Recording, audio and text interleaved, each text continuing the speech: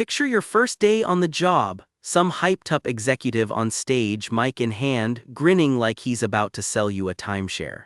The room goes electric, and not in a good way. You are the chosen, successful candidates, the screen flashes. Congratulations, new hires, you made the cut. Rows of hopeful faces stare up at the stage, completely unaware of what they just signed up for. Somewhere in that crowd sits our guy, dark hair, sharp eyes, trying to read the room. He turns a business card over in his hand. Daydream Inc. The name rings a bell, and not a pleasant one. Word on the street, Daydream Inc. is the magical pharmaceutical company that can supposedly make anything. Supposedly. He palms the card like it might bite him. Spoiler, it kind of does. Congratulations, you've all been assigned to the field exploration team, the big screen announces. The exec on stage practically loses it with excitement. Somebody's had too much coffee. Turns out the field exploration team is one of 5 divisions under Daydream's development department, straight out of some internal record book nobody wanted to open. Its other nickname, the Suicide Squad. Cool, very normal HR branding. 2 co-workers trade nervous glances. I've never heard of that team, one mutters. Me neither, says the other. Does a pharmaceutical company even have a team like that? Someone whispers, great question, nobody answers it. Because apparently this department weeds out full-timers by literally throwing them into a death survival test on orientation day. Casual. Red light floods the stage as something in the room shifts. This is not a normal HR seminar anymore. I need to get out of here, someone shouts just as the announcer chimes back in. However, before your formal employment, there will be a short probation period, he says, like that's supposed to be reassuring. The lights flare red behind him. Somehow that word probation just got a lot scarier. It will, he explains, serve as an absolute evaluation of pure practical aptitude. Translation, they're about to test you for real. Of course, for each individual's evaluation to be conducted properly, he trails off, and you already know where this is going. He throws a hand up, grinning like a game show host about to reveal the fine print nobody read. Everyone's full participation is essential, he announces. No opting out of this one, folks. He snaps his fingers, casual as anything. In hindsight, that's the scariest gesture in the whole chapter. We will catch everyone trying to get a free ride, because nothing says team building like a threat. The lights cut out, a blackout. Someone asks, why did the doors just close? Another whispers. One optimist tries, maybe it's just a new presentation. Ah, sorry, says nobody helpfully. Something rattles in the dark, and none of the new hires can see a thing. Fists clench against the floor. Whatever just happened, it happened fast. A voice cracks the silence, and the lights come back wrong. The recruits blink around in shock, hair still standing on end, trying to process where they just landed. One of them sits stiff in a seat that very much was not there a second ago. A cold, cheerful announcement crackles overhead. Passengers, thank you for using the Abyss Transit Authority today. Our train does not stop. Cool. For a pleasant journey to your final destination, the voice continues, like that's a comfort. Please listen carefully to the announcements, as if anyone in this car isn't already listening. The station display glitches into gibberish. Wow, what the? A subway? Is this some kind of VR? Someone asks, hopeful. Did we really just move? Because yes, apparently they did, and nobody remembers boarding. The doors aren't opening. Is this some kind of new technology? Narrator's honest answer, no. Maybe it's like an escape room, bless this optimist, truly. Our guy isn't buying it, this isn't some new technology, he mutters, and it's definitely not an escape room. Then again, he thinks, staring down the car, who could have expected it? Meet your protagonist, freshly hired and already regretting everything. His company lanyard swings from his neck, ID badge and all. Yeah, he really did sign up for this. Flashback, a recruitment poster for Daydream Inc.'s open hiring season promises the sight of dreams where miracles become reality. Somebody in marketing owes everyone an apology. He remembers walking in under that same sign with another new hire, just 2 guys who thought a job offer would lead to, a job, not this. So here's the pitch. The field exploration team comes bundled with a side of death survival. Fine print, am I right? A hooded figure hunches over a glowing phone. This station is Sorrow, it murmurs. The title card doesn't even try to be subtle. Sorrow Station, cheerful name for a subway stop. Right now, a blade-thin silhouette moves through the dark, and something screams. Everything goes white for a beat, the kind of blinding flash your brain refuses to process right away. Our guy stares out at the train car and has one clear thought. He has just walked straight into an urban legend. He straightens his tie, hand pressed to his chest, scanning the car like a man doing very fast math on his survival odds. In the dark, something drags across the floor, slow and deliberate. Cut to a memory, washed in old sepia tones like it's someone else's story entirely. I feel unusually tired today, a shadowed figure mutters to himself, rubbing his eyes. Just another exhausting commute home, or so he thinks, sighing out a tired haw. He's inside a subway car, same as always, nodding off against the window. It looked like a normal commute home, the memory goes right up until he jolts awake and asks, "Where am I?" Something was strange. The window flickers with static, and the memory dissolves into hair and shadow. Strange, the darkness seems to whisper back at him. And just like that, we're back in the present, our guy's face catching the light. "It seems the company," he starts, already dreading the rest of that sentence. Outside the window, bare black trees blur past in the night, nothing that looks like any subway line on any map. Lightning cracks across the car as the intercom buzzes to life. Current station is Sorrow, Sorrow Station, subtle. Passengers whose final destination is Sorrow Station, the announcement continues, cold as ever. Please disembark according to the announcements. The screen doors are opening, no further instructions given, naturally. The doors grind open onto a platform swallowed in blue light. The doors will close in 30 seconds, you cannot turn back. A cluster of silhouettes waits just past the threshold, watching. Mist curls around a sign reading Sorrow Station, glowing faint blue in the dark. Sorrow Station, someone squints, it just looks like a normal subway station. Narrator's note, it is extremely not. "Can't we just get off here?" someone blurts right as the group gets yanked bodily toward the exit. Guess that's a yes. "Damn it," someone mutters, not thrilled about any of this. Another guy forces a grin. "Other than the station name being a bit weird, it's perfectly normal," he says, doing some incredible denial work. "It would be better if you didn't go out," a voice warns, dead serious. A fist clenches. "You all just heard it announce Sorrow Station." Our guy snaps. He's done pretending this is fine. He steps forward, lit up like the one adult in the room. "Where in Korea is there a station like that?" Fair point, honestly. Feet shuffle uneasily on the platform edge as the group hesitates. "Well, that's true, but..." someone hedges, still not ready to move.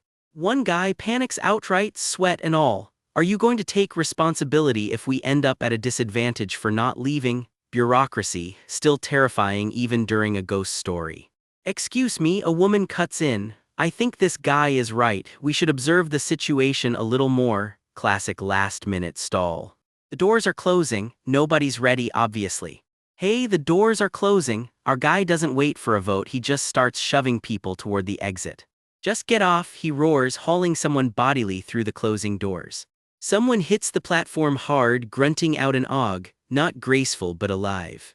Hands reach and grab through the gap, one guy grinning way too wide as he claws people out, and escaping, someone else caught in the scramble.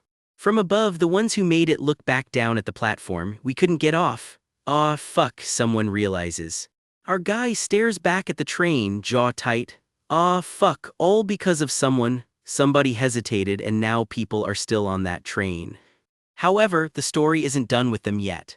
A departure board flickers, spelling out the same word over and over. "Goodbye, goodbye, goodbye." "Will the people left on the train be okay?" someone on the platform asks quietly. "It was their own choice, so they'll figure it out," comes the cold reply. "See, they should have gotten off when I asked them to," the same guy adds. "They just stood there hesitating. Now they're going to be bawling their eyes out later." Charming guy. Something dark starts dripping down the wall of the train car, slow and thick. "Don't you think?" a voice murmurs as black sludge pools right above a passenger's head. It drips onto his shoulder, cold and wrong. His face goes white with terror. blood streaking down his cheek from somewhere unseen. Red floods the frame as a body crumples to the train floor. Another passenger drenched in red can't even finish the sentence. "What is this?" he chokes out right before a scream rips out of someone nearby. Heek from the ceiling. Something is coming from the ceiling. Something is dripping from the ceiling. Yeah, at this point, that's the least of their problems. More of it drips down the walls, thick and dark, spreading fast.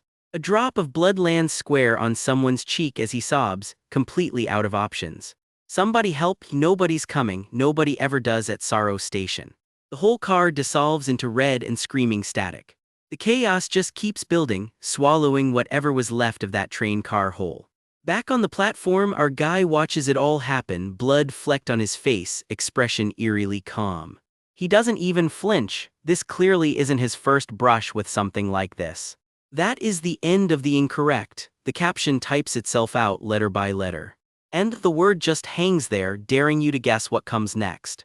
It marks the beginning of the new. The caption continues, as the wrecked train car tilts sideways in the ruin of it all.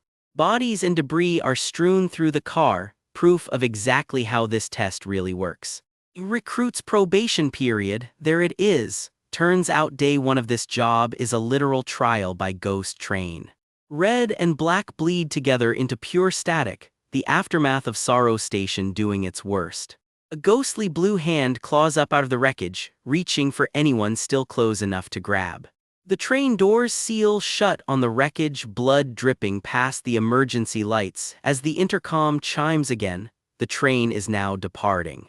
Departing for wherever it's headed next with a whole new batch of unlucky passengers. Welcome to the job, everybody.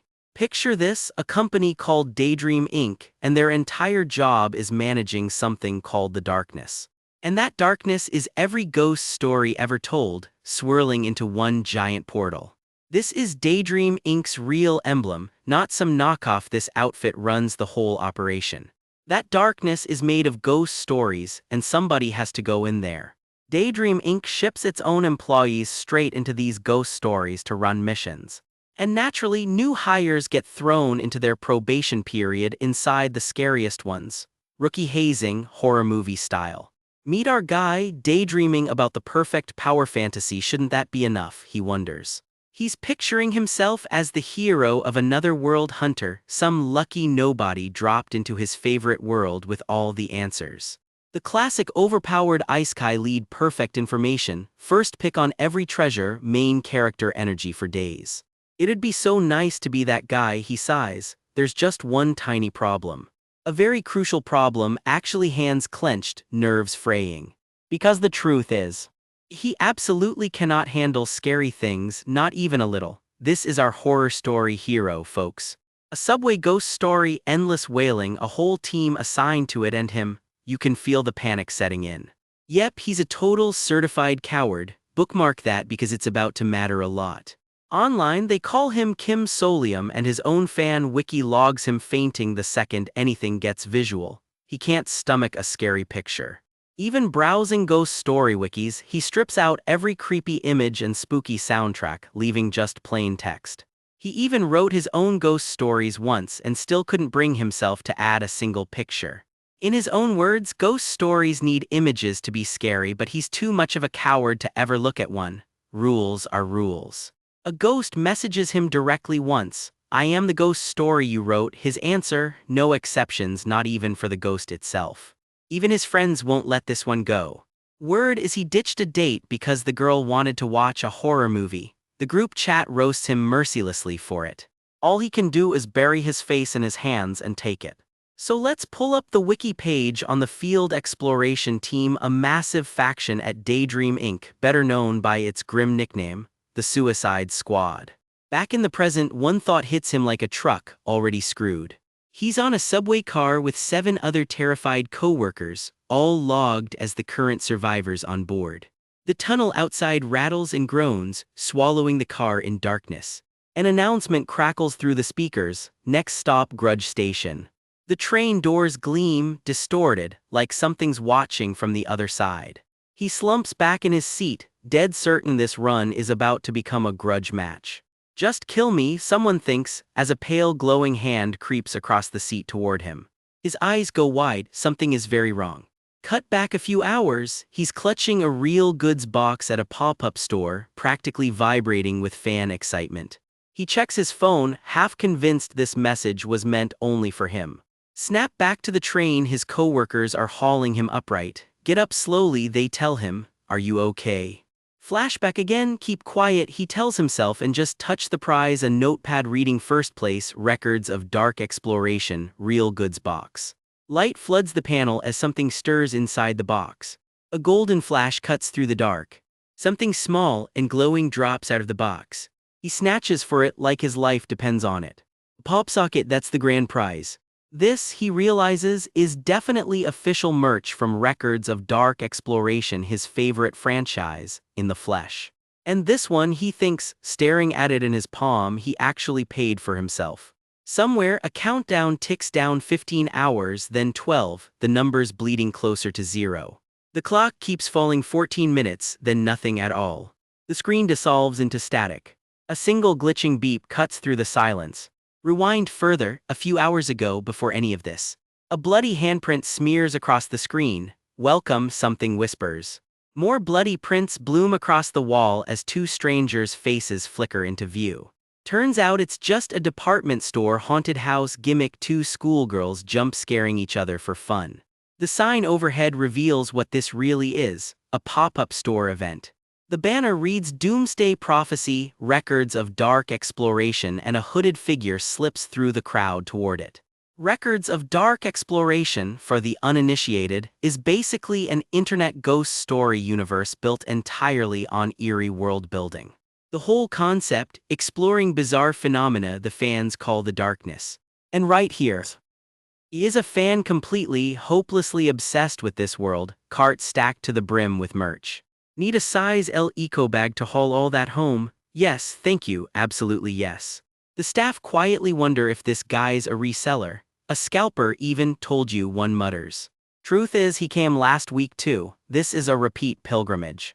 But the roulette event, he couldn't bring himself to spin it in front of everyone.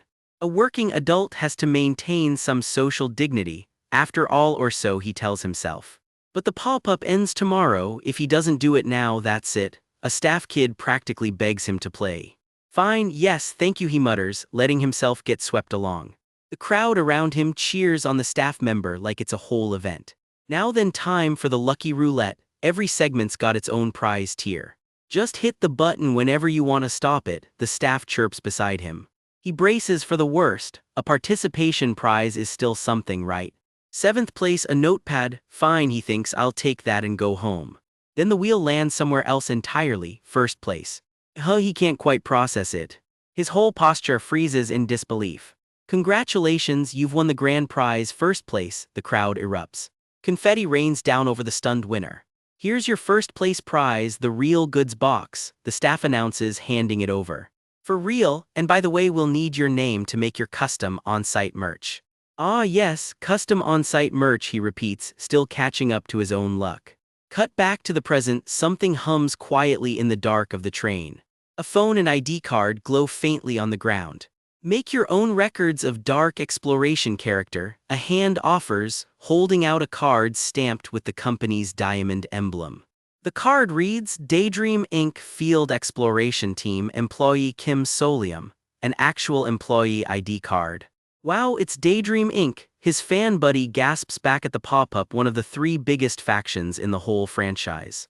Records of Dark Exploration, no less. Of course, he knows it, it's the in-universe company that literally does business with ghost stories. And out of all of Daydream Inc.'s divisions, the Field Exploration Team is the one that grinds through bizarre phenomena at a moment's notice, exactly why it's stacked with famous named characters. Can't wait to see what employee Kim Solium accomplishes in this world, his buddy grins, handing over the merch. You'll cherish it, right? Yeah, he says flatly, totally going to shove this somewhere out of sight. Lies, complete lies, you already know he's keeping every last piece. A shadow passes over his face. Something's pulling him down, and he can't fight it. He collapses, the world tinting red around him. Darkness swallows the frame whole. Sudden dizziness washes over him, the last clear thought before it all goes wrong. His vision fails, everything goes black. Back in the present, this pop socket, he mutters, turning it over in his hand. It's an F-rank item straight out of records of dark exploration. Clip it to a phone and it turns memories into neat, readable pages. Could it really show memories as text?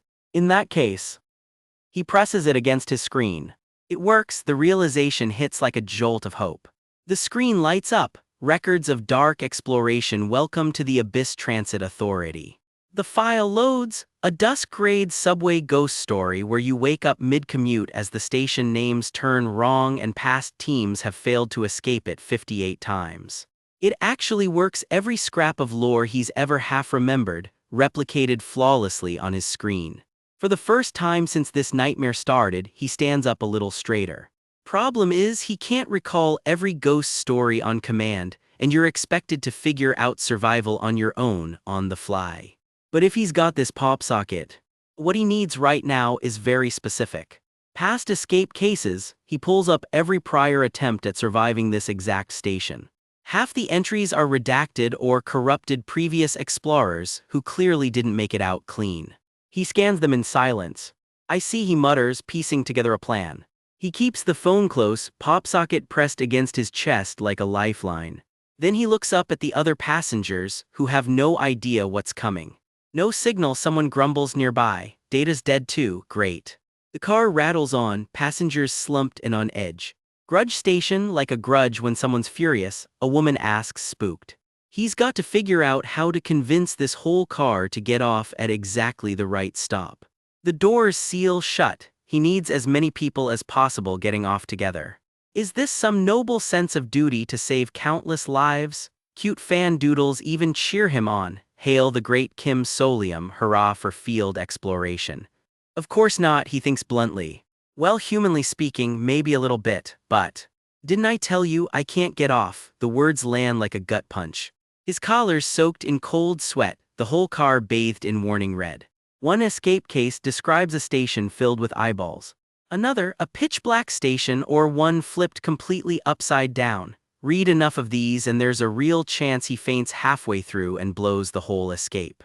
He can already picture himself passed out cold, surrounded by staring eyes. Not exactly a comforting image.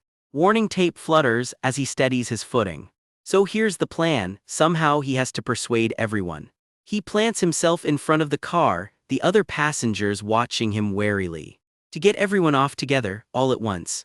A blinding white light swallows the scene as the moment of truth arrives. He knows better than to start rambling about ghosts and darkness to total strangers. That is a one-way ticket to getting ignored.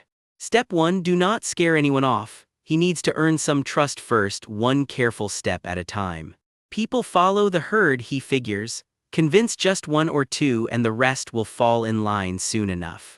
So he starts scanning the car for someone who looks lost, or better yet, someone who already suspects something is wrong. Even he has to laugh at how ridiculous this sounds. Then something catches his eye. Whatever this is, it is way creepier than anything you would find on WeTube. And there she is, target acquired. A tired-looking woman with brown hair sighs at her phone, completely unaware she is about to become his first recruit. She flinches, sensing eyes on her. He leans in and asks point blank, did she just say the words ghost story? Caught off guard, she stammers, her badge swinging from its lanyard. She admits she watches ghost story videos sometimes, and honestly this whole situation reminds her of one. He presses for details. This clearly is not a normal day and pooling what they know is their best shot. She hesitates. It is not exactly hard evidence, just a gut feeling that everything unfolding around them fits a ghost story a little too well. Like how, one second they were sitting in an auditorium and the next they were on this train. And how the people around them just died. She catches herself and apologizes, the memory hitting harder than she expected. He tells her he is just as rattled. Honestly, he can barely think straight with all this nonsense going on. She just blinks at him, utterly lost. Cue a mini chibai meltdown. She admits she wants to throw up too, then insists he looks like the calmest person on this whole train. He deadpans back that she just has not seen him faint gracefully yet. A new voice cuts in. A stranger with easy honey brown hair sidles up to them. He says he had been meaning to ask, Was not our narrator the one sitting right next to him earlier? The stranger just grins, an easy, unreadable smile playing at his lips. Our narrator repeats the question in his head, already sizing the guy up. Then it clicks back in the auditorium before everything went sideways. He remembers pointing something out to him back then. They shake hands, sealing an uneasy little alliance. The stranger introduces himself, Pics. Our narrator's grip tightens on his own badge the second he hears it. Wait, Pics. He breaks out in a cold sweat, recognizing the name instantly. This guy is not some random extra, he is a named employee straight out of the wiki. According to the records, Pics worked as a section chief with 106 documented expeditions under his belt, 17 of them special cases. And the wiki gives him one very unsettling nickname, Viper. Not to be outdone, the woman introduces herself too, figuring they should all at least know each other's names in this mess. Go Yeonjun. Now that is a name he has never seen in the wiki before. In his experience, if there is an employee whose name does not ring a bell, it usually means one of two things. Either they cleared their ghost stories cleanly and got out of the company early, or they died before anyone bothered writing them up. Sometimes a named employee only ever shows up under a nickname or a code name in the records. Usually their personality gives it away at a glance. This time he is coming up blank, damn it. Left with no better option, he finally introduces himself to Kim Solium. While they were talking, the rest of the passengers quietly split into their own little clusters. The group is scattered without anyone really noticing. Somehow some of them made it toward the front car, so it seems Solium mutters unimpressed. Those passengers seem to be trying to signal the front car. Solium is already betting that will not end well. Because in this particular ghost story, moving between train cars is strictly off-limits. The train shudders to a stop, the announcement crackles, this stop is Rapture Station. Yeonjun, Sahyun and Solium all trade the exact same uneasy look. Yeonjun offers a hopeful theory. Rapture sounds like a nice word, right? Maybe this one is safe. Solium shuts that down immediately. Absolutely not. Station names apparently rewrite themselves every single time this ghost story runs, so guessing based on vibes alone is a death sentence. But the trends buried in the old records, those are worth digging into. The wiki lays it out. Past station names have been colors like red, yellow, or blue. One log shows two people escaping successfully at a station called Blue, while another, named Cochlea, tells a very different story. Other runs used body parts for station names like left arm, cornea, or heart. The Cochlea attempt ended in failure. Some runs used years instead, like 2008, 2012, or 2016. This time, every sign just says 2026. And the record for a 2026 named attempt just reads, escape failed. Grimmest of all, some runs used the names of real serial killers for the stations. One of those, at least, ends on a rare high note. 12 people made it out alive. Bottom line, there is no pattern connecting a station name to your odds of survival, so should they just get off here and look for people? Solium freezes. Why does this platform look brand new like it was built yesterday? In his head he is already screaming. He does not want to watch his companion count drop, and he really does not want to know what that would do to his own sanity. Please wait, he blurts out, grabbing for her before she can step off. Yeonjun jumps, startled by the sudden grab. Are you sure about this? He asks her, dead serious. His badge swings as he reaches out, the whole moment suddenly heavier than it should be. Sahyun blinks, confused, sure about what exactly? Yeonjun turns it right back on Solium. Is he sure it is safe out there? Whether you are talking ghost stories or horror movies, he says, one rule always holds. Has anyone ever seen it go well when the characters just go with their gut instead of actually thinking it through? Are they really about to gamble their lives on a hunch that easily? The question lands like a slap. What? Sahyun just smirks and fires back. Fine, so what is his brilliant deduction then? A nearby passenger scoffs that this guy has just been spouting nonsense this whole time, and needs to hurry up and move already. Another one snaps, does he think this is some kind of game show? Did somebody slip him a hint? Solium's answer stops them cold. Yes, there was a hint. He raises a finger, and every eye on the car follows it. Yeonjun and Sahyun lean in, bracing for whatever he is about to say. Because the answer was there from the very start, broadcast right over the train's own speakers. Passengers, thank you for using the Abyss Transit Authority today. Our train does not stop. For a pleasant journey, please listen carefully to the announcements. It has been spelled out plainly this entire time. Pay attention and follow exactly what the announcements say. And sure enough, the next line spells it out. Passengers whose final destination is Rapture Station should disembark as instructed. So Solium asks the group point blank, is anyone's actual final destination Rapture Station? The car goes quiet as everyone exchanges nervous glances. He turns and puts the question to one passenger directly, point blank. The guy stammers, then admits it, no. A sharp-tongued woman rounds on him instead. Who does he think he is, prying like this? If his little theory gets them all stuck here, is he going to take responsibility? Solium does not flinch. I will, he says. He says it dead flat, like it is already decided. Stunned silence, then The doors chime shut behind the group as they finally start moving together. He had already planned on getting everyone out together anyway, he says. This is just how it is happening. Then, the passengers from the front car have already stepped onto the platform. Solium's whole body goes rigid. Yeonjun asks, quietly hopeful, if they will be okay. Solium can only admit he really does not want to find out. And now he is stuck watching it all play out in real time. The stranded group jogs down a stairwell, completely unaware of what is waiting for them. The floor beneath them ripples, glowing in unnatural gold. One of them looks down, confused. And then he is screaming. Gold, his body is actually melting. He thrashes, sinking further with every second. He screams for help. Nobody can reach him in time. His hands claw uselessly at the air as his badge slips under the gold. Then he is gone, swallowed whole. Just silence in the dark. Back on the train, a splash of gold slaps against the doors. A hand claws up out of it, reaching for the people still inside. One of the front car passengers is dying right in front of everyone, and there is nothing anyone can do. Then, calm as ever, the announcement chimes. The train is now departing Rapture Station. The gold light flares one last time before the doors seal shut. Inside, what is left of the group huddles together, shaken. The train lurches forward again.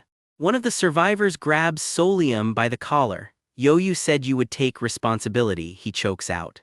He can guarantee they will find somewhere safe, right? Solium answers without hesitating, yes. Inside, though, he has no idea why he suddenly landed on the right answer. He is just glad his shaking legs are hiding how close he is to falling apart himself. The man finally lets go, muttering that it is rare to meet someone like him these days and that he really hopes that guarantee pays off. Sahyun, meanwhile, just looks utterly at ease with the whole thing. Solium turns to him directly. Mr. Pics Sahyun, is there any particular station he would like to get off at? Sahyun just shrugs. Not really, he says. He does not know much about this kind of thing. Little Chibai Solium makes a mental note. If this guy made it in as an employee at all, that means he passed some kind of entrance exam. Worth keeping an eye on him. The announcement crackles again. The train is entering a curved section. Expect noise and shaking, and everyone should take a seat. Let's all sit down, Solium says, and this time nobody argues. The train groans and shudders around the curve. Somewhere down the car, chaos. Looks like a fight has broken out. What are they supposed to do about that? Solium shouts at whoever is still standing to sit down right now, but even as he says it, he already knows it is too late. Entering the curved section, the announcement repeats, almost mockingly on cue. The whole car lurches violently, sparks and shadows tearing across the windows. Someone screams. The noise turns wet, ugly, unmistakable. Something tears through the car with a horrible crash. Claw marks streak down the wall where a seat used to be. The window is shattered, smeared red. Thank you for your cooperation. It is now safe to stand up. One passenger just breaks. It happened exactly like the announcement said it would, and she wants out now. Solium cannot argue. The announcements really are their lifeline here. Everything is tilting in his favor for survival, and somehow that just makes it more horrifying. He steadies himself, focus on the talking, just the talking. Then the speakers crackle to life again. Sahyun groans again. Yeonjun is crying quietly now, and honestly, nobody blames her. There is a lost item, the announcement declares.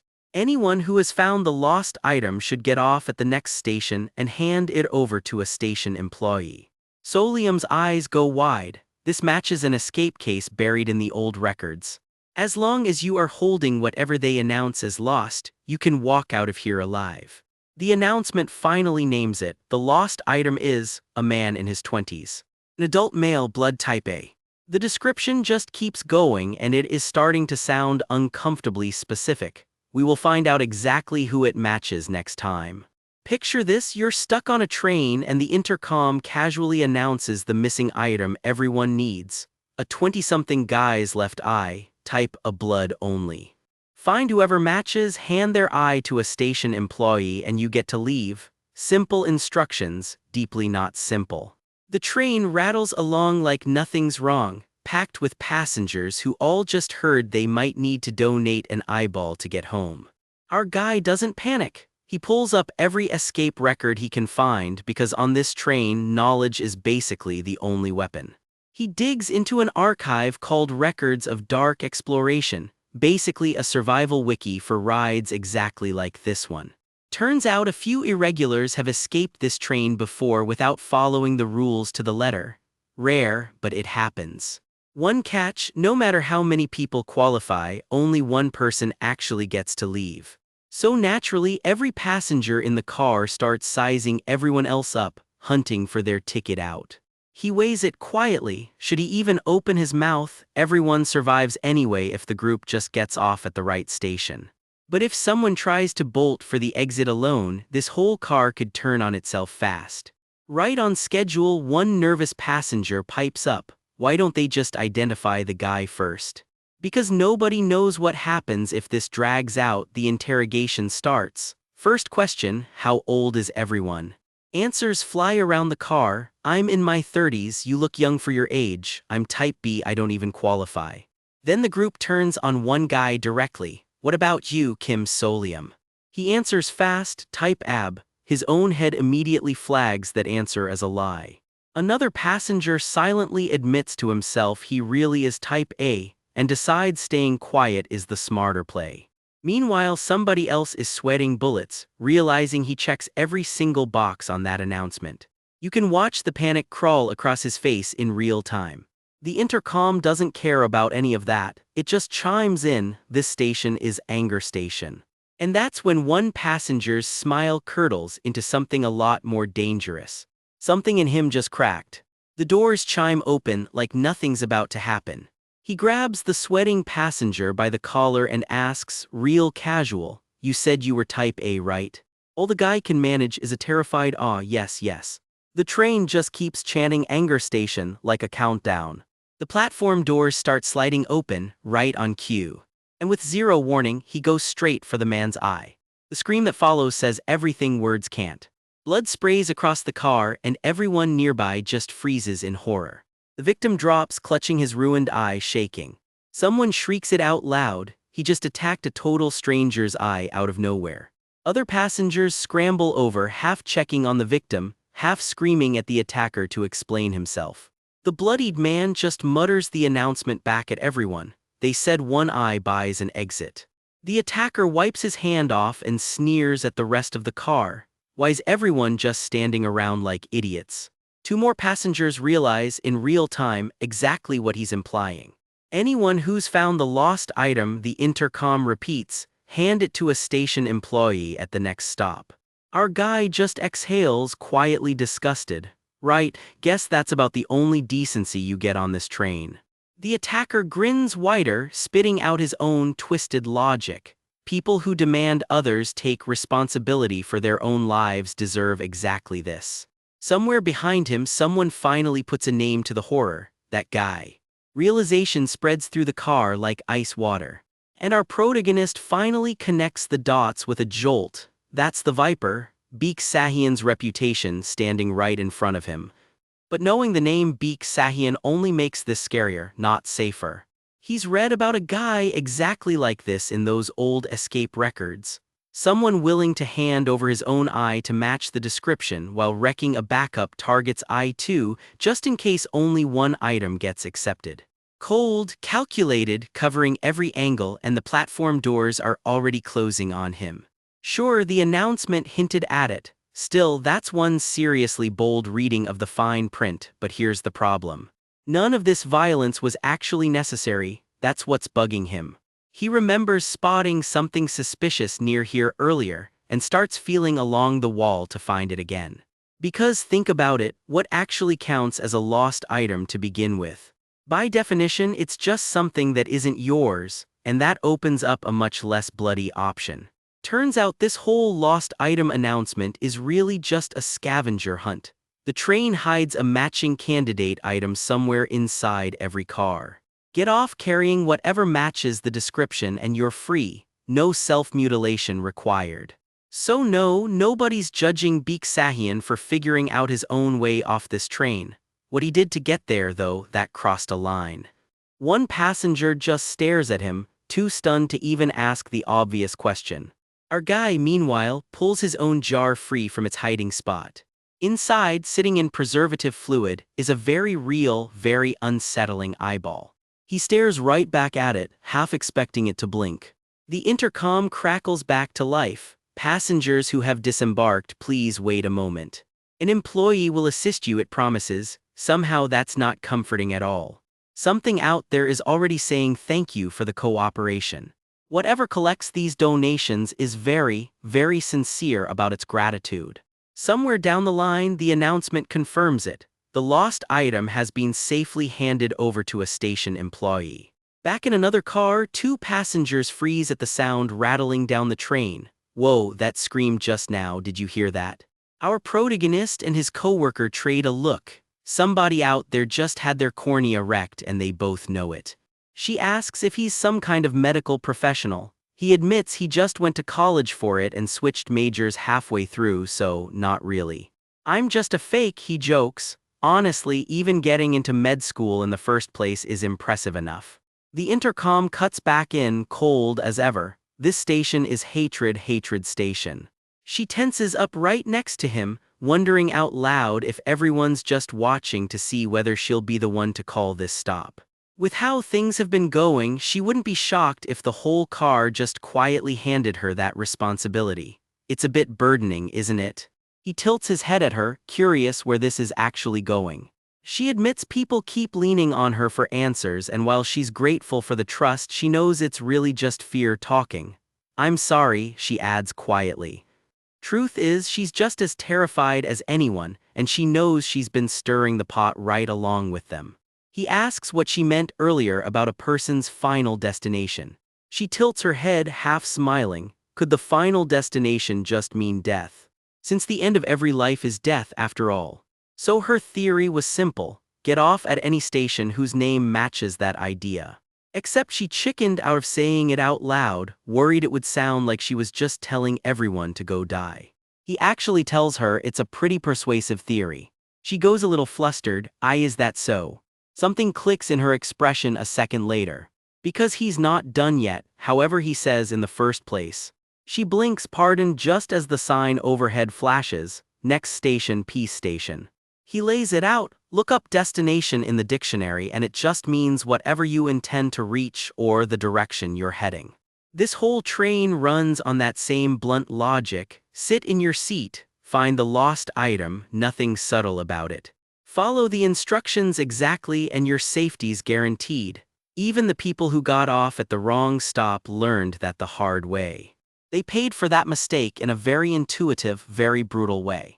So what does destination actually mean on this train? Couldn't it just mean a point you haven't reached yet? In other words, something you're currently missing. Example, at Blue Station, anyone without a single blue item on them is the one who's supposed to get off. Follow that logic and picking the right station to leave suddenly gets a lot simpler. The theme running through all these stations is emotion, so the real question becomes, which one is he missing right now? The intercom answers for him: this station is Tipyeong Peace Station. And peace is nowhere in sight down on that platform, where someone's already being manhandled. This is our station, someone announces, cool as anything. Our protagonist tenses up, and his coworker grips his arm without even thinking about it. He makes the call himself, "We'll get off here." And the smile spreading across his face right now is not the smile of a man who's lacking peace. Somewhere in a packed subway car, a guy in an office suit is quietly asking himself something dark. What is the one emotion he no longer feels? Because everybody feels something. Joy, anger, sorrow, pleasure. People ride those waves their whole lives, no matter how different they are underneath. Finding a feeling nobody else has is basically impossible. And yet, our guy is convinced there is an exception.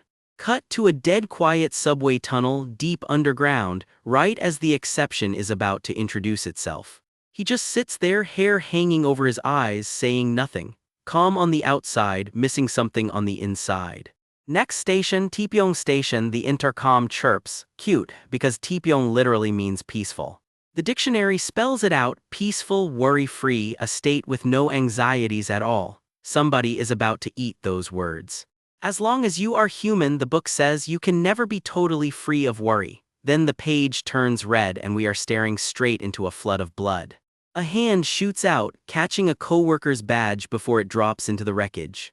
"I'll support you," he says. A shaky voice stammers back a thank you, calling him Solium. Not everyone is panicking. He has already earned somebody's trust.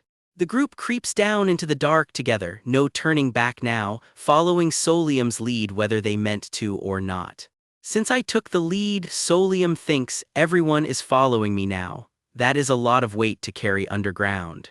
There is no turning back now, he tells himself, not if they are all going to escape together like this. The hallway is drenched in blood, and there, cracked in the wreckage, lies the station's own sign, peaceful. Something pale reaches up out of the red. This station is not living up to its name. The rest of the group freezes at the sight. Someone chokes out, "A sea of blood, no kidding. Out of everywhere it could have dropped us, why here?" Someone screams and the whole group bolts, still not sure getting off this train was even the right call. "Excuse me," someone blurts out, grabbing for attention in the middle of the chaos. One of the recruits throws her hand up. "I think getting off here is the right call," she shouts. Somebody has got to decide something. All eyes swing toward Solium. He does not even flinch.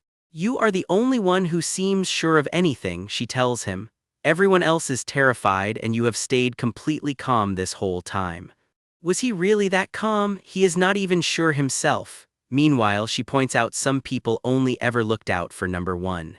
"But not you, Kim Solium," she says, "if we have got to follow somebody's lead anyway." She takes a breath, working up to it. "I would rather listen to a good person," she declares. And just like that, Solium is the one everyone trusts to get them out alive. He steadies himself against a cracked wall, feeling that trust settle heavy on his shoulders. To everyone still safe on the train, he calls out, "This is the right answer, no pressure or anything." He takes off, running through the bloody corridor, committing hard to the call he just made. "Everyone get off here, over here." Solium waves the rest of the car toward him. One of the recruits hangs back, working up the nerve just to say his name out loud. "I trust you too," he tells Solium, and for a second this horror train practically sparkles with it. "So do not hold back on my account, let's go," Solium says. The guy stammers out a yes, clearly still terrified, and follows anyway. Solium clocks it. This is the guy who was too scared to even step off the train, and he followed him anyway. Yeah, that means something. "We will be safe," Solium promises, "if we all get off here together. Just focus on the feeling of climbing," he tells them, and the whole group starts hauling itself up and out of the nightmare. Step by step, hand over hand, they climb out of the blood-soaked stairwell together. Higher and higher, nobody dares look back. Then, out of nowhere, wow, congratulations, new recruits. Somebody is throwing a party and it is deeply, deeply confusing. Solium blinks up into blinding light, dressed sharp, standing where a blood-soaked stairwell used to be. What? Someone starts counting heads. 1, 2, 3, 4, everyone is holding their breath. 5, and somebody's eyes are already welling up. 6, 7, relief is finally starting to show on everyone's face. We survived, the whole group finally lets it out. The survivors from that one train car, all present and accounted for, at least for now. 8 people made it out. 8 out of however many climbed onto that train without knowing what they were walking into. Somebody in a suit checks a clipboard. Let's see, my goodness, we have 22 recruits completing their probation this round. Turns out this whole nightmare was a job trial. A banner unfurls. Congratulations on completing probation, Daydream Inc. Field Exploration Team. Yes, that is really the company's name for it. Unless something went wrong with the difficulty settings, the host beams, you are all elite class. Cool. Love that the horror train had a difficulty setting. I wonder what HR will make of this one, he muses, to a room full of people who are absolutely not clapping. Nobody is reacting, so naturally the host doubles down. Then why don't we pick the very best of the elite among you? A spotlight snaps onto one recruit. Congratulations, Kim Solium, of course it is him. Solium just sits there in the light, saying nothing at all, bracing for whatever comes next. Ah, standing right up already, the host coos. That kind of situational awareness would do great in our department too. What a shame. Solium can only think one thing, is this actually happening right now? Solium admits it, at least to himself. He is honestly not happy about any of this. Something reaches for him, red and raw, dragging him deeper into whatever this ceremony actually is. Solium flinches hard, his collar yanked half open. He was not expecting that. Take a good look inside, a voice tells him, low and mocking. What is all Solium can manage? He presses a hand to his chest, shaken. Whatever he just saw, it is clearly not sitting right. The host barrels on regardless. Up next is Pics. The spotlight swings to a gray-haired recruit who just stares blankly ahead, somewhere far away from this whole ceremony. Word going around is that Pics is going to end up in a hospital the second this is over.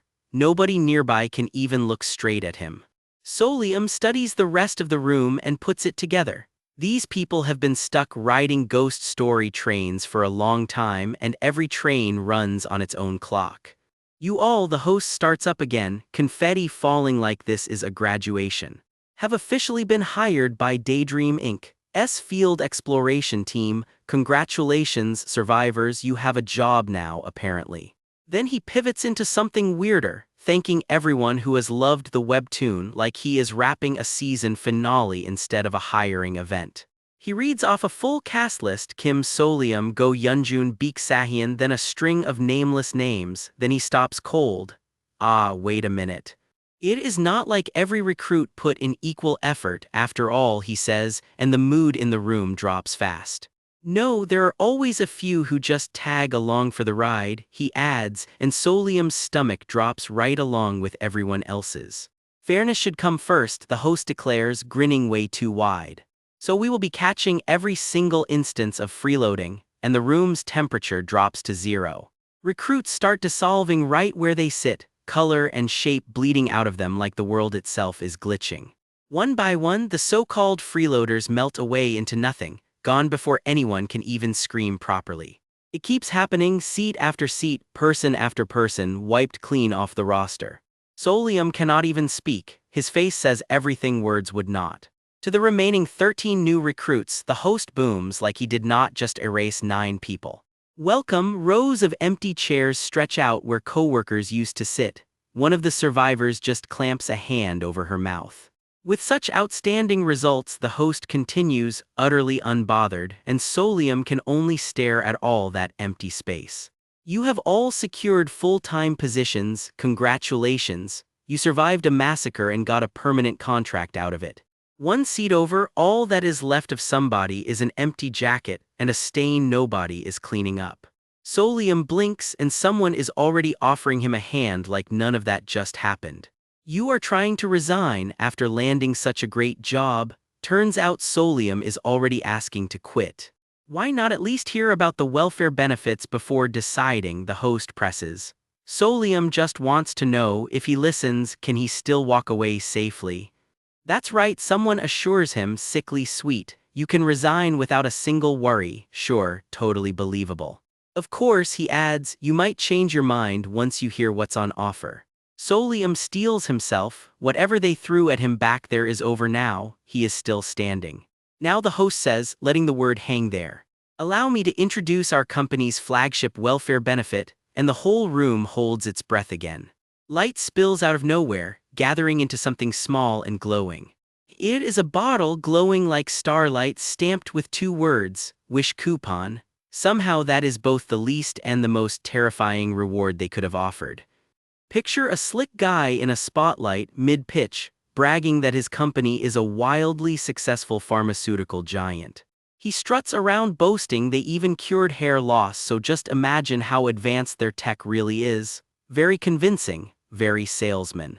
He snaps his fingers for maximum drama because subtlety clearly isn't in the sales manual. He pivots hard, their real flagship product he teases is something else entirely.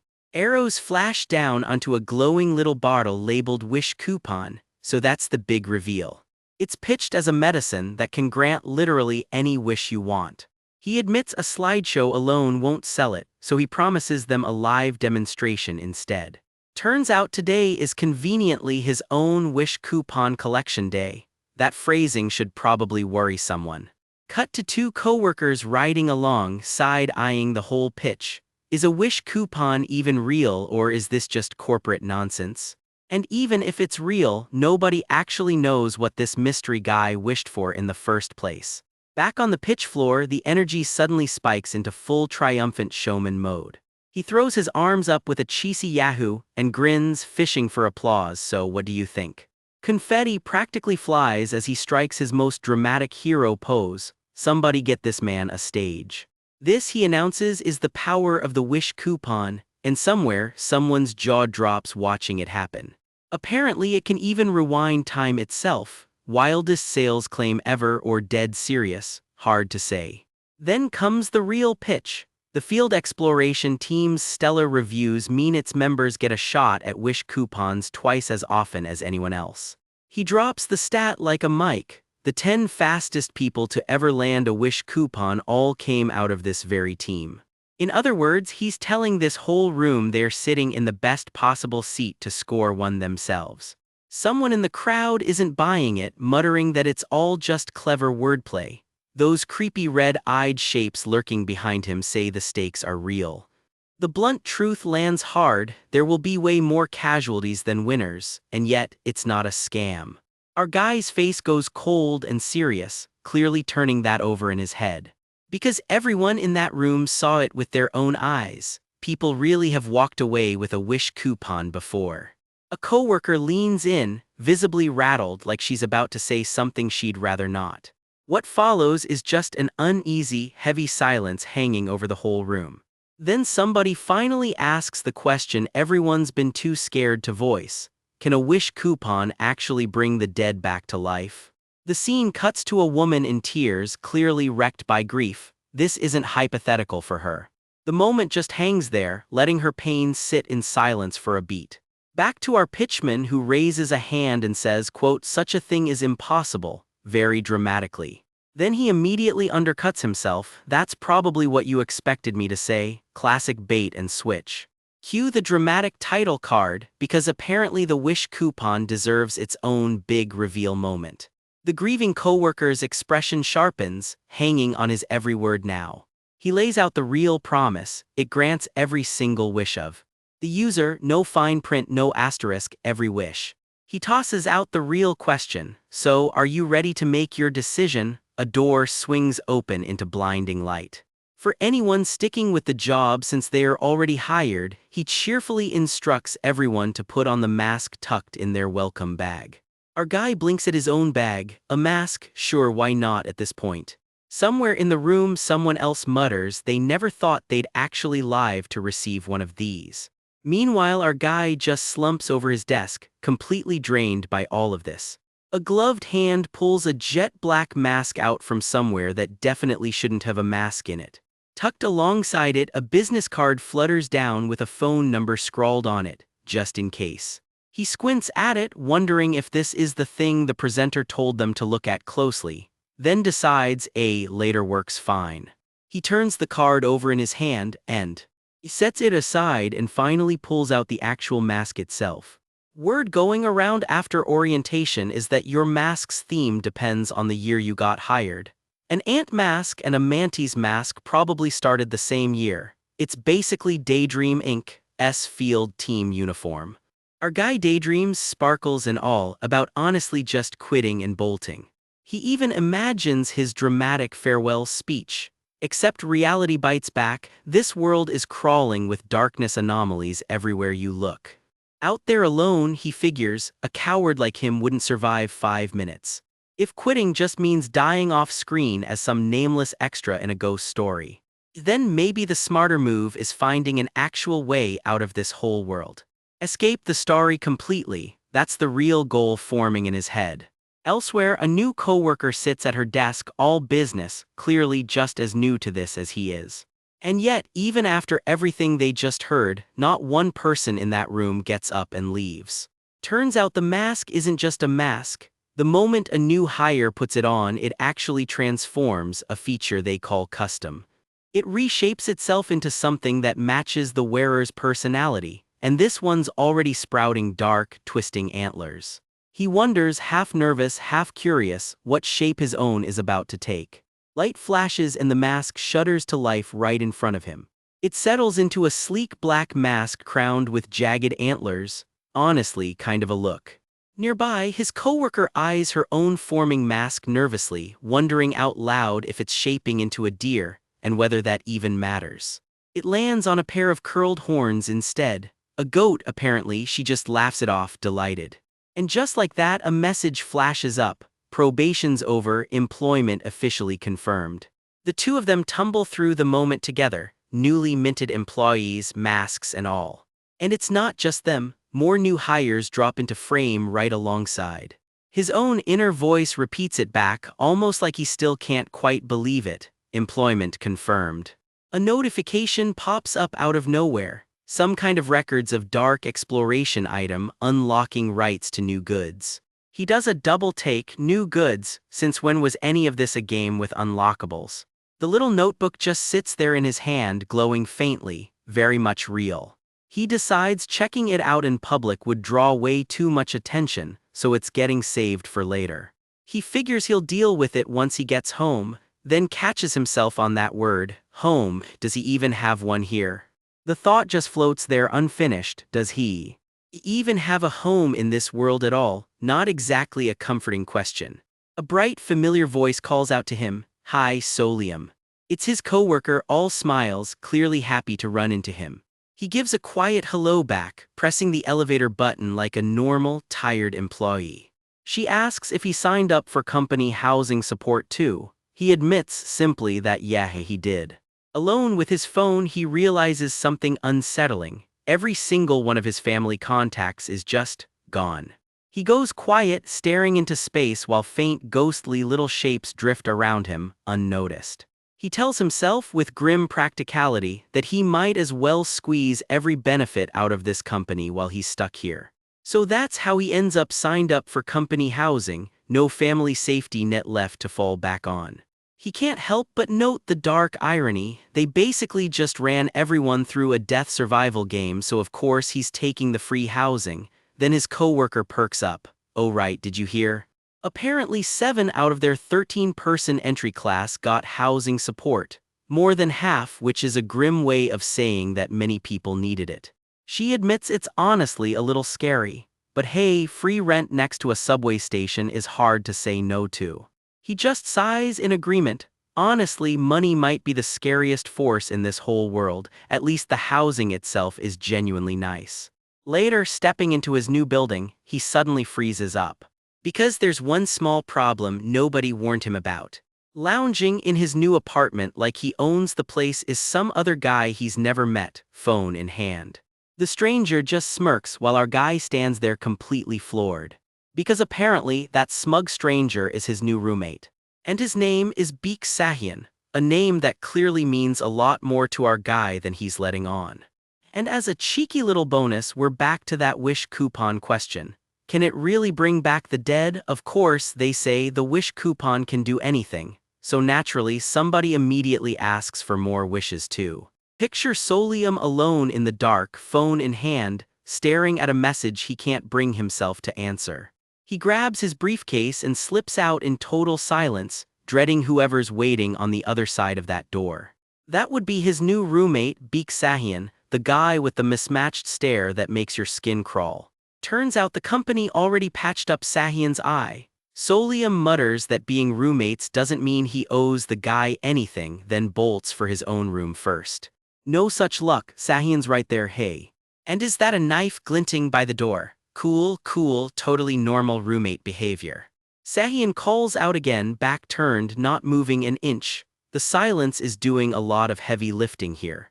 Then he turns around with that grin, the one that says he's already pictured several ways this conversation could end badly for you. Solium's internal verdict lands fast: this man is a complete lunatic. Sahyun leans in with the real question on his mind. Did Solium enjoy watching someone's eye get plucked out? Cut back to that night, Sahyun closing in with a blade while somebody freezes in shock. The knife catches the light, not the kind of prop you want a coworker holding this casually. Everything washes red as the memory replays, full volume, no filter. Sahyun just grins through the blood. Yeah, he says, like it's the best thing that happened to him all month. I thought it was fun, he adds. Solium can only manage a stunned what? Sahyun calls it a dopamine rush and thanks Solium for the good time, like he just came back from a theme park instead of a crime scene. Then the pitch: let's work together so he can keep watching shows like that. Nothing says team building like shared trauma. Sahyun admits it's been a while since he's seen such an entertaining show. High praise, deeply concerning source. He grins, already looking forward to more good news from his new favorite coworker. Solium realizes the real ask here: keep Sahyun's corporate life entertaining or else. He goes quiet, weighing just how bad his odds of survival actually are. A quiet step in the hallway, something's about to be set in motion. That should do it, Solium decides, eyeing his own scheme down the hall. His plan look unhinged enough that even Pics Sahyun thinks twice before making him a target. He starts building his case using the nuisance classification system he perfected dealing with impossible clients back at his old job. Because there is, in fact, a very specific term for people exactly like Pics Sahyun. Allow the narrator to introduce him properly. Pics Sahyun, aka the creation of the universe nuisance. Textbook profile: rewrites memories however he pleases, zero shame, zero conscience, impossible to argue with but sharp enough to catch everything. With a type like that, Solium figures the only move is to bluff hard and bluff early. So the whole let's work together offer from Sahyun was a bluff too, since new recruits almost never end up on the same team anyway. Two birds, one lie. His actual goal is a lot simpler than corporate ambition. Just fool the guy enough that he doesn't get stabbed in his sleep. Claw marks are already scratched into his door. Great, very reassuring, very not concerning at all. Scene shift to the company housing complex, pool and all, because apparently horror jobs still come with amenities. Free housing, furniture that still smells brand new. The perks are doing some serious lifting to keep people from running. A private bathroom and weekly deep cleaning for basically pocket change. Honestly, better benefits than most real jobs. It's official, their boss has completely lost it, in the best and worst corporate way possible. Enter the in-house legend, Daydream's insane welfare program, mascot cat and all, hawking benefits like carrots on a stick. Because new recruits who survive get officially classified as capable of working. Apparently that's worth celebrating. Solium's not fooled though. He figures it's really just there to lower the odds of anyone deserting. Then he spots something stranger sitting on the desk. A diary dated for last year before he'd even started this job. The handwriting inside is frantic, barely legible, and definitely not comforting. A senior coworker gives him a knowing smile from across the office. That's not ominous at all. Senior, I appreciate your blood-curdling, life-saving advice, Solium deadpans, but it's already too late for me. The same eerie laugh lingers behind him, unresolved. Back at his desk, a notepad flips open on its own and startles him half out of his chair. His hands clasp nervously as papers flutter around. Something's clearly building toward a reveal. A torn page catches on his fingers as he reaches in. More pages come loose, scattering everywhere. The whole desk seems to shudder with it, papers still mid-flight. And then something small hits the floor, a package labeled Smile sticker. He picks it up, squinting. This is. Turns out it's a real catalog item. A salesperson's best friend, the description reads, stick it on any sentient being and it fakes a little affinity toward whoever's using it. Usage requirement, regular employee rank or higher at Daydream Inc. This scrappy little sticker just became very interesting. Turns out it's better known by another name entirely, a straight-up bribery item. Because of how strong it was, it got pulled from circulation completely, after the wiki community basically went to war over it. The debate raged over nerfing it or deleting it outright, and somehow this might be the only one still floating around. Same rule though, only usable once you've made regular employee. Which explains why it just unlocked. Apparently the perks refresh every time you get promoted or switch departments. Solium can't deny it, this thing might actually help him survive. Still, he can't shake the resentment. He never asked to get dragged into this world, and honestly this whole notepad feels like its own ghost story. Worn out, he slumps as the day finally catches up to him. And that night, alone with nothing but a quiet vase of flowers for company, the calm doesn't last. In bed, he can't help but replay it all. Seriously, way too many crazy things happen today. The nightmares creep in fast, dark shapes coiling around him as he groans in his sleep. It only gets worse, shadows tightening, no way out of the dream. He thrashes, barely holding on until morning finally comes. Daylight breaks over the Daydream building, and somehow he's still standing. Go Yunjun catches up to him with real concern. Mr. Solium, are you okay? She gently presses, wondering if he didn't sleep well. He waves it off a little yes, I'm fine, as they walk together toward the elevators, arm in arm. She's getting off on the 10th floor and tells him to hang in there right alongside her. Yes, you can do it, she says. The field exploration team apparently claims floors 10 through 15. He steps off alone now, bracing for whatever floor he's actually assigned to. The number 13 stares back at him. Even the number feels like a bad omen for his future. He wanders a long hallway of identical doors, hunting for his actual team. He pulls up the assignment sheet. Solium, Team D, Sahian, Team F, at least they've been split up for now. Footsteps echo inside an office as two figures snap to attention at the sound of him arriving. He's here, they practically shout, way too thrilled for a normal Monday.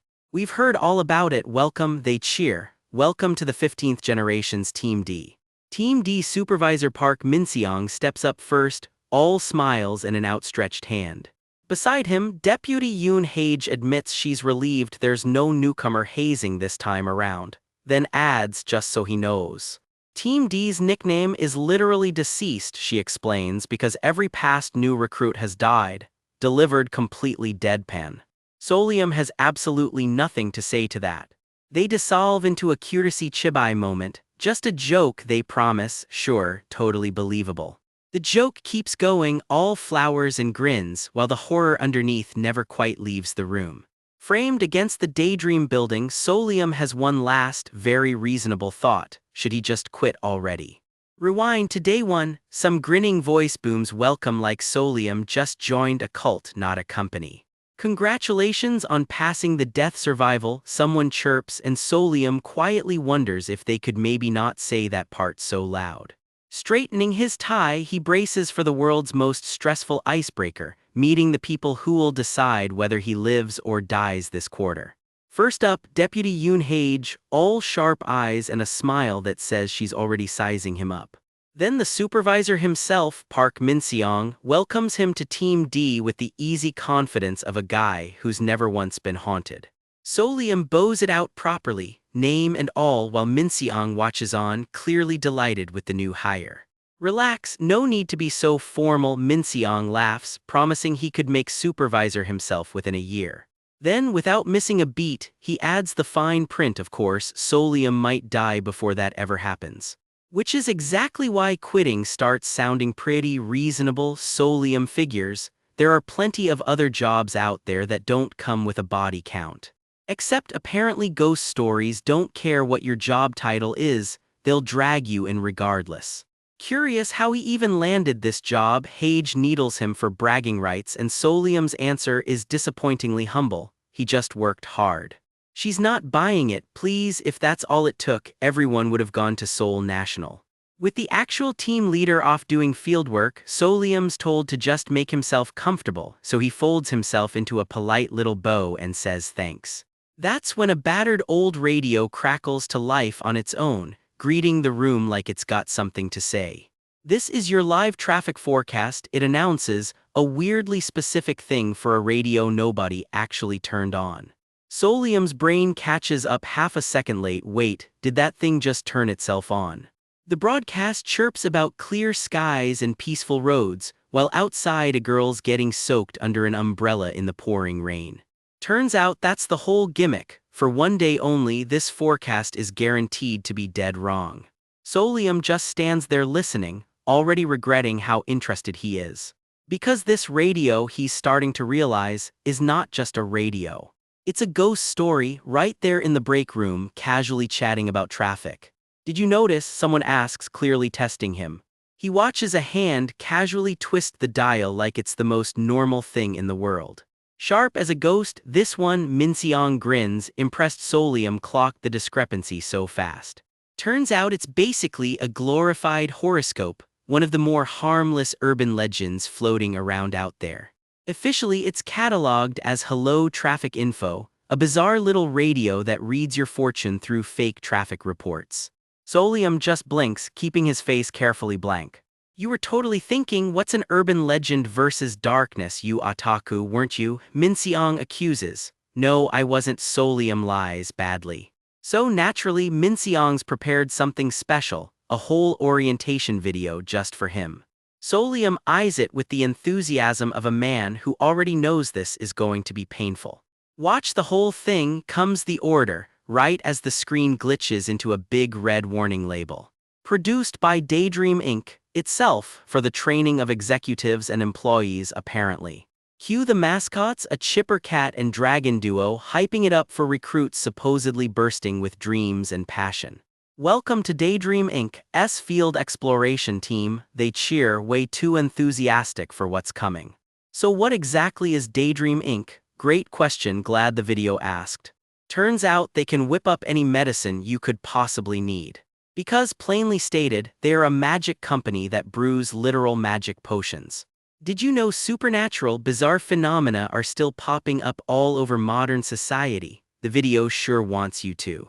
Urban legends, it insists, are creeping into ordinary homes right now. Case in point, the killer fan urban legend and elevators hiding secret sub-basement floors nobody asked for. Add a certain red mask to the pile, and yeah, spooky urban legends are apparently having a moment. And conveniently, Daydream Inc. manages every single one of them, harvesting something called dream essence straight out of them. Straight out of the ghost stories themselves, like squeezing juice from fruit. Their most valuable resource, apparently, gathered by a bunch of wonderful people. Guess who that means? Cue the dramatic reveal. The field exploration team launching into frame like action heroes complete with fireworks. Solium just stares at his phone, completely done. What genre is this even supposed to be? Behold, the brave and wise. The video booms right before everything explodes into cartoon fireworks. One mascot even takes out that killer fan personally. Boom, problem solved. The team's whole job, hunting down a magical ingredient that only exists inside supernatural phenomena. And now, congratulations, gathering dream essence is officially Solium's mission too. He's not fooled for a second though, he clocks the rebrand instantly, swap ghost story for urban legend, and suddenly it sounds cute instead of deadly. But strip away the softened language, and here's the real nature of Daydream Inc. A secret organization that manufactures and sells honest-to-God transcendent potions. And dream essence, the star ingredient, is harvested straight from ghost stories themselves. With enough of it, they claim they can brew anything, a cure for addiction, an elixir of immortality, potions that basically bend reality itself. Which raises the obvious question, who's actually buying this stuff? Naturally, politicians and the ultra-rich. Some things never change in any universe. At the end of the day, the video shrugs, it's strictly business. Now grab your collectors and head into the darkness. It wraps up, the future of the company rests on your shoulders, no pressure. So did you enjoy the video? Minseong asks, way too pleased with himself. Yes, it was impressive, Solium manages, keeping it diplomatic.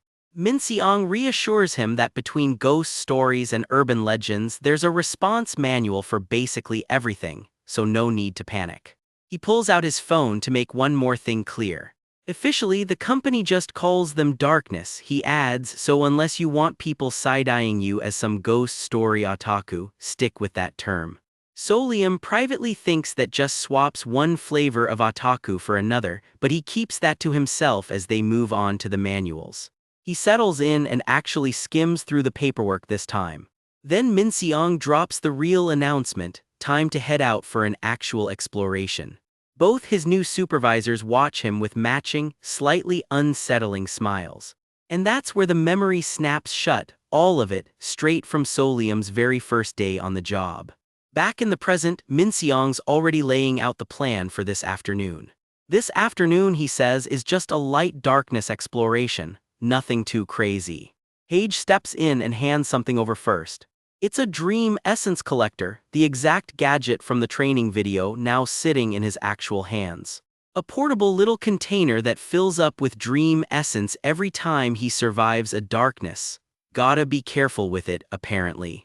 Lose one and it's a paperwork nightmare, they're all individually numbered. Guess that's roughly like losing a bullet casing, Solium mutters. One more rule before he goes, always wear a mask before stepping into the darkness. Something dark and liquid starts crawling up over his hand, forming into the mask itself. Min Seong and Hage watch, a little too entertained by his reaction. Is that supposed to be a deer? Solium asks, staring at the antlered little shape forming on his face. More like a roe deer, someone corrects very seriously. Let's just go with roe deer, they're tougher than regular deer, Min Seong declares, as if that settles the debate. Anyway, mask on, no more arguing about deer taxonomy. Masked up and looking appropriately mysterious, Solium's handed one more thing to look at. An internet post pops up on the screen getting 20 million won for doing this vs. Just living. One of those cursed, too specific URLs the internet warns you never to click. The comments underneath are already a garbled, glitching mess, somebody screaming about a picture.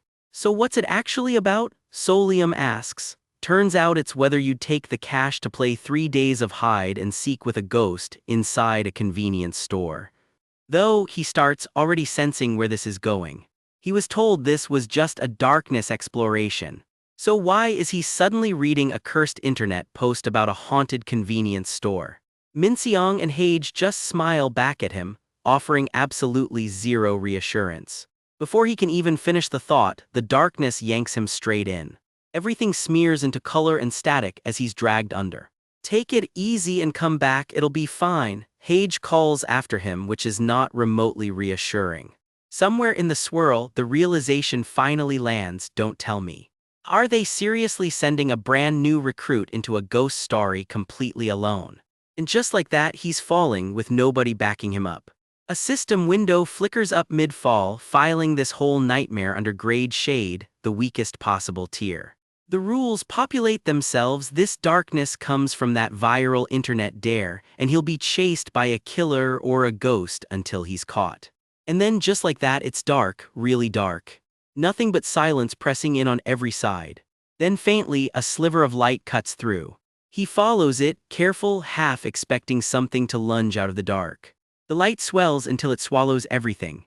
When his vision clears, he's standing in front of glowing convenience store shelves. I've entered, he notes to himself, bracing for whatever comes next. The darkness officially, now with him standing right in the middle of it. Sure enough, it's the exact convenience store from that curse post. Dead quiet, lights half flickering, exactly the kind of place you'd never want a night shift alone in. Ever the professional, his first question isn't am I going to die, it's whether his basic needs are covered. This darkness is built to farm screams and mental shock, not bodies, which technically means his life isn't actually on the line. So for a self-declared coward like him, there's really only one smart move here. Grab some water, hunker down, and just wait out the full 3 days. Which is exactly when a face materializes in the dark that absolutely should not be there. Every ounce of that composure evaporates instantly. Why does that face, he starts voice catching. He scrambles backward, heart absolutely pounding. It's reflected right there in the refrigerator glass, close enough to touch. The thing leans in, hand outstretched, way too close for comfort. One glinting eye tracks him from the dark. "I caught you," it whispers, and every hope of a quiet 3 days dies right there. Turns out the rules meant exactly what they said, chased until caught. Well, he's caught. Solium's eyes go wide, brain completely blanking on what happens next. Everything flashes white for one gut-lurching second. Then the world resettles into something cold and unfamiliar. He chokes out a strangled gasp, and that's about all the warning he gets. The screen doesn't care about his feelings. "Start over," it declares, in giant, unmissable letters. The timer resets straight back to the top, scratch marks and all, like this has happened before. We open on pure dread, claw marks slashing the dark and a digital clock flickering past all zeros. The countdown glitches again, like something is rewinding the whole night. "I'm back at the starting point," he mutters. "Yep, we're doing this whole nightmare again." Someone wants him to survive this hellhole for 3 straight days, and he is not having it. His face says it all: sweat, fury, and the dawning horror of what he just signed up for. "Just kill me instead," he begs the void, because there's not even a guarantee 3 days is the real number. Get caught even once and it's right back to square one. The clock face literally has an infinity symbol on it. Cute. An endless loop of restarting, Groundhog Day but with way more teeth. Determined, he creeps down the stairs, already scheming a new way to survive this thing. Step 1, hide and think. Step 2, maybe wedge himself under the counter and pray. He drops low, moving fast and silent, every instinct screaming not to get caught. And there it is, 2 huge, unblinking eyes staring out of the dark. Something's peering through the gap in the shelves, and it is not here to make friends. He folds himself into the smallest shape possible, tucked under the counter, praying it doesn't look down. From his hiding spot, the ceiling lights blur into streaks. He's holding dead still. Then the thing's eye slides into view, way too close for comfort. "I knew this would happen," he thinks bitterly, like this is just Tuesday for him now. He gripes that horror stories always love shoving a monster's face in at the worst possible second. Rude, honestly. One big move and it's game over, so he doesn't so much as twitch. He can't even glance at his phone, one flash of light and he's toast. Something shifts in the shadows just past him, way too close. No notes, no backup, just his memory of every other horror run logged in the wiki. He flashes back through past nightmares: a serial killer at a crosswalk, a cannibal clown, a circus freak show, a swarm in the sewers. Just another day at the office, apparently. 3 days trapped with a literal swarm of bugs. He's really racking up the workplace horror stories. Remember Kim Solium, he tells himself. There was definitely an exception to one of these stories before. He digs up an old case file. A father who survived one brutal night, but the stone got stolen and the whole thing dragged 16 hours and 11 minutes past schedule. Wait, that's it, that's the loophole. See, the more popular a ghost story gets on the wiki, the more anomalies start creeping into it. Classic problem with a wiki written by 100 different hands: things start contradicting themselves. Every ghost story starts out clean, built strictly by the rules. But pile on enough repeat visits and the patterns start wearing thin. That's when people start carving out exception cases, little cracks in the rulebook. Anomalies get baked in on purpose just to keep the story from getting stale. Comforting, right? Case in point, Team J's 12-hour survival run through an abandoned hospital at night. Spoiler, it did not stay clean. Except the story didn't end at 12 hours, it dragged on to 16 hours and 11 minutes. 4 extra hours nobody signed up for. That's the anomaly he's been looking for. Somewhere in the fine print of that report there has to be a loophole. Remember, he chants to himself, digging for the detail that matters. He racks his brain, replaying every second of that old report. So what was it, he mutters, they definitely messed something up. His eyes narrow, the answer's right there, just out of reach. There it is, some rookie named Lee Yijin accidentally sliced through the front counter's phone line. By 7:12 in the morning the sun still hadn't come up. The story should have ended and it didn't. Because the doctor's shift never got the memo to end, the phone line was dead. 16 hours in, and the story was still refusing to let go. The second the phone line got fixed, it rang and the doctor picked up the shift change call. The moment that call connected, the doctor vanished and the whole story flatlined to a close. So the extension wasn't random, there was a specific trigger hiding in there the whole time. That shift change call was the key needed to shut the whole nightmare down. Which means if he can trigger his own version of that call early, he might just cut this loop off at the knees. Right on cue, a whisper starts crawling through the store, calling for an employee. It repeats, jagged and glitching, like the words themselves are clawing at the air. Then it multiplies, tiling across his vision in a wall of broken text. A clawed hand slides into view, way too close to where he's hiding. The phrase keeps mutating, warping into something less and less like words. It's everywhere now, a solid wall of noise pressing in on him. For one horrible second, everything goes still. Then it's right behind him, still calling. The glitch swallows the whole frame and he braces for the worst. Enough hiding, he decides it's time to run for it. Even if I get caught, I refuse to just lie down and take it, he growls. Since the thing's planted itself right in front of the desk, he's going to have to get creative. If he steps just wide enough, he might be able to slip past it entirely. His jaw sets, this is the moment. Hands shaking, he reaches for the phone. Every drop of sweat feels loud enough to give him away. He crumples, and the loop resets around him. Ugh, he jolts awake right back where he started. Same store, same shift, somehow still standing. Restart, the loop announces, in case he'd somehow missed the memo. 3 days, there's no way I survived that long, he snaps. He can't just keep looping forever, he has to find that trigger and set it off himself. New loop, new clock, April 4th, high noon, the countdown starts again. New question, what actually happens in a convenience store after 3 days? Pre-stocking future deliveries feels way too complicated, he needs something simpler. His eyes catch on a barcode and something clicks. Expiration dates, that's it. Every store tosses food the second it hits its expiration date, that's a built-in system he can use. Find something set to expire in exactly 3 days, register it for disposal early, and maybe the story has no choice but to follow along. Found one, a soggy Hamburg steak with the exact date stamped right on it. He lines it up on the scanner, heart pounding. He slides behind the register terminal, glitchy screen glow lighting his face. The POS system hums awake in the dark. It's just my imagination, he tells himself, it hasn't shown up yet. Scared or not, this has to happen right now. Turns out most registers have a change date and time function. Step 1, jump the clock forward 3 days. His hand hovers over the controls, steady despite everything. He dials it in, April 7th, 1 minute to midnight. Please work, he begs and slams the button. Change complete flashes across the screen. For 1 second he almost lets himself smile. The register beeps, confirming the switch went through. A disposal alarm chimes to life right on schedule. The screen flares and for a second he actually believes he's cracked it. Products nearing their expiration date, the alert blares, exactly what he needed. But something crouches in the dark behind him, hair trailing like static. An eye blinks open in the black, it's found him. It looms at the end of the aisle and he freezes solid. It crawls closer, low and wrong, testing the space between them. Don't look, he tells himself over and over. Every instinct screams to run, but running means getting caught. Its mouth splits open impossibly wide, right in his periphery. Don't look, just finish it, he grits out, forcing his hands to keep moving. Tears mix with sweat, but his hands don't stop. He mashes through the registration screen as fast as his shaking hands allow. Would you like to register this for disposal? Yes, obviously.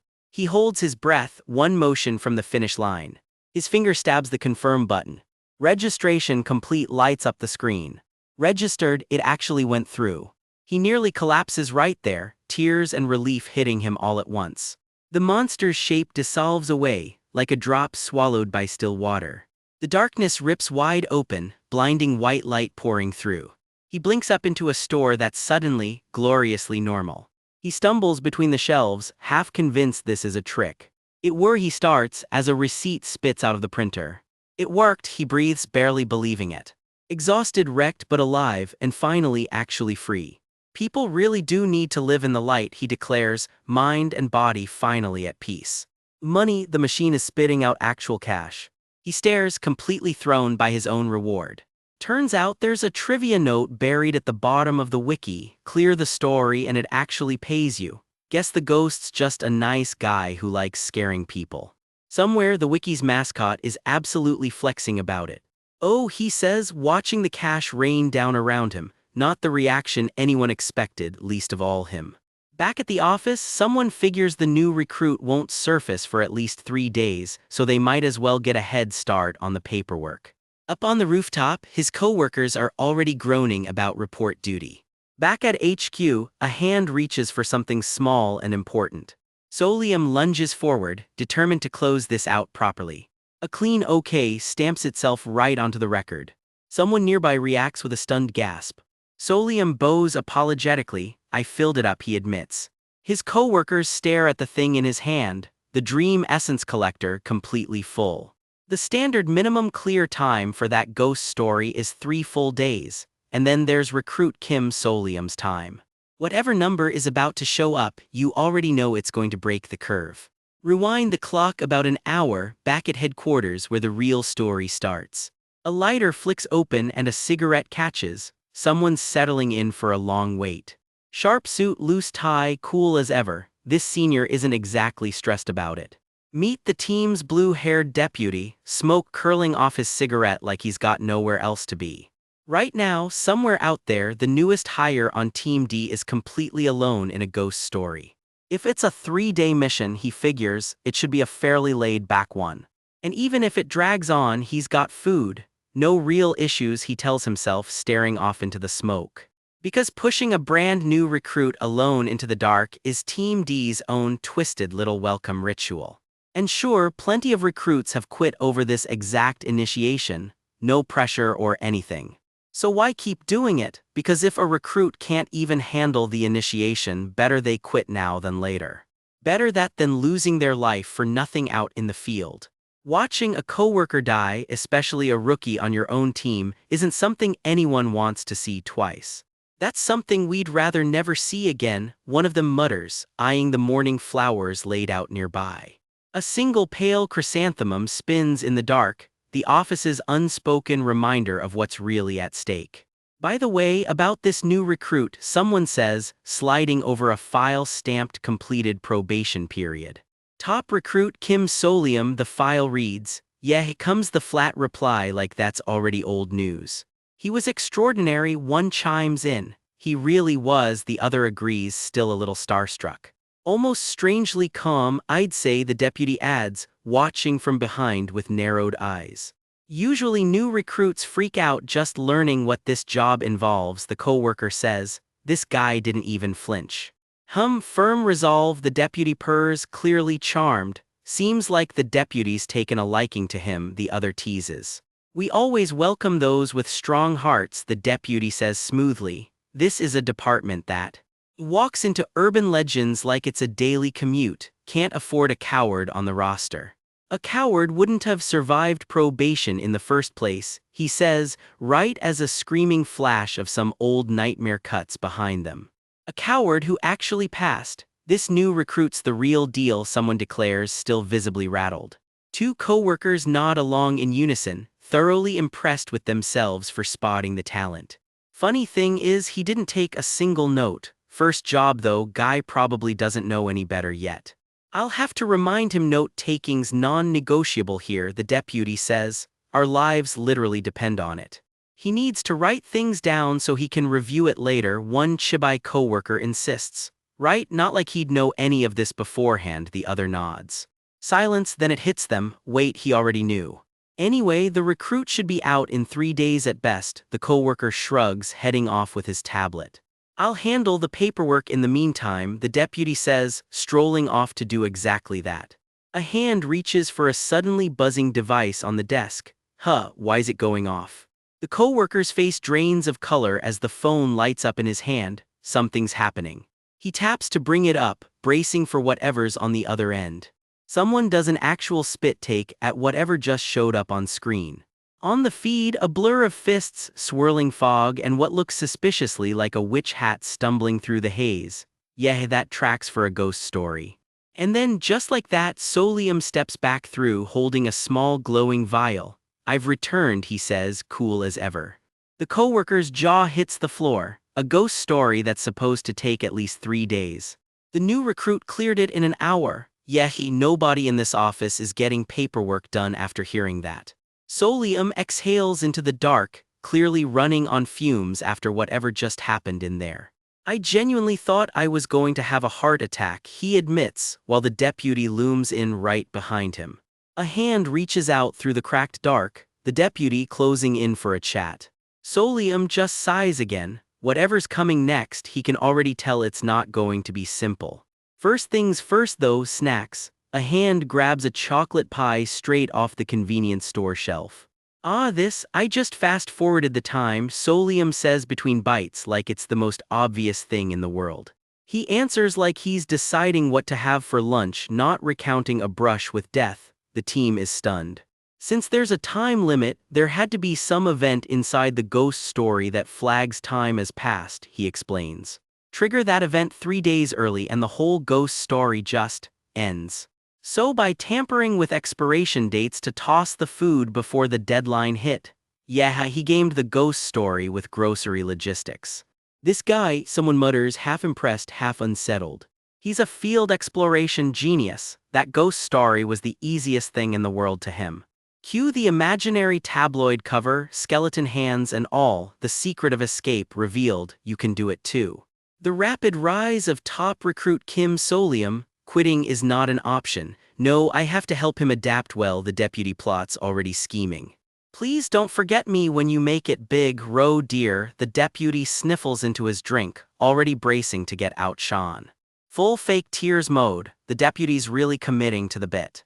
His coworker just blinks back, thoroughly confused by the theatrics.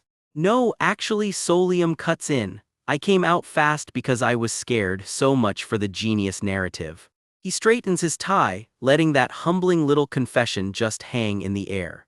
Next time, the deputy says back in the office, please at least give us a heads up first. You cleared it in an hour? Yes, I thought I was going to die. Stop lying, Tilda, nobody's buying the modesty act. So how much did you actually earn from it? Someone asks, getting straight to the point. The deputy just grins wider, come again. You keep all of it, he says, gripping Solium's shoulder just a little too tightly. Normally the company takes half, but since you worked so hard, just keep the whole thing. He pinches Solium's cheek like a proud uncle. We'll handle the aftermath with our senior know-how, don't you worry about it. Don't decline, just keep it, he insists. Solium's conscience is visibly screaming. Turns out it was actually 20 million won. I was planning to be honest about that, Solium admits quietly. Well, work's done, time for the most important thing, the deputy says, already grinning at whatever's next. Tilda right, we have to do that, his coworker sighs, resigned to his fate. What is that exactly? Turns out it's just cashing in his employee welfare mall points. Riveting stuff. Hello, employee Kim Solium, you've got 100 points, the app chirps, darkness grade, F baby steps. 100 points just for clearing a shade grade ghost story solo. That's the going rate for nearly dying alone. Solium settles in at his desk, ready to see what 100 points can actually buy him. Let's see if there's anything worth grabbing with this, he mutters, clicking into the company mall. A robot vacuum pops up first, not exactly thrilling but hey, options. Better than I thought, he admits, mildly impressed by the catalog. The full lineup's a lot. Vacuums, dishwashers, a folding phone, and buried near the bottom, an unreleased reagent and desert rattlesnake venom for a cool 170,000 points. The selection isn't bad, he decides, scrolling further down. Then he spots it, the price tag on something called a wish coupon. 500,000 points, yeah, that number's going to haunt him more than the ghost story did. Quick math, if he clears one shade grade mission solo every single day, that's 15 years just to afford one wish. No wait, that's not right, he catches himself. What if I rank up to a higher grade instead? Grade B pays 10,000 points a pop, and if I'm not going in alone, say, a team of 3. Split 3 ways, that's still over 150 runs needed. The math is not being kind to him today. I have to clear grade B 150 times, even he sounds a little horrified saying it out loud. Are you out of your mind? Honestly, fair question. Because the civilian survival rate for grade B sits at a cheerful 2%. Cute chibai torture scene included, free of charge. If I go in 150 times, I'll die, he realizes, staring into the middle distance. A looming shadow settles behind him, hunched over a glowing screen, the exact shape of corporate burnout waiting to happen. His coworker leans right on him, utterly unbothered by the existential crisis happening 2 feet away. Yes, Solium says slowly, but what exactly are these things on this desk? The coworker starts while Solium eyes him with visible suspicion. A stray ID badge dangles into view, somebody else's desk clearly. A desk Solium realizes, so this belongs to someone. He's out on field duty, so just try not to break the monitor, the coworker shrugs, already looking guilty. This is our team leader's desk, it turns out, not that anyone here treats it with much respect. Guess that tracks for a company that farms potions out of ghost stories. Common sense doesn't really apply here. Smoke too, Roe dear, I'm good. I'm going to need a real countermeasure if I want to survive this place, Solium decides, eyes narrowing. He tilts the monitor, tapping around, and something catches his eye underneath it. There it is, a sticky note reading Team Leader Lee Jahian, complete with a login ID and password. Bold move, boss. A password taped to the monitor. Zero security awareness, Solium mutters, let's log into the welfare mall with this. He types it in without a second thought. Password does not match. I expected that much difficulty, honestly. Since the sign-up required a capital letter, what if I just swap the first letter on the note? Fingers hover over the keys. This is either genius or a very fireable offense. Welcome, Section Chief Lee Jahian. It worked, it actually worked. A tiny, restrained fist pump, because apparently section chiefs get access to a whole extra tier of the shop. Turns out some of the aliens in the records of dark exploration actually sell goods to Earthlings. Sure, why not? Communication's a pain and some of the merchandise is straight up dangerous, but apparently it's worth the hassle. These guys have also planted illegal ad links straight into the company network. Cosmic spam, basically. They specifically target Daydream Inc. employees, and the access trick is stupidly simple. Just randomly click around the welfare mall. Solium's eyes narrow. There's a very specific method here apparently. Click back 5 times in a row and something shifts. The screen glitches, static sparking at the edges. A garish banner bursts open, first anniversary sale, 80% off, bored at work, click here. A pixelated green hand reaches right out of the screen at him. That's shady, Solium says flatly, staring into the void where a normal shopping app used to be. Fine, print time, clear a shade-grade darkness using a company-approved method, and 50% of the profits go to the employee. Which means the company skims the other 50%, the mascots point out cheerfully. And for a rookie's very first mission, they just take everything. Oh, how fun, Solium deadpans. Meanwhile, his co-worker's holding up a bonus plushie he swears looks just like him. Yes, what is it, a frog? Somewhere, a resemblance is being deeply questioned. This gaudy pop-up looks like a relic from the early internet, but it is actually a promo for a shopping mall so exclusive only section chiefs and above can even see it. It is hawking an anniversary sale up to 80% off and asking if he is bored at work and wants to get stronger. Subtle, it is not.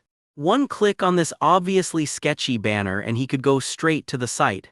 Every instinct says do not click it. Smart enough not to click from his work computer, though that would leave a record, and he is not about to explain this one to HR.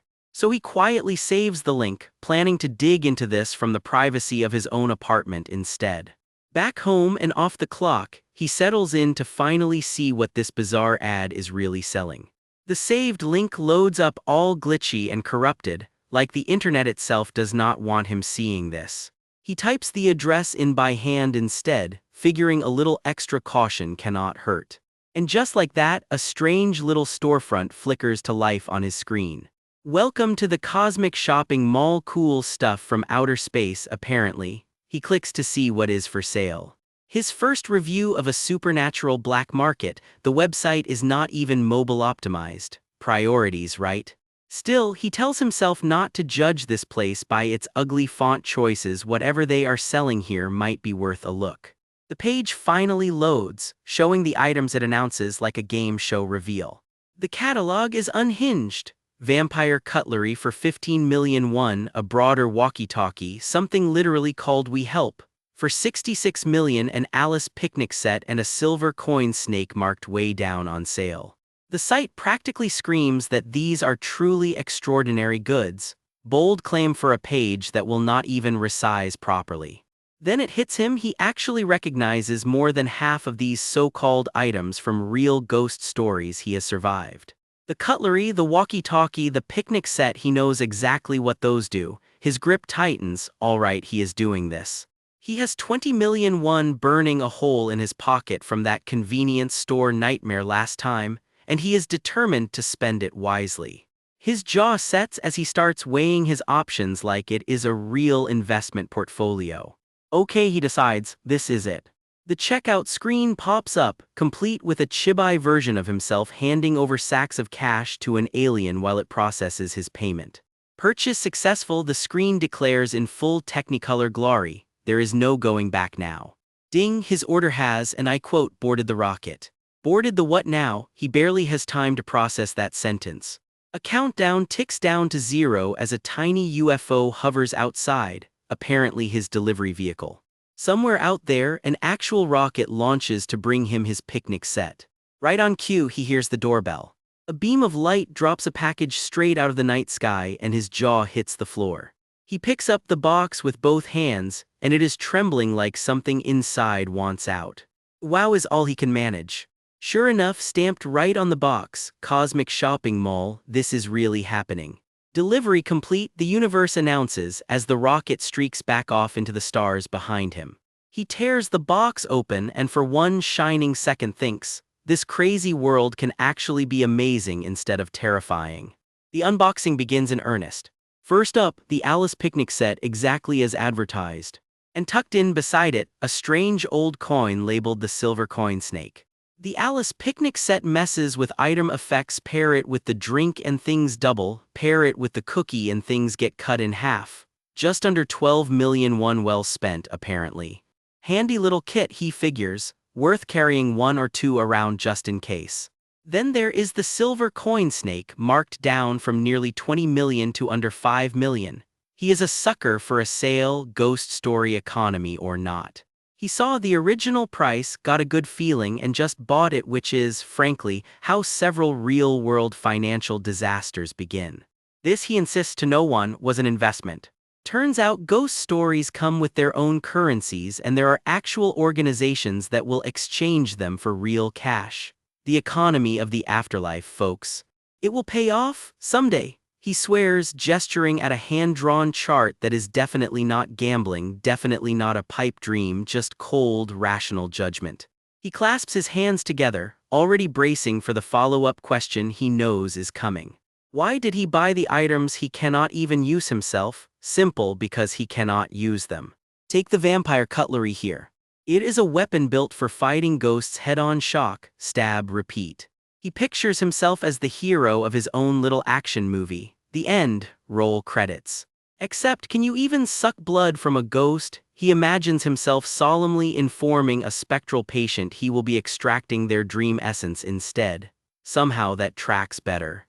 Same problem with the broader walkie-talkie, hard to explain to his boss why they suddenly need to carry a toy walkie-talkie into a haunted building. This thing is not a toy, it is an actual item, he tries explaining to a very unconvinced coworker. And where exactly did you get something like that? Yeah, that question is exactly what he is trying to avoid. So the final verdict, these were the smartest picks available to him right now. Items acquired, Alice picnic set and silver coin snake officially his. Kim Solium's current inventory. A memorial grip talk, a smile sticker, and now the Alice picnic set and silver coin snake too. It is all a bit sudden if he is honest with himself. But buying fictional items in real life, turns out that feels surprisingly good. Somewhere the system itself takes note, Solium seems to have truly enjoyed shopping. There is one small downside, though the fictional ghosts apparently come along as a free bonus gift. Did you enjoy your shopping? Please leave a review for the mall, it chirps cheerfully as if it did not just imply free haunted merchandise. Cut to the office today, his team is heading straight into one of these ghost stories for real. It is only dusk grade, they tell him, nothing to worry about, basically the same difficulty as new employee orientation. Solium's blunt response: he is pretty sure he got actual PTSD from that orientation. His blue-haired coworker shrugs it off, says she cleared this one before through pure trial and error, and figures a manual makes it foolproof now. Solium's response is a very unconvinced fine. Honestly, he reasons, it has got to beat playing hide-and-seek with a convenience store ghost all by himself. They are heading in after lunch, so step 1 is reading the manual. The file pulls up, Tuesday quiz show, dusk grade, manual and answer sheet included. The premise: you enter as a contestant on a quiz show, and if you cannot answer the questions, a terrible penalty follows. Charming genre that. As long as he memorizes the answer sheet and does not do anything unexpected, he should be fine, should being the operative word. A coworker offers to print him a paper manual for easier note-taking. Solium's answer is a very quick, very firm no. He has already memorized the whole thing. His coworkers just stare, stunned. To prove it, he casually starts rattling off digits of pi, dozens of them, without blinking. His new nickname is born on the spot: Exploration Genius Memorization King Rookie. The team leader, they promise, is going to love working with him.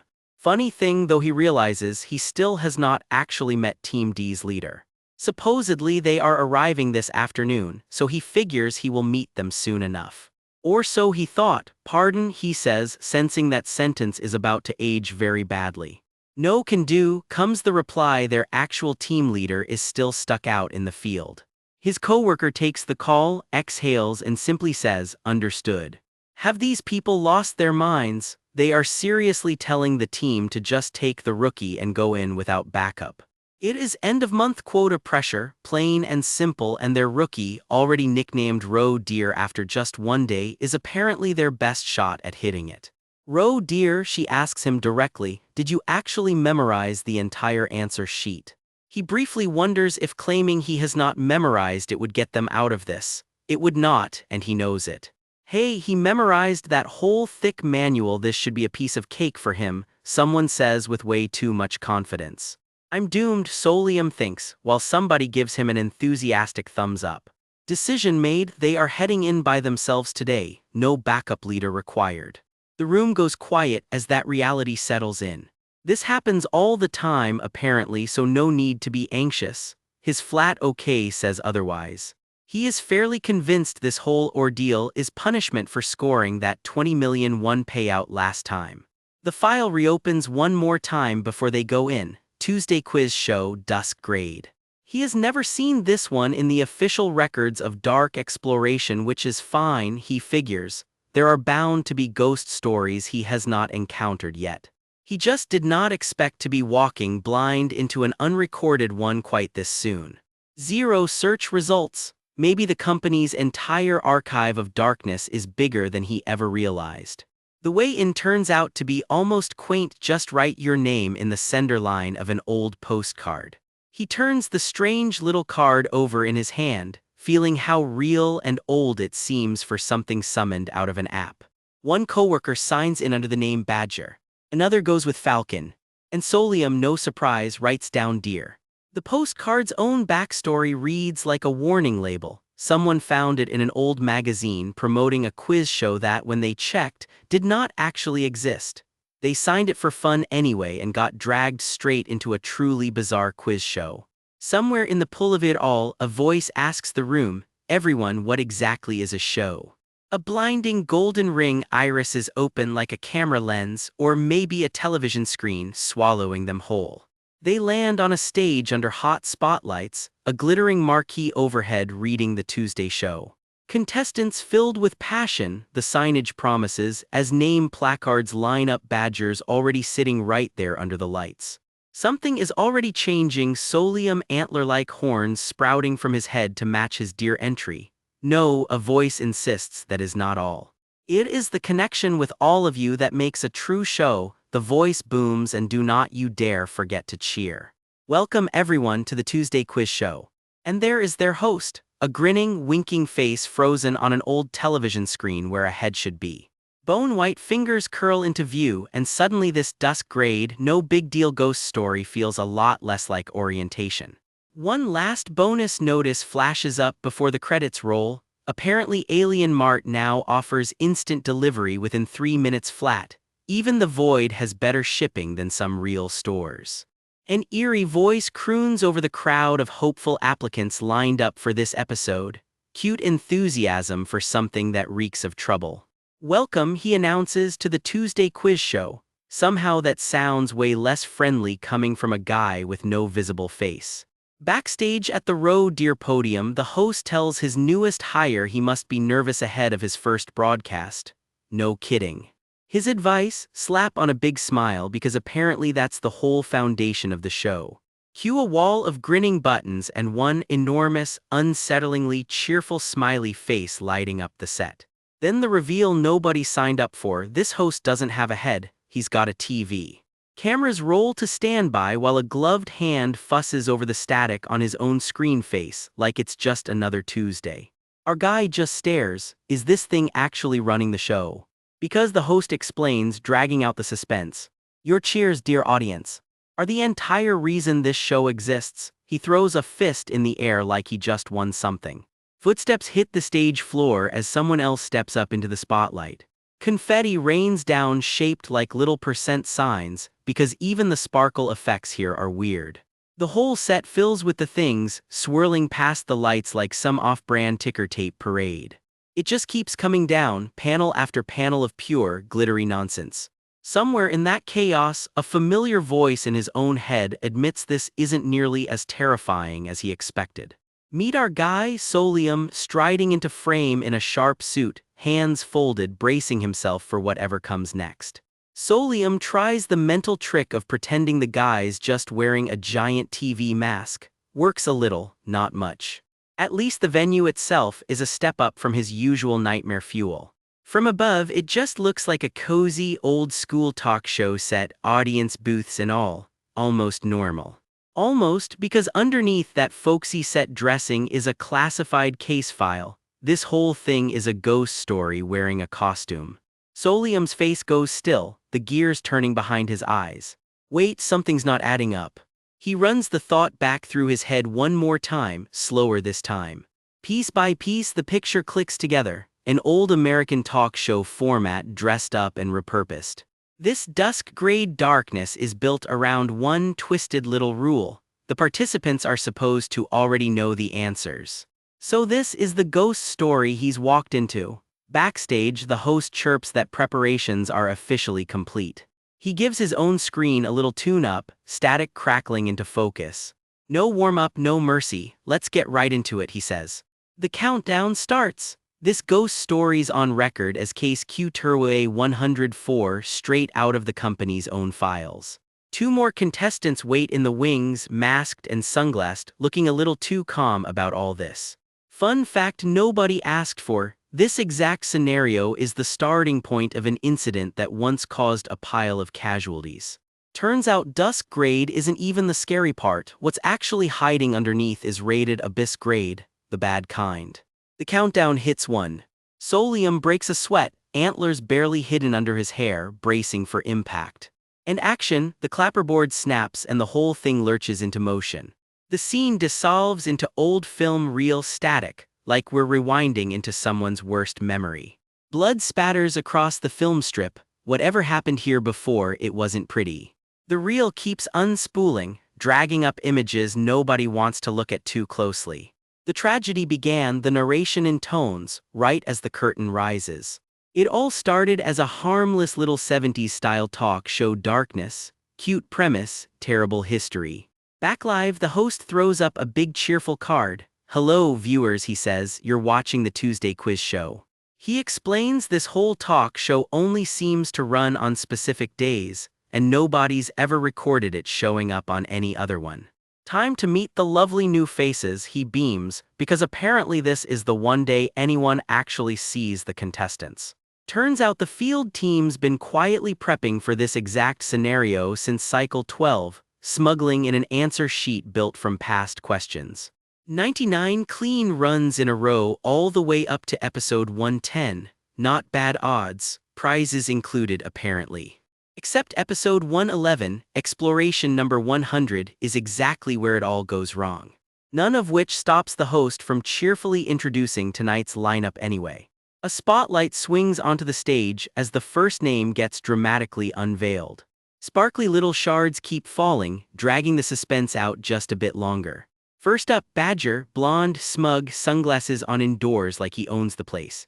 Next, Peregrine Falcon, dark hair, sharp smirk, clearly not new to this rodeo. The big question of the night, can this trio keep their winning streak alive? The host's screen just grins wider, static sparking with excitement. Stay tuned, he says, and let's find out together. Cool, cool, very reassuring. Episode 110 of the Tuesday quiz show starts now, live, no takebacks. Solium squares his shoulders at his podium, trying very hard to look like a guy with nothing to lose.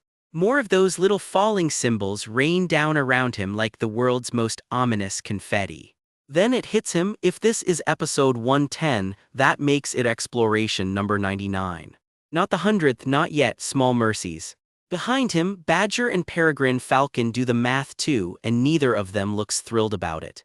Logically speaking, he tells himself, the odds of landing on exactly the fatal round are pretty slim.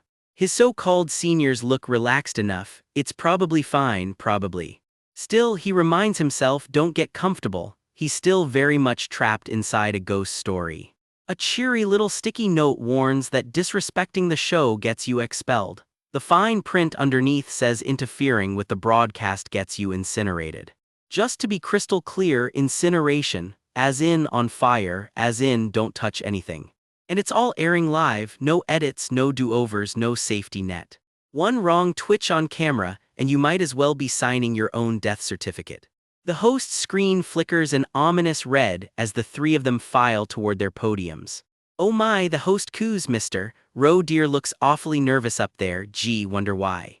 Solium plays it cool, first time on a quiz show, just a little nervous, that's all. Ah, good, good, the host purrs back, not buying it for a second. A swirling ball of static crackles to life, ready to spit out the first question. Then I'll ask you a simple question, he says. Nothing about this feels simple. Choose the item that is not suitable as a component of a human being.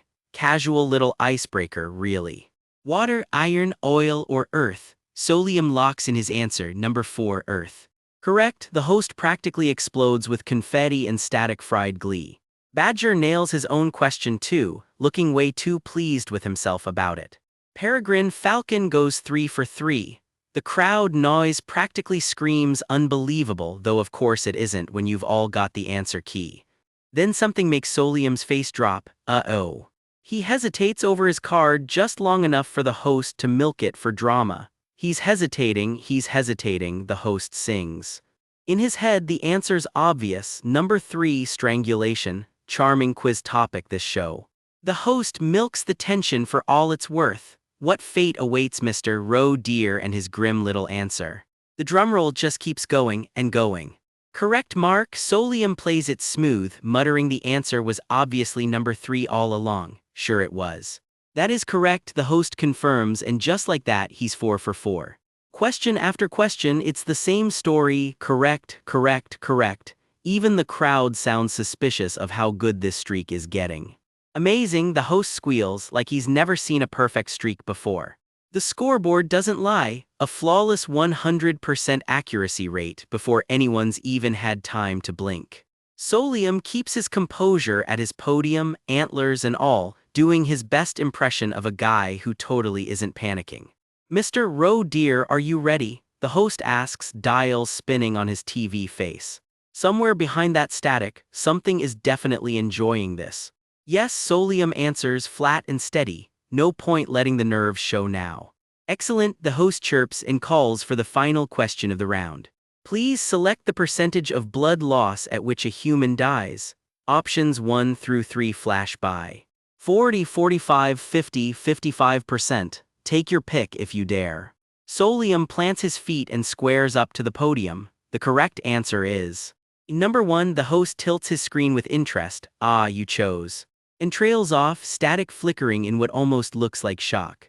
All of them are correct, the host finally says. Wait, what? Turns out Solium didn't just pick one answer, he covered every single option at once. Technically, once a person loses more than 30 to 40% of their blood, anything past that is just as lethal. So really, every option was correct. Somewhere in the dark past the stage lights, unseen eyes blink open, watching this little display very closely. Choosing multiple answers, how bold, the host declares, absolutely delighted. In some flicker of memory, someone once asked if he'd want to change his answer. He didn't. The host tilts his head considering, oh I see. Actually, the answer our writers prepared was just number 1, the host adds, almost as an afterthought. Solium's jaw hits the floor. The host spins it as a compliment anyway. Isn't Mr. Roe Deer's answer just so much more impressive? They're calling it a perfect score. Solium's just relieved his gamble didn't blow up in his face, literally. The crowd erupts, a perfect 100, and the whole set roars with applause. Somewhere behind the confetti, all Solium can manage is a dazed, I survived. And just like that, episode 110 is already winding down. Every single contestant walks away with a perfect streak intact. Badger mutters it's almost over, and honestly, thank God. But hold up, there's still only room for one MVP tonight.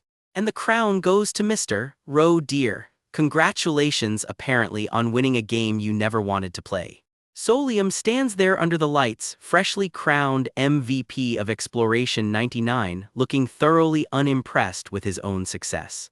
Someone off camera thanks him earnestly. All he can think to ask back is, why me? He finally lets out the breath he's apparently been holding this entire episode. Anyway, it's over, he tells himself. Once the camera's cut, he's finally free to get out of here. The counter behind him locks in at 99, right where it's supposed to be. It's a shame, the host sighs, but it's time to wrap up the Tuesday quiz show. See you next time, he winks. Tomorrow, he promises, we'll be back with even better guests, except his whole image just glitched when he said it. The picture keeps warping, rainbow static tearing sideways across the screen like something's fighting the signal itself. Even Peregrine Falcon's face distorts mid-frame, her calm smirk twisting into something far less friendly. The whole broadcast lurches, static swallowing the picture whole. A blinding flash cracks across the dark, sharp as a camera shutter that shouldn't exist. Then another, and another faster this time. Something heavy rumbles underneath the stage, deep enough to rattle the film reels themselves. The camera pulls back to reveal rows and rows of podiums, jellyfish, the chiller, mole, badger, way more contestants than anyone realized. Peregrine Falcon, Roe Deer, Zebra. An entire lineup of masked strangers all caught in the same fatal little quiz. Something behind them shifts in the dark, and the rumbling just keeps building. It doesn't stop, if anything it's getting louder. Badger breaks into a cold sweat, eyes darting toward whatever's making that noise. Both of them freeze, wide-eyed, clearly hearing the exact same thing Solium is. Solium catches it too, never a good sign. Somewhere behind the set, a digital counter flickers to life, ticking forward one glowing segment at a time. The lights dim just enough to make the shadows feel a whole lot bigger. The first digit locks into place, a stark, glowing one. The second digit clicks in right over Solium's own widening eyes. And the third digit lands, completing the number nobody wanted to see. 100, exploration number 100, the exact one that was never supposed to happen this soon.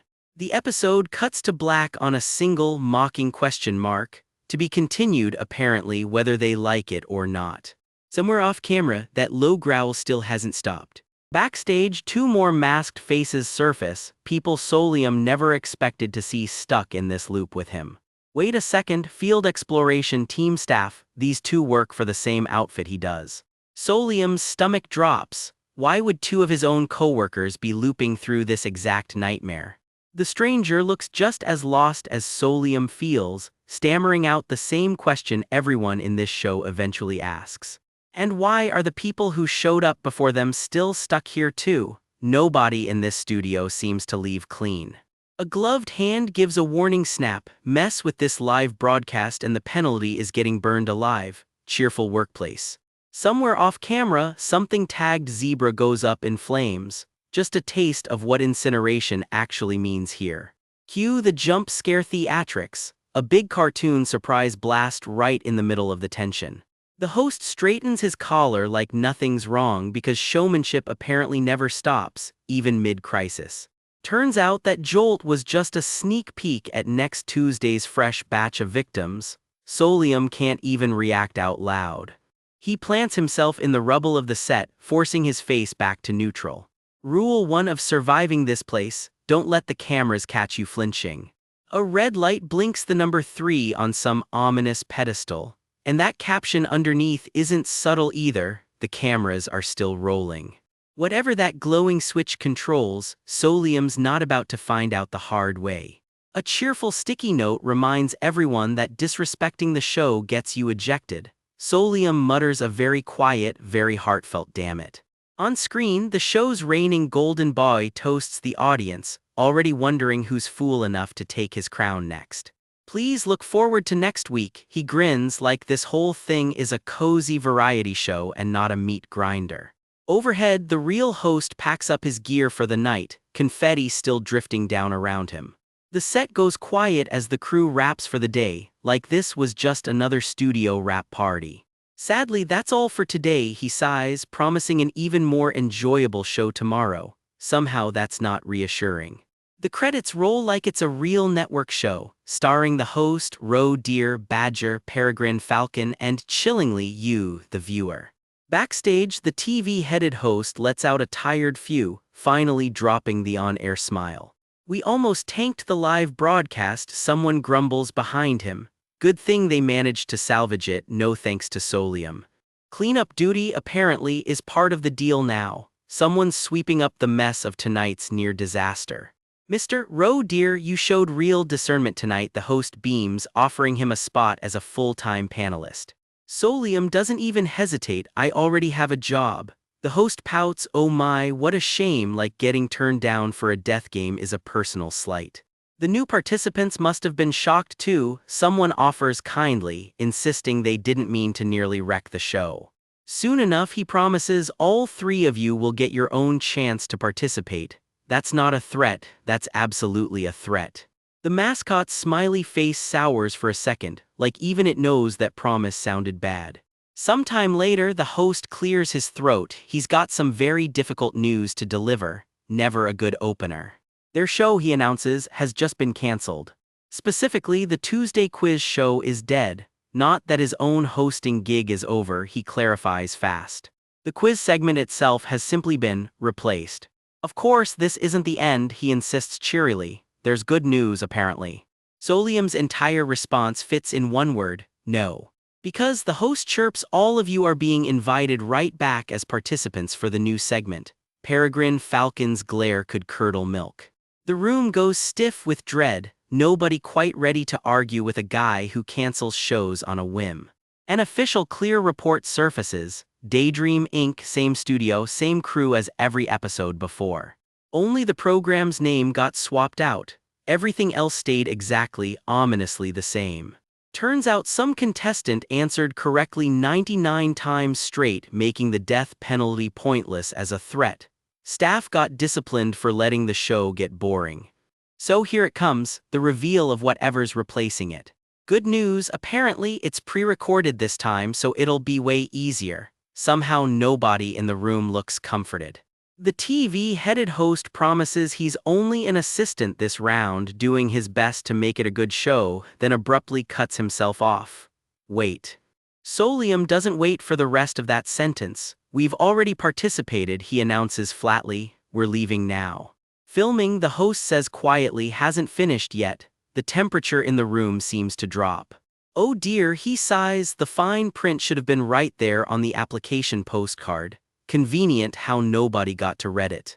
It's really quite troublesome, he adds when guests just walk out mid-show. That glow behind him says troublesome actually means lethal. Can't you really just do it, he presses, voice dripping with fake sympathy. No, Solium snaps back, they never signed up to appear 2 episodes running. Peregrine Falcon backs him up, force them on air again and they might slip up live. That's the actual threat here. Solium sets his jaw, he has to shut this down whatever it takes. His brain scrambles for any excuse solid enough to actually get them out the door. Ooh, filming preparations are complete, someone chirps right on cue, stomping out any chance of an exit. Because the show, as they love to remind him, must go on. This guy, Solium, thinks, watching the host light up with delight at his own cruelty. There is genuinely no reasoning with this thing, none. The countdown starts anyway, 3, 2, 1. And action, whether they're ready or not, the cameras are rolling again. Hello, viewers, the host beams into the lens. The joy of Tuesday, the heat of Tuesday, you're now watching the brand new segment of the show. We've prepared an even more advanced quiz show, he announces, because apparently nothing touches the heart like a good melody. Especially voices, he purrs. A choir, what a beautiful sound that makes. Solium already hates where this is going. Behind their masks, all three of them go pale at the exact same moment. I'm sure you'll all absolutely love it, he insists. Nobody in this story has ever loved anything he's introduced. The new segment's name flashes up in giant, blood-red letters, Tuesday's Choir. And whatever that shape looming behind the title is, it is very much not here to sing show tunes. Allow me to introduce our special guest for tonight, the host announces with way too much enthusiasm. Ladies and gentlemen, the conductor of the Purgatory Choir. And yes, that snout is exactly what it looks like. A small pig-headed figure shuffles into the spotlight, oddly quiet for something with that title.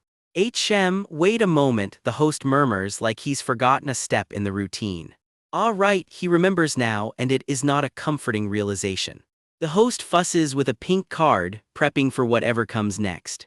The maestro's equipment is coming down now, he announces, way too chipper for how that sentence sounds.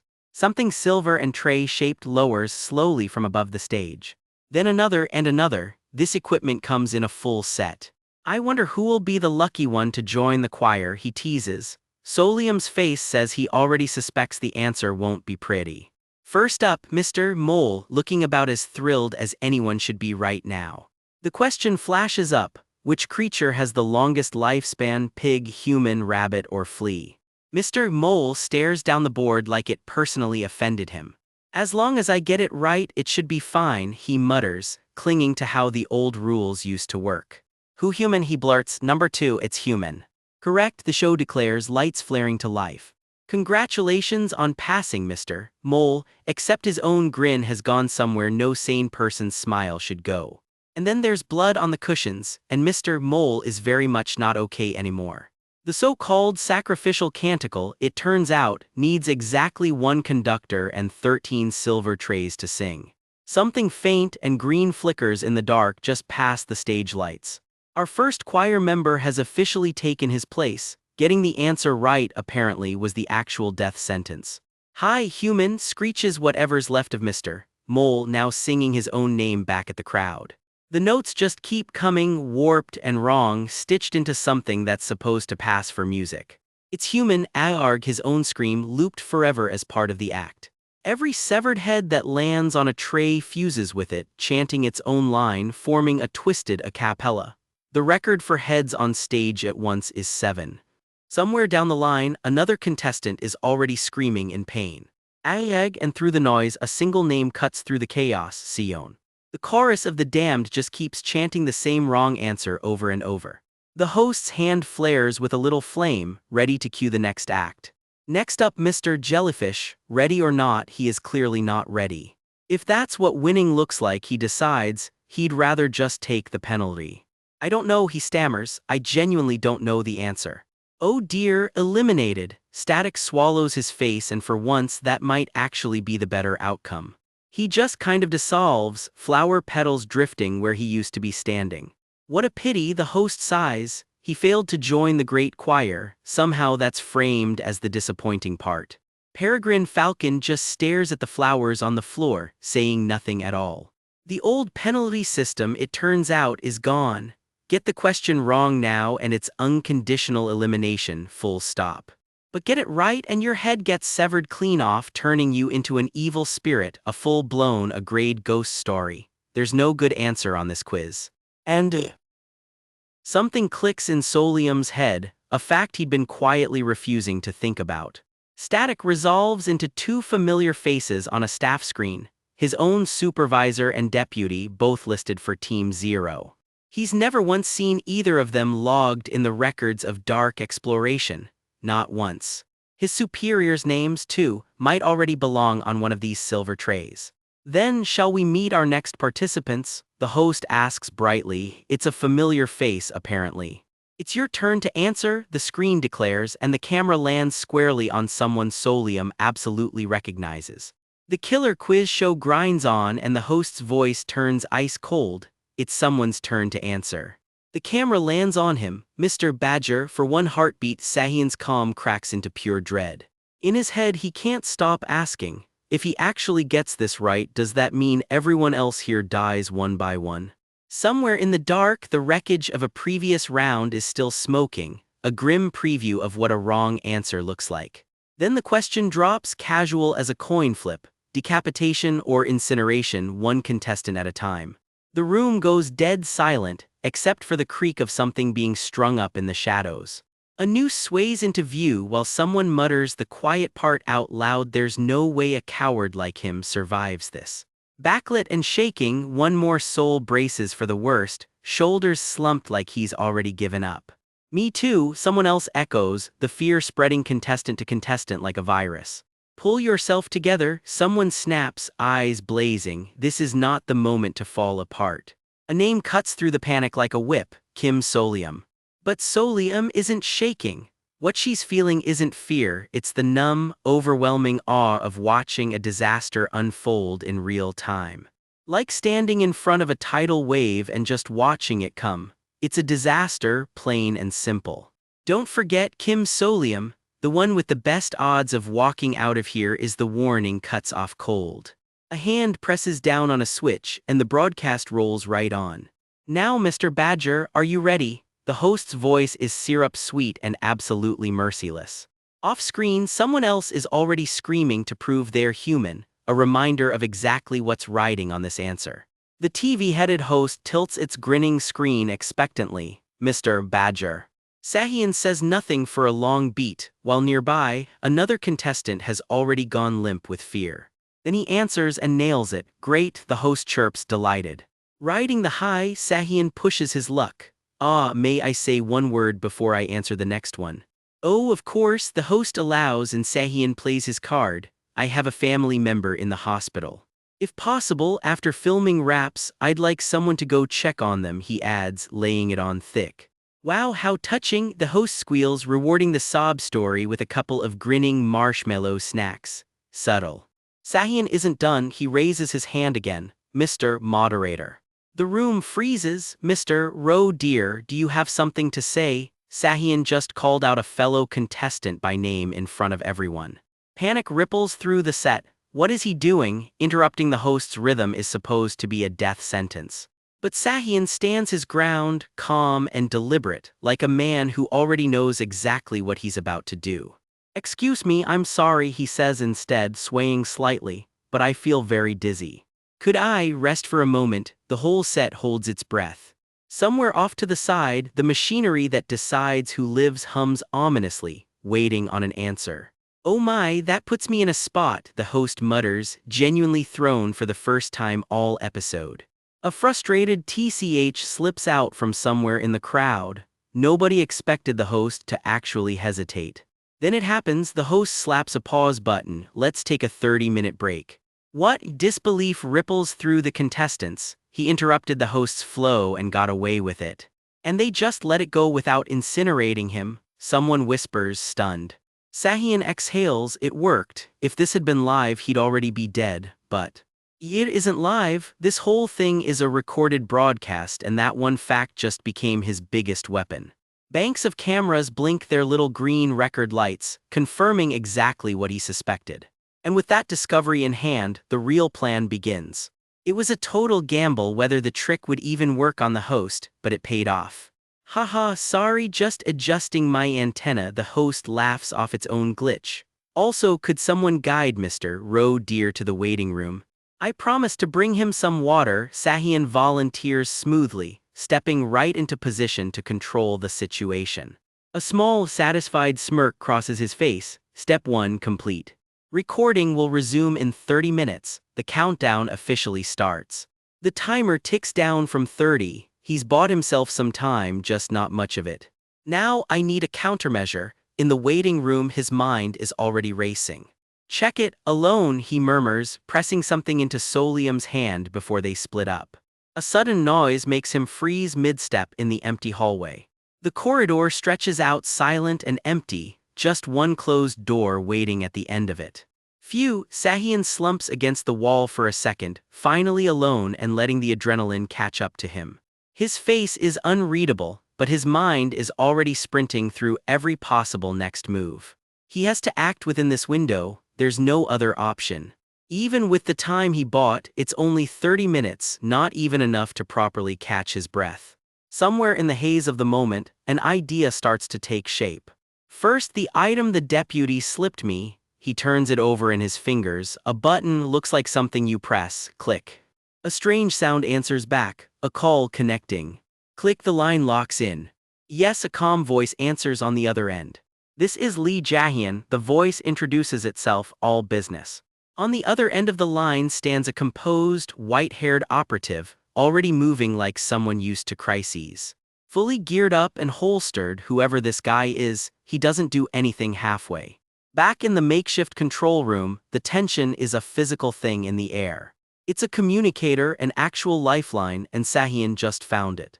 That's Deputy Yoon Hae's call button, he realizes. If this connects to whoever the deputy was reporting to. Are you by any chance the team leader of Team D? Lee Jae-hyun asks. Yes, comes the reply. There's no time, Solium cuts straight in. I am Team D's new recruit, Kim Solium. I have an urgent report to make, she says, no hesitation in her voice. In 30 minutes all of Team D is scheduled to die. The words land like a verdict. Whether it works or not, I'm saying it anyway. She pushes forward before he can cut her off. A pause. I see, Lee Jae-hyun replies, giving nothing away. I will receive a 5-minute briefing, he says, already switching into work mode. So at this rate, Solium finishes grimly, the second that break ends we all die.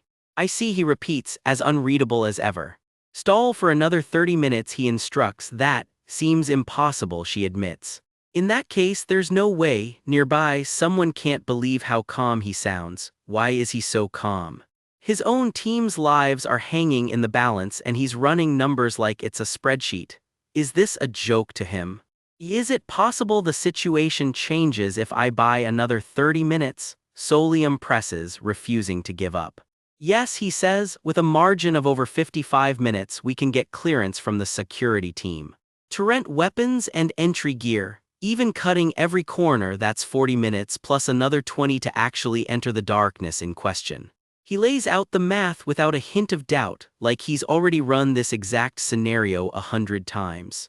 That whole process has to happen for there to be even a statistical chance of rescuing Team D. Are you saying, she starts, that something like that is even possible? The idea hangs in the air, fragile and huge. Realization hits her like a jolt. He's a named character. This world runs on rules like that and he's clearly one of the important ones. If he can pull off something like this without breaking a sweat, he has to have a fairly significant role in whatever's really going on. She goes quiet, sweat beading. If he's really one of the named employees she's heard whispers about. May I ask what kind of mask you're wearing, team leader? Lee Jae-hyun fires the question right back at her. A new possibility just cracked open, and it might be exactly what they need. Back on set, a masked contestant labeled number 2 stammers out a desperate plea. Who human? Number 2, I'm human, too slow apparently because he gets zapped anyway. The show does not care about your feelings. Ah, Mr. Rowe dear, the host chirps as the wandering contestant finally reappears. Haha, well Mr. Rowe dear did work hard after all. A cheerful little smiley sticker gets slapped on like a participation trophy. He's being weirdly friendly, Sahian notes. Looks like the effect of those smile stickers from earlier is still lingering on the host. Back with the plan, Sahian presses a hand to his chest, feeling for the device hidden there. Everything's set. I don't wish for anything else, he tells himself quietly, just get everyone out. He and his fellow undercover contestant trade one last look before stepping back into the lion's den. As long as the three of us can make it out of this, he thinks, then turns and calls out, Mr. Moderator. He steadies himself, walking straight up to the TV-headed host with something dangerous to say. "I have something I must tell you," and with that, the chapter slams the door on a cliffhanger. The TV-headed moderator turns to the masked contestant beside him. "Is there something you'd like to say to me, Ro dear?" he asks. The two of them walk down a dim, half-lit corridor toward the set, neither one saying a word. Inside his head, Ro dear is running the numbers. Step 1 of the plan is simple, he tells himself. Change the moderator's mood. He didn't want to go this far, but there's no other option now.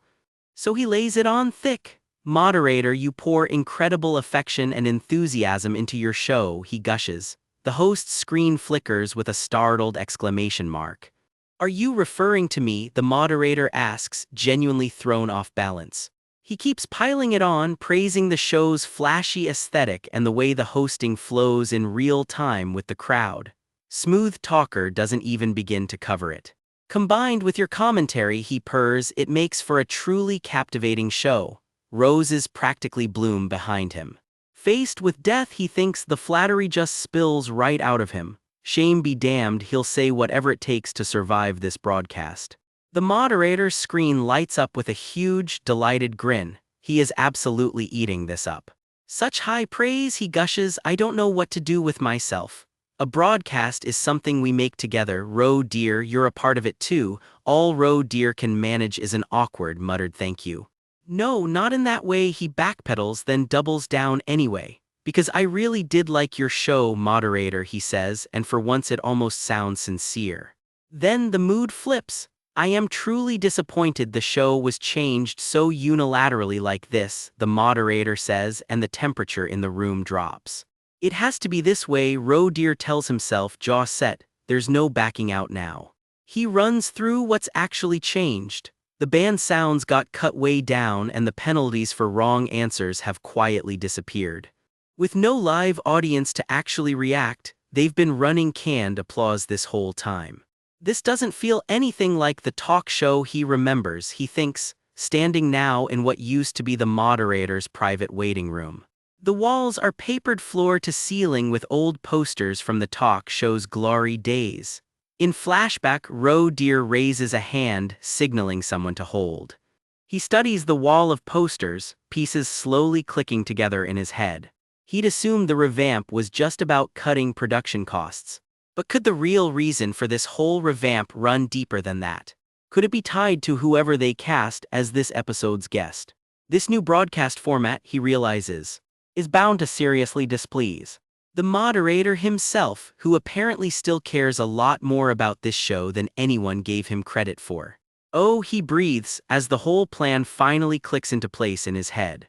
Back in the present, a stack of papers spills off the moderator's set as Ro dear watches, quietly calculating his next move. He recites his rehearsed fan speech word for word, all sunshine and gratitude on the surface. But underneath the polished lines, something raw and panicked is bleeding through, like he's barely holding it together. Touched, the moderator admits that show business can be a cold, thankless world. A thin, unsettling hand gestures through the air. If the viewers really do prefer this format, then accepting that gracefully is the true mark of an entertainer, the moderator muses, right as a recorded voice cuts in. "I preferred your old show, moderator," it says. An old radio crackles to life with the message, while a small mask-wearing figure watches nervously from the side. Ro dear straightens his jacket beside a faded poster for the old Tuesday show, bracing himself for what comes next. The recording keeps playing, praising the old Tuesday quiz show for connecting with every single viewer in real time, full of raw, honest stories. At the very least, the recording adds, "For a viewer like me, the old show was simply more." No, never mind, he catches himself before he can say too much. The moderator admits he got carried away during that last broadcast and overshared his personal opinion. Static crawls across his screen as he says it. Then he goes completely silent and the dead air stretches out, thick and uncomfortable. A buzzer jolts everyone alert. "Ah," someone calls out, 60 seconds left until we resume filming. The moderator snaps right back into host mode, waving everyone back to their positions. 10. The countdown begins. The groundwork has been sufficiently laid, Roe Deer thinks to himself. 9, 8, he watches the numbers fall, steeling himself for what's coming. 3, 2, 1, the buzzer sounds and the counter resets to 0. The show is officially restarting. A strange, spindly shadow stretches long across the empty studio floor. The show's neon title card flares back to life on every screen. They're back on the air. By the way, someone wonders, turning a small button over in their fingers, what exactly does the shape of the team leader's mask look like? An overhead shot shows a quiet room elsewhere, someone seated calmly at a table, watching everything unfold from a distance. The crowd gasps as the pressure ramps up. Now, Mr. Badger, it's really time to give your final answer, the moderator announces. Badger stands frozen under the spotlight, sweat pouring down his face. Behind his mask, Roe Deer watches him with sharp, calculating eyes. Supervisor, he murmurs almost to himself. He's almost certain the supervisor is about to give up and say I don't know, and that means becoming a human instrument, left with nothing but a throat that repeats the same words forever. Honestly, Roe Deer thinks it would almost be kinder to just be incinerated outright. Green sparks drift down through the air as the danger closes in, however. Answer it correctly, Roe Deer urges him under his breath. It's too early to give up. Badger's eyes go wide with shock, like those words are the last thing he expected to hear. He goes completely still, unable to speak. Nearby, a wounded fellow contestant stays just as silent, blood on her side, watching the same standoff play out. Badger finally blurts it out. Number 4, he shouts, burn. Mr. Badger, that is the correct answer, the moderator announces, and the whole set erupts in cheers. But the celebration turns ugly fast. Now hurry up and welcome him to the glorious choir, the moderator declares, and someone else is about to pay the price instead. Clawed fingers slash violently through the air. The blow lands, red gashes tearing across the scene. Stage lights flicker over a strange shape left behind on the set. A folded, glowing scrap of paper rests on a stand nearby, waiting to be noticed. Outside the broadcast entirely, Solium, barely 2 days into the job, works the equipment they rigged up. The passage it opens can only send through small items, nothing more. That's more than enough, he decides. Instead, he thinks, forming a plan in the smoke. With every ounce of strength he has, he winds up to throw. A small torn ticket goes flying end over end through the passage. Please throw it with all your might, someone urges from the other side. A blinding flash of light erupts the moment it connects. Green magical energy bursts outward, taking on the shape of something sharp and weapon-like. The green light keeps raging, crackling with barely contained power. Whatever it is streaks through the dark like a falling star. It rockets onward, completely unstoppable. It lands somewhere on the other side in one last flash of green light. Something small clatters onto the floor. After all that buildup, it's just a single AAA battery, not exactly the flashiest weapon in the arsenal. As expected, Roe Deer mutters, eyeing it with a satisfied smirk. He'd figured it would work, as long as it ended up with the lizard. The lizard is, he begins to explain. Turns out physical exorcism works just fine even inside a ghost story because that's simply his job. Meet Employee D, nicknamed Lizard, one of the field team's few dedicated combat specialists. But what they actually struck wasn't the moderator himself, it was the conductor's instrument. If the conductor, an A-grade ghost story in its own right, ever stops, the moderator loses everything he can do. If they can just interrupt the flow of the show, even for a single moment. Claws flash through the dark as the strike lands. The moderator, delighted rather than deterred, orders the conductor to turn Badger into a choir member anyway. Conductor, he repeats, confused now. The participants and the audience are waiting. Conductor, he asks again, the question hanging unanswered under the stage lights. Then it's revealed, the conductor's true form, a wounded, grotesque creature hidden beneath the whole broadcast. Deep claw marks scar its ruined flesh. Blood drips from what's left of its snout. From the conductor's torn snout, the full wound is finally laid bare. Its stitched, monstrous face rears up fully into view. A scream rips through the studio. Claws lash out again, closer this time. Roe Deer reels back, blood on his face, staring in horror at exactly what they've unleashed. What is this, he demands, as everything around him dissolves into chaos. Static and chaos consume the frame as he struggles to make sense of what's happening. A wave of dread washes over him. What terrible, ridiculous thing has he just done? A strange chant echoes in his head, something about rising onto a throne of pure silver. The eerie phrase keeps repeating, twisting deeper into his mind. The dread only keeps climbing. A single drop of blood falls, quiet and ominous in the dim red room. Deer sits rigid, jaw clenched, bathed head to toe in red light. He doesn't move a single muscle. Then low and pointed he finally speaks. "You," he says. Flames roar to life, spelling something out across the studio in fire. The blaze rises higher, a dark silhouette looming somewhere inside it. Burns one single word, bright against the flames. The fire keeps consuming everything in its path. The moderator's voice cuts through the flames. Show business was never really about having flashy guests, he insists. It has to stay true to its essence. The joy of witnessing something rare, he says, savoring the words. The old Tuesday show poster goes up in flames as he speaks of the pleasure of communication. The thrill of unpredictable developments, he adds, clearly relishing every second of it. And the anticipation of waiting to see what comes next, he finishes, while Deer watches him, unreadable, lit up by the firelight. The moderator stands triumphant in the middle of the blaze, arms spread wide to the cheering crowd. But he starts to protest, something clearly slipping out of his control. Deer's eyes blaze with red fire. "Mine," he snaps. "Mine," he says again, refusing to back down an inch. "I can do this," he insists, reaching out for something just ahead of him. His hand closes around the old TV set. "Do it," he growls. He grips it tight, resolve hardening across his face. Something in the studio shifts, almost too subtly to notice at first. Something has gone badly wrong. The moderator, who was supposed to be nothing more than a lowly D-grade ghost story, reveals a monstrous, blood-streaked true form. A hand grips a collar tight in the middle of the chaos. Deer," the moderator says quietly, using his contestant name. "Thank you," he adds, and somehow it's unnervingly sincere.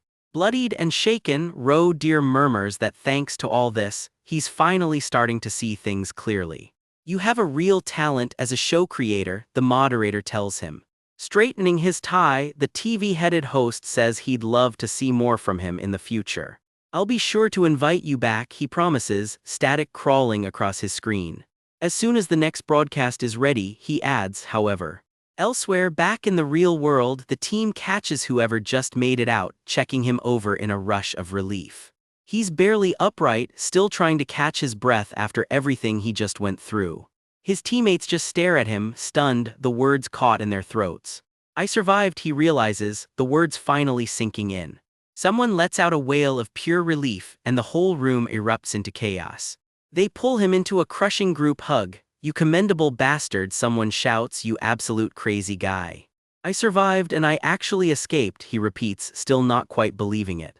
His hand trembles as he grips a bottle of water, still shaking with relief. Someone gasps. "Deer, look at your collector." A strange golden collector device starts pouring out a glowing liquid. The golden substance just keeps flowing, unmistakable and rare. "It's A-grade," someone breathes, barely able to say it out loud. "You," a teammate says, staring at him with wide, disbelieving eyes. "You were able to clear an A-grade darkness just 2 days after joining," the teammate says, and honestly nobody in that room can quite believe it either. The day after Kim Solium survives his hellish first 2 days on the job. Cut to a flash of pure chaos, flames, bandaged coworkers, and the show's TV-headed host giving a cheerful thumbs up like nothing happened at all. So where were the rest of his fellow recruits during all that, and what exactly had they been up to? Enter recruit Go Yeonjun. The company system flashes her name on screen along with a running score, 66 points. 3 days into field exploration, Team R, and this unlicensed medic has already cleared 2 shade-grade darknesses. 66 points in 3 days for a total rookie, she figures that is a pretty decent score. Word is 1 or 2 clears a week is the average for new recruits, so hey, she is doing her best to keep up with this insane company. Her real problem is not the workload, though it is that the higher-ups on Team R are not exactly rolling out the welcome mat. "I am doing it," she tells herself, steeling her nerve at her desk. She wonders if the other recruits feel just as out of place as she does. Scrolling her work chat, one familiar name jumps out at her. Beak Sahian. Might as well invite Solium too, she figures, and fires off a message through the company app. Her phone buzzes back almost instantly. That was fast. Then it does not stop buzzing, message after message comes flooding in. Turns out everyone wants the same scoop. Is this Kim Solium guy really the one who cleared a grade as top contributor, and is he secretly the person running around in that creepy horned mask? Go Yeonjun just stares at her screen, completely blindsided. Wawayat is about the best response she can manage. Rewind to the afternoon of day 2, when things were a whole lot messier and a lot bloodier. Wow, dear, someone mumbles, still a little out of it. Word around the office is Solium should get bumped up to supervisor immediately. He looks thrilled about it. Kidding, he really does not. Someone hands him the team's go to cure all field exploration emergency medicine. Tastes like cold syrup, apparently. Turns out other departments shot the promotion down, calling it unprecedented. Yep, is all dear can offer in response. Thank goodness they opposed it, Solium thinks, because after barely escaping the Tuesday quiz show, the whole crew got dragged to the infirmary bleeding from the eyes, nose, and mouth. Blood still stains the pavement, a grim little reminder of how close it really was. Anyway, he is just glad everyone made it out. For a minute there, he genuinely thought they were all going to die. Still, credit where it is due, it really is great to be alive. Later, his upbeat coworker treats him to a fancy dessert spread, practically begging him to eat everything as a thank you. No thanks, Solium deadpans honestly, the record books did all the heavy lifting on this one, not him. It is not that the seniors are incompetent, his coworker laughs, they just let their guard down because it was only a D-grade job. That excuse is a bit pathetic, deputy, comes the reply. Fine then, dear huffs, he will just have to prove himself on the next darkness. Mouth still full, though he quietly admits he kind of hopes the next darkness never actually shows up. Since the whole thing was so unprecedented, someone wonders how it even got reported upstairs while dear sneaks in a request for more drinks. He has asked around, but seemingly nobody up top actually knows what happened. Honestly, he wishes the team leader would go to bat for them, but let's be real, that is just not the guy's style. Deputy, you should get promoted and appeal for the rest of us later, Badger chimes in. I will resign before that happens, dear fires back. Meanwhile, word comes down that the team leaders' meeting has finally wrapped up.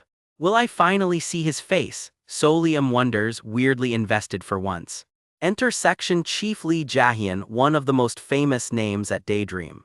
A legend from the records of dark exploration, the guy who once pulled off a ridiculous play using nothing but a handful of AAA batteries. Employee D, better known around the office simply as Lizard. Somewhere down the hall, a door creaks open. Team leader, you are here, someone calls out and the whole room snaps to attention. Solium flinches as a curtain gets yanked back. And just like that, the true identity of Lizard is about to drop. Hello, says a voice, and Solium's whole worldview just about cracks in half. The new recruit is here too, and we have all been waiting, someone announces way too cheerfully. Standing there in a nice warm huddle with his coworkers is a man with an honest-to-God lizard head. No way this guy is actually a lizard, Solium tells himself. He is probably just losing it after that TV-headed nightmare. His mask is, he squints, desperately trying to make the logic add up. Up close, those reptile eyes do not look like any mask he has ever seen. He is sweating bullets and trying very hard not to show it. Something is hanging off the section chief's waist, and Solium really wishes he had not noticed it. Dear, this is Section Chief Lee Jae-hyun, say hello, his coworker chirps, completely unbothered by the lizard head situation. He definitely does not look like our species, someone whispers to Dear. Also, is this a joke or a pact, mister? Dear has no good answer for that. Can you see me? The section chief asks, and one massive red eye locks straight onto Solium. The room goes dead silent. Solium freezes, every instinct in his body is screaming at once. He starts and immediately regrets opening his mouth. My eyes are not hurt, he manages. Nothing wrong with my eyesight either. Quick thinking, engaged. Somewhere in his head a little system flashes the save. That unblinking reptile eye studies him for one very long second. I see, the section chief finally says. Good, that was natural. Scanning the room, Solium realizes something deeply unsettling. Everyone else is just seeing a perfectly normal human head. Let's absolutely not let it show, he tells himself, bracing through pure willpower. Then, to get straight to the point, the section chief begins and the mood shifts instantly. Everyone leans in to listen. I will personally deliver the information regarding this incident, Lee Jae-hyun states, all business now. First, the trigger for the whole mess. Grainy footage flickers up of a stranger in sunglasses and a blonde woman. It came down to another team accidentally stumbling into the same ghost story. How did we even end up inside the same darkness? Someone asks, still visibly shaken. A heavy silence follows while that sinks in. Turns out the Tuesday quiz show got double booked thanks to a staff error. Sorry, chirps the little mascot responsible. Ah, seriously, someone groans. That explains why everything felt so rushed. Apparently their postcard start time landed close enough to the other teams that a 50-minute gap was all it took to collide. An official notice lands. Due to the lack of a second team to cross-verify and a relatively high 43% survival rate, it has not technically been proven that this darkness even qualifies for Abyss A grade status. Translation: the re-evaluation just got denied. Excuse me, Ro Deer and his coworker both explode at once. What kind of bullshit is that? Ro Deer snaps. An entire team got wiped out and the collector solution came back in a grade color. The company line: they cannot rule out some special case where a high-grade solution gets pulled from a low-grade job. You never know, a couple of smug little mascots shrug. I am so pissed off I cannot let this slide, Ro Deer growls, already storming off to argue it in person. Deputy, wait a minute, someone calls after him, scrambling to catch up. They walked away with every single A-grade solution in the place and it still gets logged as a measly D-grade record? No, comes the flat answer. Turns out, given the special circumstances, a separate compensation has already been quietly arranged.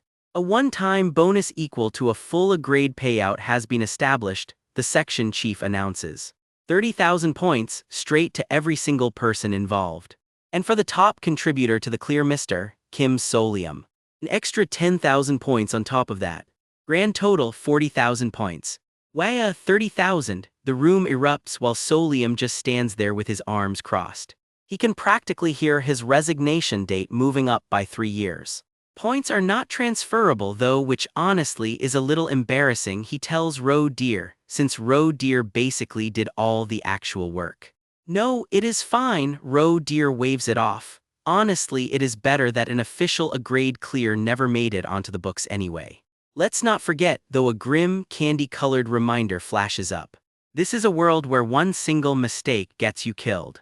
As for the points that went to his superiors, honestly, even if transfers were possible, he doubts they would ever hand any down. Ro Deer, let's check your points right now, someone announces instead.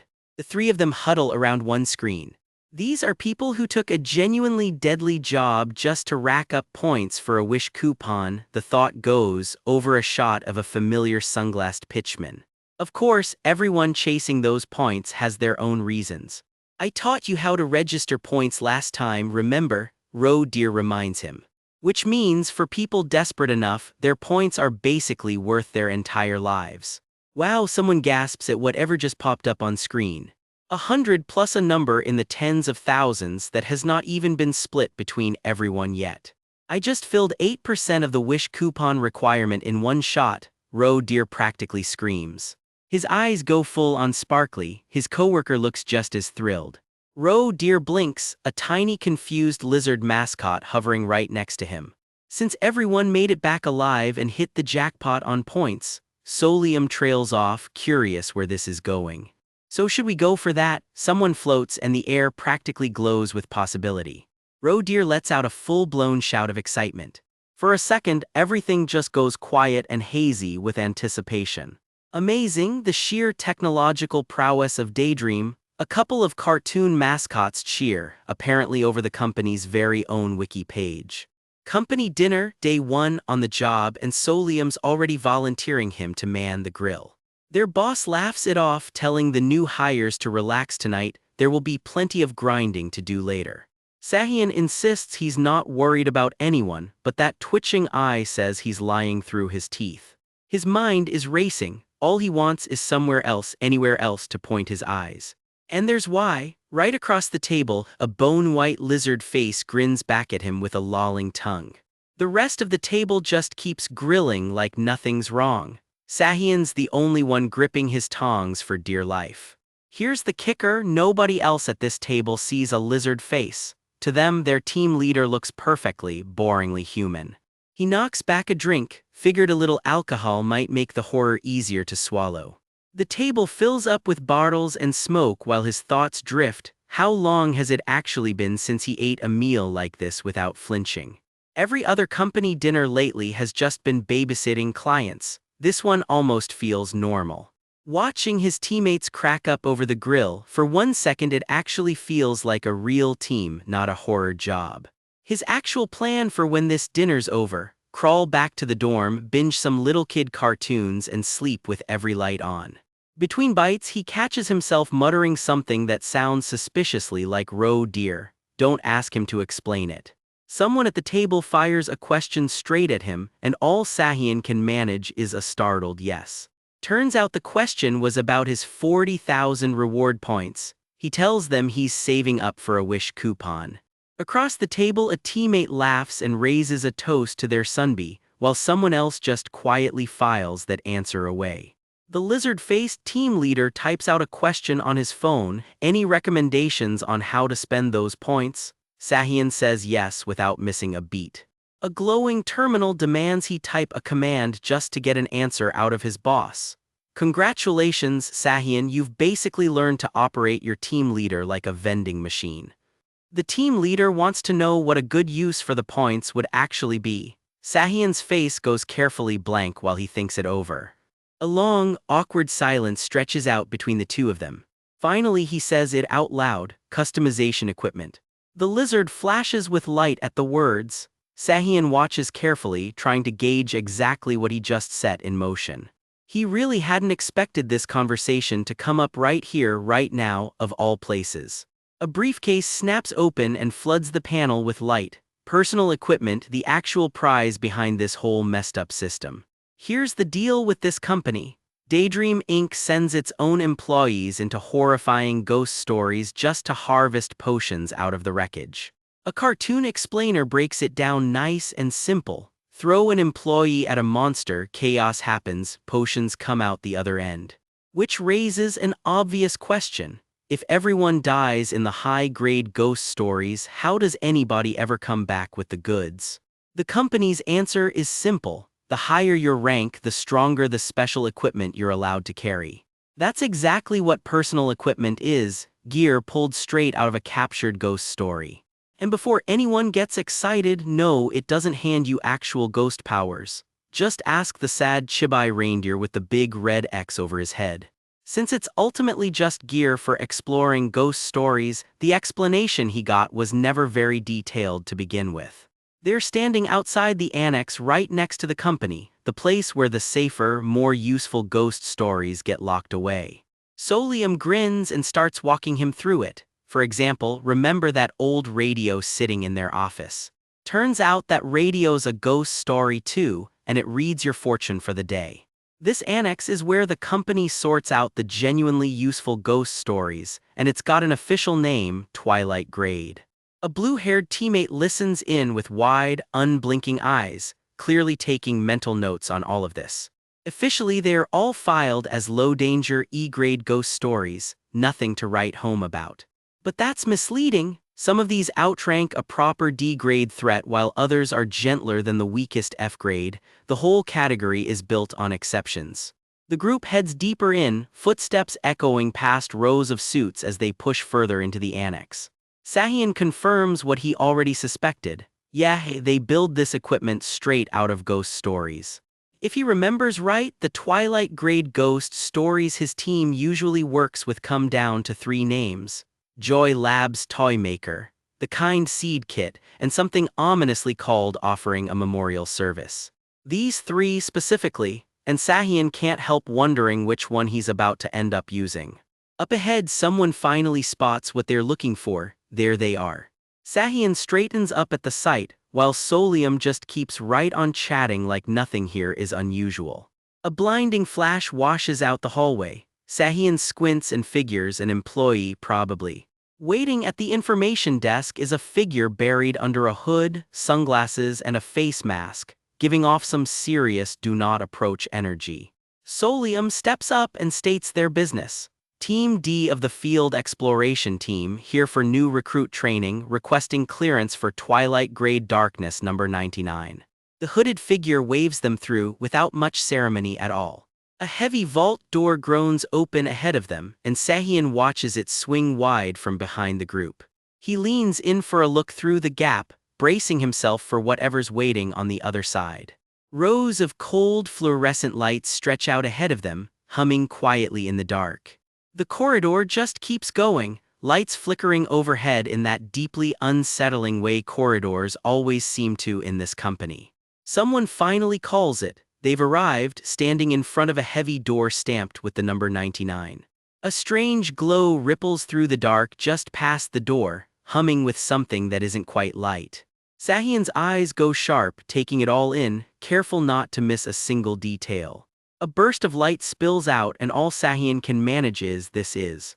A file pulls up on the Kind Seed kit itself. A ghost story that treats objects like living plants, extracting their genetic information to crossbreed and grow new ones, powered by nothing but moonlight. Solium explains their department leans on this particular darkness almost exclusively. It's a darkness that takes two items, mixes them together, and spits out something brand new entirely.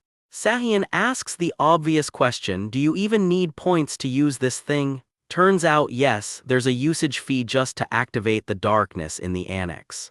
For reference, this one runs a cool 1,000 points per use. Sahian breaks a sweat just doing the math. He can't help himself. If this is equipment they actually need to survive the job, shouldn't the company just be handing it out for free? Solium just listens, the smile on his face not quite reaching his eyes. The catch, once you make supervisor you get 2 free uses a year, so basically everybody just white knuckles it until they get promoted. Which gets Sahian wondering out loud if he should have gone for that promotion after all, right before Solium turns it right back around. So what's the plan, Ro dear? The team leader just stands off to the side, arms crossed, letting the two of them hash it out. The unspoken rule here is simple. If someone with a high survival rate gives you specific advice, you take it and your odds of living go up. Sahian makes up his mind on the spot. He's trying this right now. Just like the deputy mentioned earlier, put 2 items into this darkness and here's what happens next. A swirling, rainbow-colored portal churns to life, ready to fuse the 2 items into one new piece of gear carrying both their traits. So obviously it pays to feed it materials with genuinely useful abilities. And good news, the originals don't even disappear, so nobody has to panic. Sahian's already done his homework. He's gone through every single exploration log on this darkness. Solium tells him not to sweat it even without useful materials lying around. Lending gear to the new guy is basically team tradition at this point. Which is exactly the opening somebody needed. Hey, team leader, your equipment's the best out of all of us, mind lending it out for a bit? Neither Sahian nor the others have anything defense-related on them, so every eye in the room lands on whatever's in the team leader's hand. It's just a butter knife, apparently, resting on top of some old scrap of paper. But cut the medium entering the darkness with it and this thing can sever space itself, teleporting small items wherever you need them. Sahian puts it together instantly. So this is how the team leader chucked a pack of batteries at him in the middle of that quiz show. Shame it's not defense gear, which is what he actually needs. So he turns to the other two and asks, do either of you by any chance? Solium lights right up. Oh, his can definitely pull off a few tricks. It's the same button from that quiz show the blue-haired teammate adds, pulling it out for everyone to see. And for those last 2, Solium figures he could probably scrounge up something similar down at the alien shop. Which leaves Sahian with one obvious move. He asks the team leader flat out to borrow his equipment. The machine hums to life sitting at 0%, slowly building up power for whatever comes next. A hard red light washes over Sahian's face, and just the sound of it is enough to make him flinch. Now it's time to load in the items he wants, though the panel flashes a stern warning first: plant insertion strictly prohibited. A slot slides open, glowing red, waiting to receive whatever he feeds it. The blue-haired teammate cuts in with a real warning this time: you absolutely must not put in real plants. The team leader gestures along, backing up the warning without saying a word. Not that it matters much, apparently the sensor at the door filters out real plants anyway. But hey, just telling him in case. Which makes Sahian pause. Come to think of it, were all those weeds growing around this place just fake artificial flowers this whole time? A quiet, dark awe escapes him, the kind of realization that comes with a genuinely bad feeling attached. A page pulls up on his screen: Exploration Log 14, flagged irregular. An employee once plucked wild weeds growing near the darkness, presumed dandelions, and fed them into the machine twice. What came out is censored, along with a shriek that is, of course, also censored.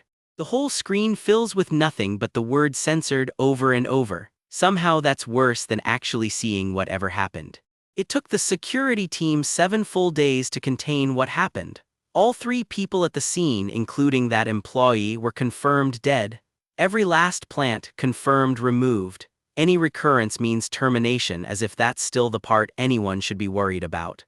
And somewhere in the wreckage of that log, a cheerful little message just sits there: thank you, with a heart. Truly deranged branding, even for this place.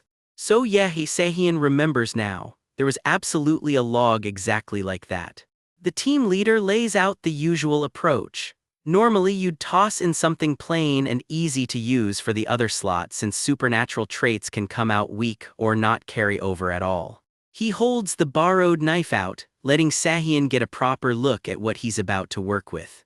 Even knowing all that, Sahian squares his shoulders and says it anyway. Even if that's the case, he'll accept it. Turns out he's got a small stash of his own supernatural items: a battered tin box, a ring, something wrapped up and labeled "Eat Me." And out of everything he owns, one of these is probably the highest grade item in the whole stash. He decides right then and there, this is what he's putting in. It's just a silver coin he picked up at the alien shop, he explains, while the team leader eyes it and asks flat out, what is that exactly? A travel souvenir, Sahian says smoothly. It just gives off a strangely good feeling, that's all. The team leader shrugs it off. Looks easy enough to carry around, seems fine to him. Sahian's stomach drops a little anyway. Did the lizard actually clock that this thing is an item? But hey, this is a world absolutely crawling with ghost stories, so who's really keeping score? Worst case, he's carrying around one weird supernatural souvenir and playing dumb about it. He can always claim he had no idea what kind of item it was. The machine ticks to life, flashing its warning one more time: plant insertion strictly prohibited, then asks him flat out to identify the gardener. The reason it's called customization equipment finally clicks into place. It's basically demanding a guardian step up to take responsibility for the plant. A scan sweeps right over Sahian's face, pulling his genetic information off him in glowing green readouts. Numbers cascade down the screen, percentages ticking through faster than he can even read. Then in bold green letters, confirmation complete. The machine starts combining the genetic information right in front of him, gears whirring, the whole rig humming with energy. Creating kit, the display reads, as the whole process grinds forward. Light and sound spike together as the process clearly hits its peak. A wave of green energy floods the room, catching everyone in its glow as the machine finishes its work. A rush of light streaks through the dark, sharp enough that it practically makes a sound on the page. Smoke curls off the machine as something brand new takes shape inside it, glowing faintly. The panel flashes green, sewing complete, right underneath that same tired warning about plants. A message blooms across the screen in flowers and light. Congratulations on your first customization, Roe Deer. Bonus round, personal equipment edition. Somebody chimes in. You can spread butter with it too, you know. Back at base, Sahian tells Solium to take his brand new weapon home and put it through its paces there. Casual reminder, they're technically still inside a ghost story even off the clock. She perches above him on the rooftop ledge like she owns the place, a glowing portal humming beneath her heels, while he just nods along like this is a normal way to end a workday. You really worked hard today, Ro dear, she tells him yes, that quiz show nickname followed him home and it is never, ever going away. Get some rest, she adds with a smirk, and she'll see him tomorrow. Sounds sweet. Coming from the woman who greenlit his gacha budget, it's also a little terrifying. The door creaks open on an empty apartment. Another day survived, another commute nobody warned him about. Okay, Solium mutters to himself, stealing up for round 2 of the evening, actually figuring out what this weapon does. Tie loosened, jacket half off, he flops onto the couch. Homework courtesy of his boss. Quick recap for the couch audience. He fused a mystery blade with the silver snake, a coin he grabbed off an actual alien vendor, to breed this custom weapon in the first place. Drumroll please, the custom weapon born from that combo is a coin, just a plain glowing coin, but wait, he thinks, already regretting his optimism. He turns it over in his fingers, deeply unimpressed with whatever this thing is supposed to do. How do I even activate this? Solid question. The manual predictably did not come with one. Don't tell me the gacha just handed him a glorified toy coin, he groans, mourning the 1,000 points he sank into this gamble. Then it clicks, that's right, maybe it works exactly like it looks. If it's shaped like a coin, he figures, maybe you're just supposed to flick it like one. Flick, away it spins through his hallway, and honestly this whole plan already feels like a bad idea. The coin keeps sailing through the air, catching every stray bit of light on its way down. And then a pale, disembodied hand reaches out of nowhere and snatches it clean out of the air. That same ghostly hand starts poking around his apartment, reaching for his floor lamp like it pays rent here. Solium freezes mid-step, every rookie instinct screaming that this was maybe not the safest place to test a mystery weapon. The hand drifts closer to his face and his composure officially checks out. What is this, he blurts, which is a very reasonable question to ask a floating ghost hand. The hand starts scratching something into the wall in jagged letters, insert coin. Apparently his new toy runs on arcade logic. Insert a coin? He stares at his own hallway like it just asked him for quarters. First try flops completely, nothing but an awkward silence and a big red X. He tries again with exactly 501, and this time the hand practically swoons, grabbing the coin with actual little hearts around it. So it's picky about the amount. Good to know his new haunted vending machine has standards. He blinks, a little embarrassed at how easily that worked, and a little more embarrassed that he's proud of it. Before he can enjoy the small victory, the hand lunges straight at him. It closes in fast, and there's nowhere in his own living room left to dodge to. It doesn't attack, it just sinks straight into his hand and merges with it like it belonged there the whole time. A strange sensation crawls up his arm right as a dark little hole yawns open on his floor. His chair topples over as he scrambles back, a totally normal Tuesday night, apparently. Is this, he starts, already bracing for whatever comes next. Actually the whole function of the equipment, the phantom hand hovers obediently, copying his every twitch. He tests it with a fist and the spectral copy punches the air right alongside him. Okay, that's actually kind of cool. It mirrors every move his real hand makes. He dubs it with zero creativity, the third hand. The phantom fist clenches tight, solid enough to actually mean business. In that case, he figures, why not push it a little further? He balances a pen between the ghostly fingers, curious whether this thing can actually get fine work done. The hand scribbles away on its own, following his handwriting stroke for stroke. Turns out the strength and precision match his own exactly, and it can write. Naturally, the first thing he lets it scrawl is "When can I resign?" Quick rundown of the perks. It can slam doors shut and muscle open stuck jar lids all from about 3 meters away. He even kills the lights from bed without getting up. Honestly, worth the whole gacha pull for that alone. A shadowy silhouette ripples into existence out of thin air every time he calls it up. Only lasts about 5 seconds a pop though, noted no lounging around waiting on this thing. Reaching clean across the gap between reality and the darkness itself, a reptilian ghost head flickers into view gripping a little knife. Not quite the same as Section Chief Lizard's trusty butter knife, he notes, but it's got a similar energy equipment built for making life easier inside a ghost story, which, given his job, is basically a 5-star review. At the very least, he never has to touch cursed junk with his bare hands again. Verdict: successful gacha pull. Cue the comedic inventory rundown. Kim Solium's What's in My Bag, featuring exactly the kind of cursed knickknacks you'd expect from a guy who shops at the alien stall. Tucked into bed, Sahian's earlier words echo in his head. I invested 1,000 points on you, so you'd better earn your keep. He settles into the pillow, turning that over in his mind for a beat. All things considered, he's in surprisingly good shape for someone who fights ghosts for a living now.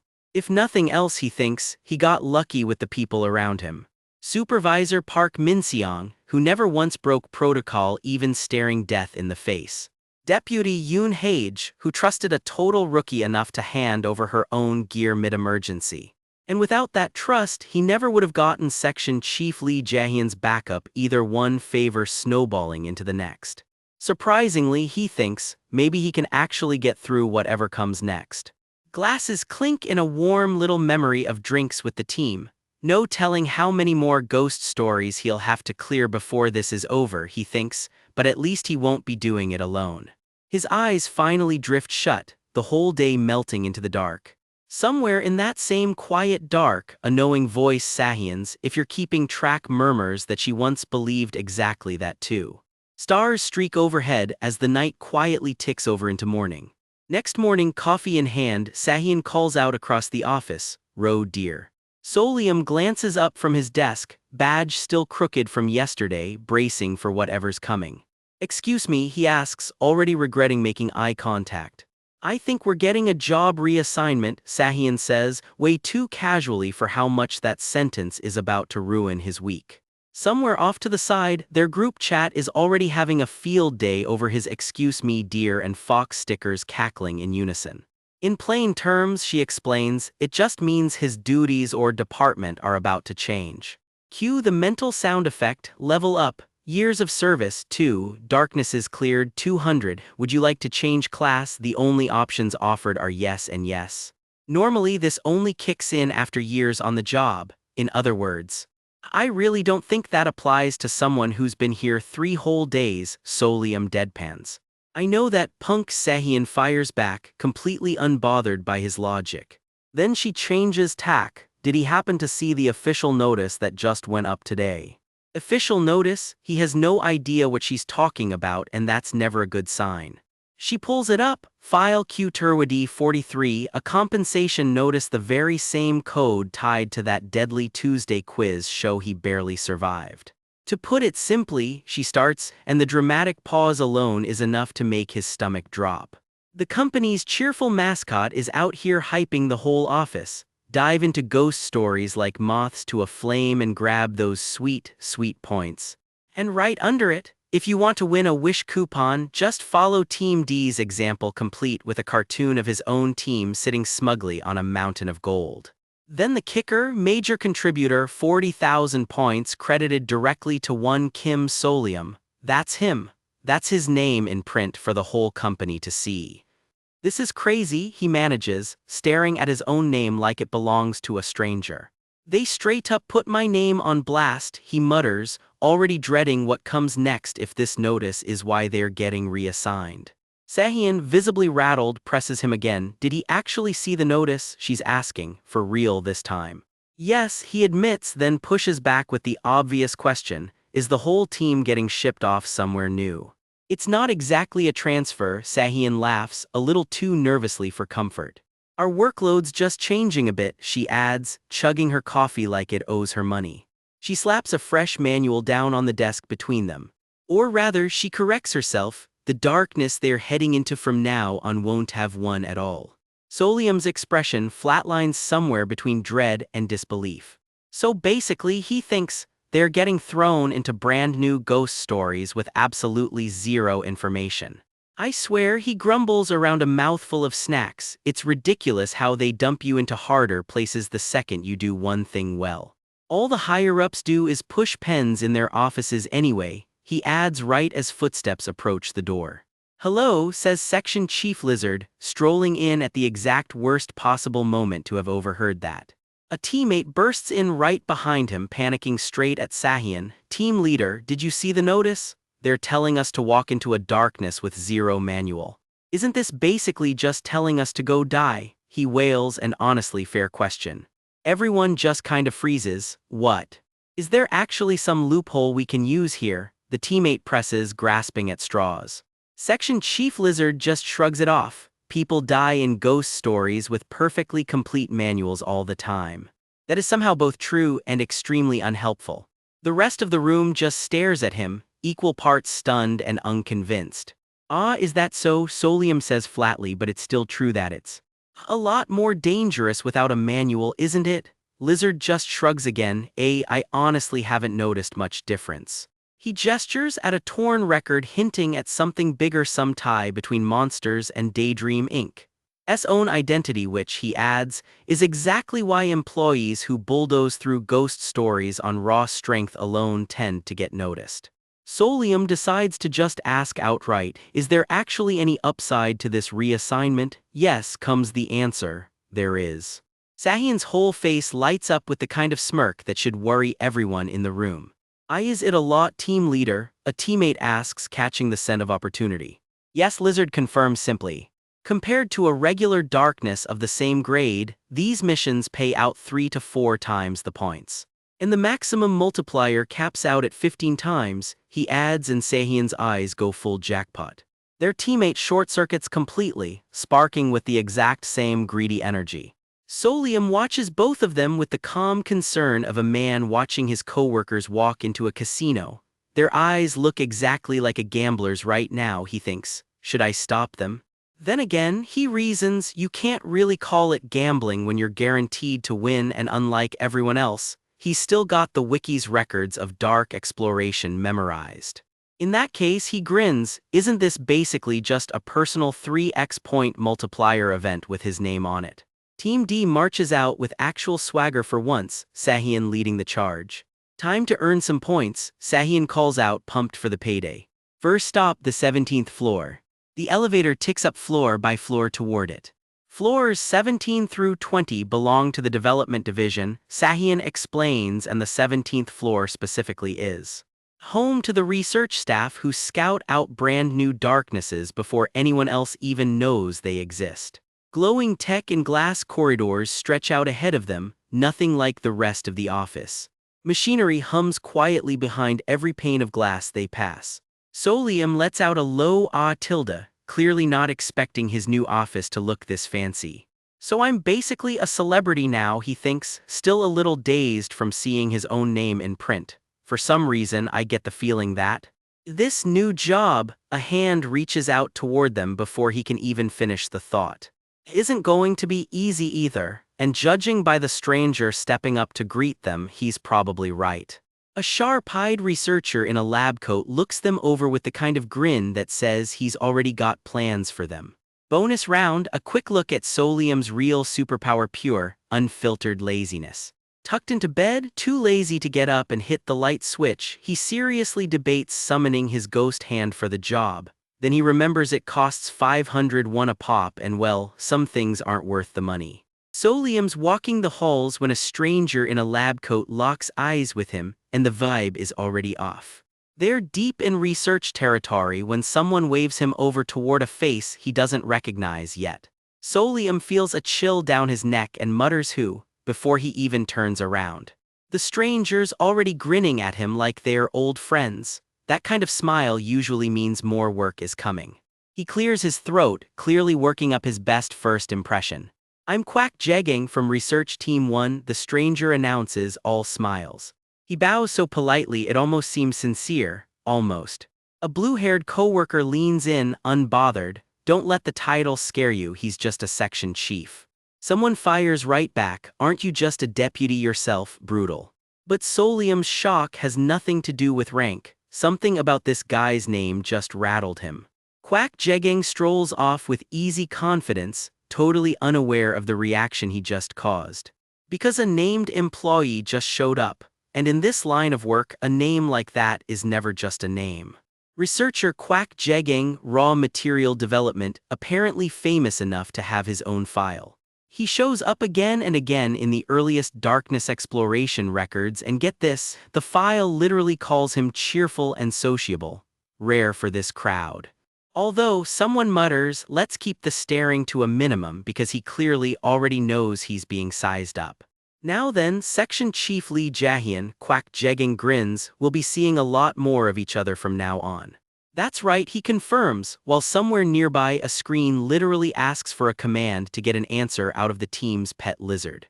Someone finally just asks him straight up why he's suddenly so involved. Yes, is all he offers back, cheerfully unhelpful. Research Team 1's whole job, he explains, is figuring out how to break into brand new pockets of darkness in the first place. And guess who gets to actually walk into that darkness once they crack it open? Team D, Solium's team, reassigned, effective immediately. Once Team D finishes crawling through, whatever nightmare gets discovered and reports back. Their pieces get sacrificed on the board first, so to speak, while Research Team 1 watches from the sidelines. Whatever they survive to describe gets written into a proper exploration manual. Cushy desk job for one team, meat grinder for the other. Alright, well then, Solium says, doing his best impression of a man who isn't dreading this. Welcome to the research team, Team D. Kwak Jegang beams like he's not the one sending them into danger. Gear check first, make sure everyone's got their dream essence collectors and check the civilian escape records, plus whatever the last team that went in managed to write down before things went sideways. One coworker's silently fuming that a guy who isn't even on the field team keeps stating the obvious. Senior, your face, someone whispers because it's showing hard. One teammate's cracking up at the tension while the blue-haired senior just glares daggers. Solium tries to slip away with a polite excuse me, but Kwak Jegang's already got a proposition. Wanna bet on what grade this new darkness turns out to be? We usually throw in a little cash and guess, he explains, pointing at a probability chart like it's a friendly office pool. You should try it, it's fun. No thank you, Solium says flatly, already regretting this reassignment. One nearby coworker is quietly panicking about what happens if this ever gets audited. Nobody can figure out why his direct supervisor is just standing there letting it happen. Kwak Jegang just cackles it off. It's not like anyone's dying over a little bet, he says, famous last words in this office. Even so, someone mutters, this is a workplace, isn't this crossing a line? Bold question for a company that ships people into ghost stories. Kwak Jegang zeroes in on Solium's dead-flat expression and loves it. You've got guts, Mr. Solium, he laughs. Haha, just kidding, he adds, in the least reassuring way possible. For what it's worth, this particular darkness supposedly isn't life or death. Plenty of civilians reportedly walked out just fine. The Supernatural Disaster Management Bureau, meanwhile, keeps demanding the whole thing get shut down. Strategic planning had a rough time burying this one, apparently. Here, Naru, you should read up too, someone says, handing Solium a file. Alright, Solium says, taking it. What actually matters right now is the new darkness they are about to walk into. With this many civilian escape records on file, worst case they are looking at a D-grade darkness. Manageable, in theory. So let's not get nervous, he reads on, right up until the file glitches into something that just says, clown. Solium blinks at the page, huh. If he's ready, apparently there's a video attached to the file. Please take a look at this, the note says, right before clawed hands seem to reach straight up out of the screen.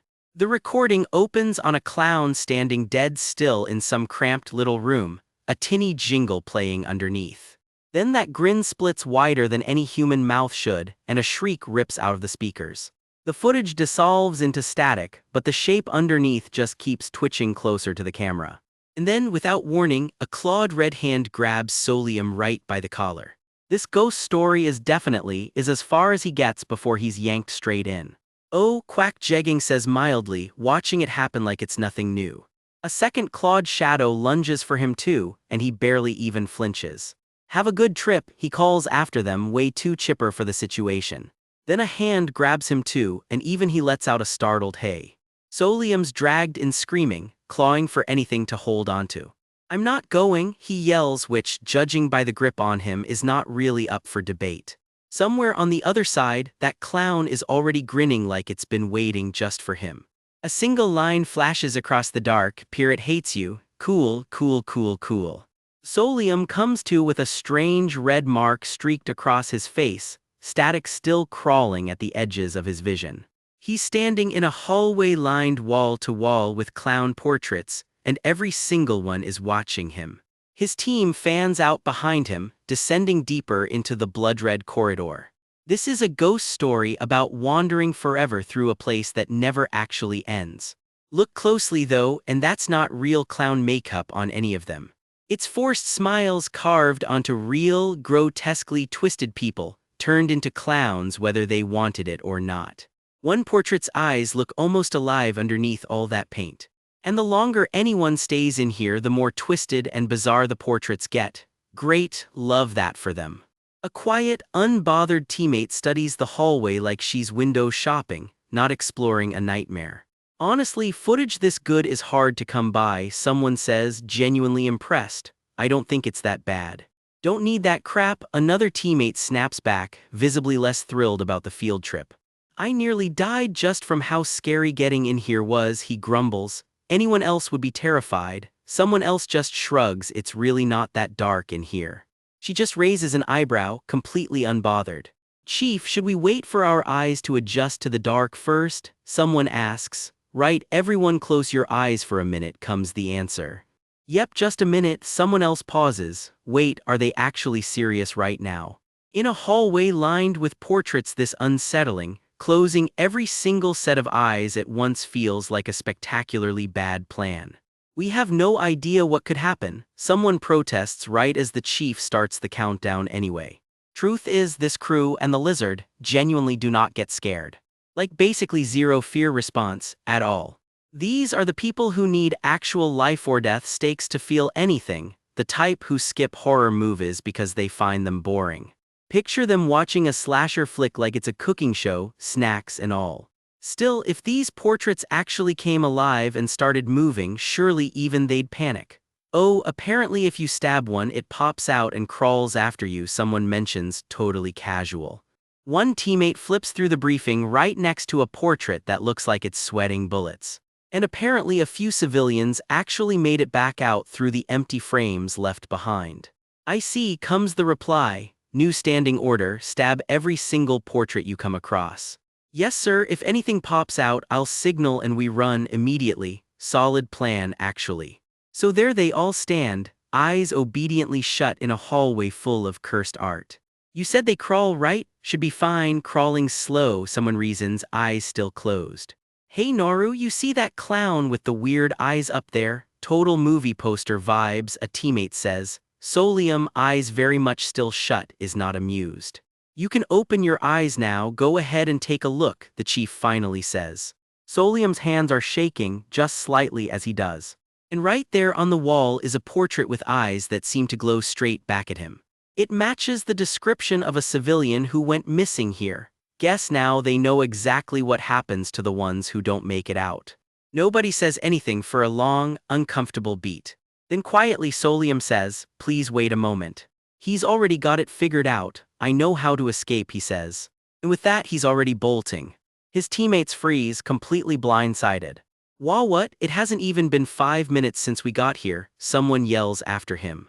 He does not look back, not once. There's only one way a coward like me survives this, he mutters, and it's running. Let's go, he calls to the rest of them, already halfway to the exit. Forget careful exploration, this whole mission just turned into a full-blown escape speedrun. Solium sprints straight for the light, dragging his whole terrified, unimpressed, snack-eating team along behind him. Kim Solium grips a strange glowing coin like it's the only thing standing between him and disaster. He lets it drop, priming whatever twisted trick he's about to pull. A ghost white glove flexes to life and gives a cheerful little wave. Yeah, hey, that's not unsettling at all. A teammate eyes the glove warily. Is that really his signature weapon? Solium confirms it, though he admits there's one more thing he still needs. Suddenly donation alerts light up the screen, Kim Solium throwing in a whopping 501. Real high roller energy. The fireworks keep popping off as that glove reaches out of the chaos. Hearts float through the fireworks like the universe itself approves. Solium raises the glowing hand, ready to put on a show. This hand is the effect of my custom weapon, he explains. Insert a coin and I can control it remotely. The hand looms massive across the wall, even his own crew can't help but gawk. Someone asks if that creepy hand trick is really part of Noru's big escape plan. Noru just grins and confirms it, yep, that's the plan. Inside the darkness, Solium lays down Rule 1, those portraits on the wall are not just decorations. Somewhere among dozens of paintings, exactly one portrait is the right answer. So every portrait that lunges out and crawls after you when poked, wrong answer. And yes, that clown face is exactly as awful as it looks. Exactly, Solium confirms. From here on, whatever portrait he describes is the target, and on his signal, they all sprint for it together. Section Chief, someone mutters, almost afraid to even ask. He flashes back to nervously running this whole plan past his lizard-faced Section Chief, silently begging for a yes. And to his shock, the answer is just, yes. Solium practically gushes with gratitude. Turns out Old Lizard is surprisingly easy to work with. Back in the present, a teammate cracks his knuckles, joking he's finally getting a real workout keeping up with the boss. The team bolts down the corridor, portraits blurring past on either side. Solium silently apologizes to his senior coworkers for what's about to happen. Then he blurts it out, actually they don't even need to run. His face says it all, he is dead serious about this crazy idea. Turns out escaping is almost insultingly easy if you've got the nerve to calmly stroll past, poking every single portrait like you own the place. But Solium admits he's way too much of a coward for that. He just wanted the paintings to like him, honestly. Then someone points at a body on the floor, a teammate who was fine 2 seconds ago and is very much not moving now. Something shifts in the shadows and it is not friendly. The clock ticks past 4 minutes into the darkness, and the walls are already stained red. Let's go, escape speedrun, someone yells because apparently this nightmare also doubles as a competitive sport. Outside, somebody's already placing bets, asking Section Chief Quack what grade this run deserves. Another voice wonders if betting on the safest, lowest grade is the smart play. Keep it quiet, he warns. This little betting ring stays inside the department. No need broadcasting it to the other teams, he adds while someone teasingly sings out "Oh my," Supervisor Lee Tilda. Lee's smile drops the instant someone calls him out on it, and that ruins his whole mood. Wait, he cuts in, there's someone else who already spoiled his day. That obnoxious new recruit from the field team apparently, somebody's got beef. Was his name Kim Solium by any chance? Meanwhile, blissfully unaware, Solium has no idea he's already made an enemy. The nerve of him, Lee tried being generous, included Solium in the bet and got glared at for his trouble. Acting all high and mighty is he snaps, pounding away at his keyboard. The office's secret betting chat lights right up, someone already throwing down 10 on D grade. And just like that, someone wishes death on the new guy, charming coworkers honestly. A different coworker grumbles about being roped into this mess, insisting he's not like those other guys. He just wonders if the team will even make it out before quitting time. Such stupid people, he mutters, done with the whole betting circus. The file spells out the rules. Any adult who watches a suspicious 5-second ad called "Pirate Hates You" gets pulled in. And yeah, if an ad looks cursed, maybe don't keep watching it. Apparently some victims do get lucky and make it out alive. According to past survivors, the only way back to reality is through one specific, empty portrait. An empty frame the clown itself abandoned, and nobody's ever figured out which one it is. The hallway, the portrait sizes, even the frames, every survivor described it differently. Zero consistency, maximum chaos. And sometimes the wrong guess grabs you right back. Most people just run in circles for ages, burning through every last ounce of stamina they've got. One gleeful office ghoul is already counting on 1 or 2 of them dying from the difficulty alone. Go ahead and drop dead, he mutters, real professional workplace vibes. Elsewhere, someone else takes a tumble right in the middle of the chaos. Naru goes flying through the air like this is all somehow part of the plan. We're out, and just like that, the team bursts back into the light. Somebody's fighting back actual tears of relief. Outside, the watchers can only stare, completely baffled by what they just saw.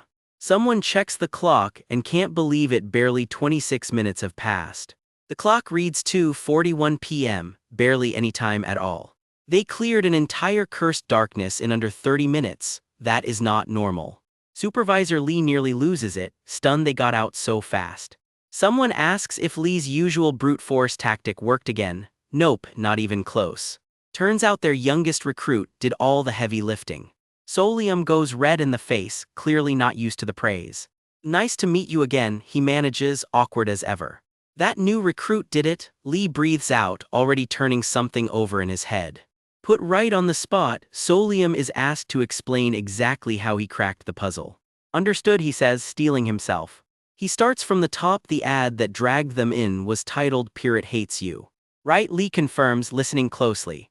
But here's the catch, a pirate and a clown aren't the same thing, even though the language blurs the two together. A clown is loud, colorful, all bright makeup and slapstick jokes. Pure comic relief energy, basically. A pirate, though, is the French kind, black and white makeup, permanently sad face, total opposite vibe. The title of the cursed ad was the clue all along. So Solium's theory, the pirate at the very least probably wouldn't chase them down. To test it, they hunted for the one portrait with monochrome, sad-faced makeup. Just in case he was wrong, he kept a solid 3-meter buffer. Then he sent that glowing hand of his out to do the dirty work. He touched the painting remotely, obviously, because he's not an idiot. And the result? The pirate just quietly vanished from the frame, no fuss, no chase. That's all there is to it, Solium finishes. Lee's grin doesn't exactly look reassuring. He worked all that out just from theory. Lee pauses, something doesn't add up. According to the records, every clown jumps out the second light hits it. So how exactly did he spot the pirate's portrait in total darkness? That's Solium stalls, caught off guard. Because, he says, the team leader could recognize it even without any light at all. Lee lets that sit, clearly filing it away. Solium quickly deflects. He just wrote up some notes after borrowing Noru's notebook. All the credit goes to Noru, he insists. Lee flips through the notebook himself, unconvinced. He deduced all of this just from a handful of preliminary notes. Lee reads on, skeptical. Does any of this actually make sense? Someone mutters in the shadows. A brand new recruit escaped a life-or-death nightmare in under 30 minutes and built a working theory while doing it. Someone's expression sours, clearly unsettled by it all. Is he seriously a monster wearing a human face? Someone blurts out, bold accusation for a Tuesday. Meanwhile, Noru gets pulled aside. They want whatever he dragged out of the darkness. Someone eyes the bundle in his hand, unsure they even want to know. Turns out when the pirate tried to make a break for it, Noru just lunged straight into the painting after it. Bonus fact, apparently they can crawl backwards too. Noru comes up with a literal fistful of nightmare, and everyone around him is horrified. Are they just a whole team of monsters at this point? Someone mutters, done with today. Back in the office, Lee's hand lands heavy on Solium's shoulder. New recruit Kim Solium, he says, all business now. Did you happen to receive something like a business card? Lee asks. Solium blinks. A business card? I'm still new, I haven't gotten my cards yet. Solium tries. Lee just smiles. You're pretty good at playing dumb, aren't you? That smile does not reach his eyes. Not that, you know exactly what I'm talking about, Lee says, and that's where it ends, hanging in the air. Solium picks up a call he wasn't expecting, and the voice on the line just says he already knows what this is about. The caller lets that hang in the air a beat too long, like they're waiting for him to panic. Then they rattle off an address and Solium's whole body goes rigid. He knows exactly why. It's the business card he picked up back at the entrance ceremony. Whoever's calling knows way more than they should. How does this guy even know about that card? Solium can't shake the question. Try contacting them, the caller says, casual as anything. If you want to earn points faster, that is. Solium shuts it down flat. I'm good. His coworker just raises an eyebrow, clearly not buying the nonchalance. Solium goes quiet, the kind of quiet that means his brain is already spiraling. His imagination jumps straight to the worst case, shadows crawling in from every side. Because honestly, he's scared, let's just say that out loud. Well, that's one way to put it, he thinks, trailing off. The dread just keeps piling on, dark and formless. It's obvious, isn't it, if someone's promising a fast way to rack up points. They're absolutely about to shove him into a high-grade ghost story. Just picturing it deals damage, complete with 3 brand new reasons for insomnia. His coworker just blinks at him, completely lost as to why he's spiraling this hard over one phone call. Turns out it's nothing sinister at all. The company's just running an event where clearing a low-grade darkness pays triple points. Panic cancelled. So naturally, Solium gets to work, clearing darkness after darkness while the point notifications keep stacking up. Clear, clear, clear again. At this rate, he's going to run the event dry all by himself. The clears just keep coming one after another, his own personal grind. I'll be honest, he thinks, allowing himself a little pride for once. For the first time in a while, things are actually going his way. Word spreads fast. Team D has cleared yet another brand new darkness and the whole office is buzzing about it. Clear time 1 hour and 15 minutes. For a brand new darkness, that's absurd. They cleared it in about an hour again. At this point, it's basically their signature move. Someone jokes that Team D is racking up enough data to write the company manual themselves. Solium tries to deflect the credit, insisting it's all thanks to his seniors showing him the ropes. His deputy isn't having it. Leading, please, Solium's the one who's been carrying this team. Their blonde teammate lights right up, delighted on Solium's behalf. Not to be outdone, he flexes his own numbers. 5,000 points banked already this month, thank you very much. Hard to believe it's only been a month since Solium joined this company. His own point total is climbing fast too. Grinding low-grade darkness speedruns is turning out to be a very effective strategy. Word around the office is that their roe deer probably holds the fastest clear record of any new hire in company history. It hits Solium that he's never actually met any of the other new recruits. He's spent his whole first month buried in the research team. The only new recruit he actually sees on a regular basis is himself, cranked up into the unhinged persona he puts on for the job. That little stunt was just Solium keeping his unhinged guy act alive, in case anything was watching. Then it's back to business as usual, mask off. His deputy calls him in for a sit-down. Nothing good ever starts with have a seat. You know your performance has been standing out lately, right? His deputy says, and it doesn't sound like a compliment. The paperwork says it all, fastest clear of 10 new darknesses and counting. With results like that, the higher-ups are absolutely watching him now. If you get any strange offers, his deputy warns, you tell us immediately. We've got your back, they add. The team leader will even cover for you once. Solium just nods, can't really argue, standing out was always going to happen eventually. This much attention, he figures, is just the cost of doing business. Surely, he thinks, nothing they throw at him next could be worse than this. Somewhere else in the building, a clock ticks down, 1 hour 15 minutes. They escaped in an hour again, someone shouts and it is not said with joy. The research staff are seething. Some of them are working themselves ragged just to scrape together 500 points. It's unfair, one of them gripes, that research positions don't even get danger pay. Isn't that right, Supervisor Lee? He adds, dragging his sweating colleague straight into it. Their boss call him Silver Fox for the hair swoops in demanding to know why Lee said this darkness needed a whole crowd of people. Ah right, 10 people apparently, which makes this whole thing an official team project now. So the dispatch teams get sorted out on paper, starting with Team A. Team D, Team Y, the assignments start taking shape. Team Y, Silver Fox mutters, chewing on how to even handle that one. Someone asks what's got him so stressed. Turns out Team D's hot streak has earned them a reward of sorts. They're going into this one alongside Team A. Team A, the name alone lands like a chess piece being set down with authority. It's the kind of name that makes a whole room go quiet. Is that even a good idea, sending them in together? Silver Fox just shrugs, that's how this company works. Some tasks, the saying goes, may require sacrifices. Not exactly a comforting thing to hear right before a mission. Pieces keep going under, one after another, in the dark. Solium's mouth twitches into that unsettling grin again. Old habits. The roster's locked in. Section Chief Lee Jahyun, Deputy Yoon Hage, Supervisor Park Min-seong, and Employee Kim Solium. Team D assembled. And just like that, it's time to move out. Hello, someone calls out as they arrive at the briefing site. His deputy tenses up immediately. Solium's expression sharpens too. Showtime. A whole crowd of masked employees is already gathered, filing in for the joint operation. The atmosphere shifts the second Team D steps through the door. Are we going in with another team today? Solium asks, mask already on. Seems like it, comes the reply, and it's clearly bigger than expected. They tap in and check the roster, all business. A masked stranger with blonde hair leans in close. Are you the rumored employee Kim Solium? Solium blinks, rumored. Yes, hello, he manages, keeping it polite.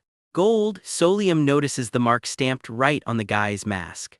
So the masks with the gold mark mean something specific, apparently. Take a good look, his deputy tells him. The gold-marked crowd carries itself like they already know exactly how good they are. A woman in a butterfly mask sizes Team D up right alongside him. There, his deputy starts choosing the next word carefully. Members of Team A. Right, the elite squad, no pressure. The masks without the gold mark, meanwhile, belong to Team Y. And his deputy adds, there's a bit more he needs to explain about them too. Apparently Team Y's leader isn't even a section chief, just a regular employee, which is unusual enough to raise eyebrows. And just treat Team Y moderately, his deputy adds, a little too carefully. One of them in particular catches Solium's eye, mask carved like small horns. Wait, that's the person from the welcome orientation, way back when. Can you bring dead people back to life? They ask him, dead serious, and the room goes cold. If you're curious about the reason, his deputy cuts in, I'll explain later, for now. Solium just nods, yes, understood, though honestly he can already guess. The gold mask stranger practically melts watching him take it all in stride. Our roe deer listens so well it's like talking to a sharper version of the section chief. Solium's not totally sure that's a compliment. All right, everyone, take your seats. The briefing officially kicks off. First order of business, actually we have almost nothing to tell you about this darkness. Great start. What do you mean, Section Chief Quack? Someone from Team A demands. Wait, is the research team saying they've got nothing either? A tired sigh ripples through Team D. Someone mutters a warning under their breath. Solium stays quiet, letting that sink in. Silver Fox's glasses catch the light in a way that says this is worse than he's letting on. Something about this whole mission just feels off. Turns out there's exactly one recorded case of anyone escaping this thing alive. Case after case comes back the same way, all deceased, all deceased, all deceased, one lone case with partial survivors, and this mission requires 10 people or more just to walk in. The weight of that number settles over the whole room. We will now begin the briefing for the large-scale participant darkness, someone announces. And there it is, lit up on the screen behind them, the place they're all about to walk into. 12 university students vanish during a club retreat at a pension out in Gangwon province. Whereabouts unknown, cause unclear, and the pension owner denies ever hosting whatever this retreat really was. Turns out the retreat centered on a board game called Gaiety Theme Park, trademarked, boxed up, and apparently already waiting inside the building before anyone got there. Word is it was cooked up by something calling itself the Gaiety Research Institute. Cute name for whatever this turns out to be. The pension owner swears up and down he never set foot near that game. Nobody believes him, and honestly, neither do we. Final count, 4 survivors, 1 still missing, and 7 confirmed dead. 12 kids went in to play a board game, read that again. Survivors all say the same thing. The game was already set up and waiting for them, like something wanted them to sit down and play. Some of them stumbled back out after 17 hours. 17 hours nobody can account for. They talked about being trapped inside a theme park hidden inside the board game itself, and every one of them came out with delirium, PTSD, some kind of lasting damage. And somewhere, reading this exact case file, a very familiar face smirks and says it was about time this thing showed up again. Cut to a fresh batch of Poor Soul's box freshly ripped open, ready for round 2 of whatever this is. A masked host in a bird skull mask struts out with a tray of capsules and chirps, "Now please open these capsules," like this is a kid's birthday party and not whatever nightmare it actually is. Everybody gets handed one of these little checkered capsules, harmless looking, sure.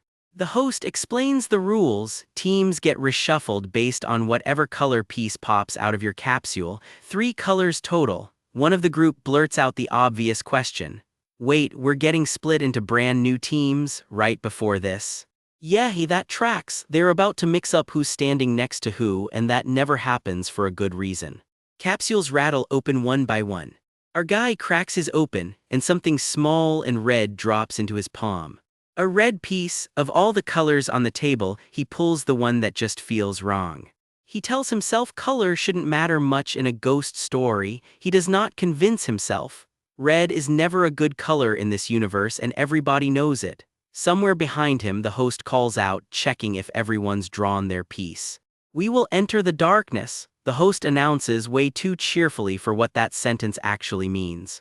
The board game itself lights up like it's been waiting for this exact moment. The group huddles together and half of them are just standing there with question marks over their heads. Nobody fully understands what they signed up for. "Wait, hang on," our guy stops himself before they go in. Something's not adding up. He's holding his red piece, doing quick math. The other colors had 4 people apiece. But counting himself, there's only 3 people holding red. Somebody is missing from this picture, and that math problem is about to become everyone's problem. The host doesn't even blink. "Oh, it seems we can't enter with only 11 people. Per protocol, they need exactly 12 to try again." The host just stands there, waiting like this is a completely routine hiccup and not a sign something's already off. That," someone says all too casually. And that casual tone belongs to exactly the person you do not want handling your safety. A fresh capsule sails through the air, and the newest volunteer stands underneath it looking like he already regrets everything. He fumbles the catch completely, hands shaking. Somehow he snags it anyway. The capsule pops open, and a red piece tumbles out into his hand. One of the masked teammates snaps her head up, genuinely startled by that color. Our guy's reaction is a full body flinch. "That's 12 now, that's a complete set." I drew one," the new guy stammers, still not quite processing what just happened to him. The floor beneath him cracks open into a swirling rainbow vortex, crystals and all. The portal yawns wide open, and there is no version of this that ends with him staying topside. One by one, the team gets yanked and head first, tumbling through the light. Masked teammates spin through the collapsing space right along with him. Someone lets out a scream that echoes off absolutely nothing, since they are already halfway gone. From somewhere outside the portal, a laugh cracks through the noise, not a good laugh. That laugh belongs to a silver-haired guy in glasses. Cracking up like this is the funniest thing he's seen all week. "Have a pleasant trip," he calls out, waving them off like they're leaving on a cruise instead of a one-way ticket into a death game. Our guy catches one last glimpse of that guy before the light swallows him whole, and the look on his face says everything. That man has a name and a job title, researcher quack jegging. A certified psycho with an unhealthy obsession with ghost stories and by every account a full-blown mad scientist. Great, that's who's running the show topside. Then, nothing but black, thin pale threads bleeding down through the dark like something reaching for them. Hands push up through a red-tiled floor, bubbles rising, blood already dotting the ground before anyone's even fully arrived. The new researcher groans awake first, completely disoriented, glasses crooked, somebody colorful crumpled nearby. Our guy pulls himself together and straightens his tie, because apparently that's just what he does before facing down whatever this place is. And what this place is a full-blown amusement park. Towers, coasters, red balloons drifting against a picture-perfect sky. It stretches out in every direction, way too cheerful for the circumstances that got them here. Balloons everywhere, actual balloons in a ghost story. A couple of rabbit mascots wander around entertaining what looks disturbingly like an actual child, because sure, why not? One of his teammates just stares at it all, mask and all, letting out a stunned wow she clearly didn't mean to say out loud. Gaiety theme park, he mutters to himself, like saying the name out loud might make it make more sense. It doesn't.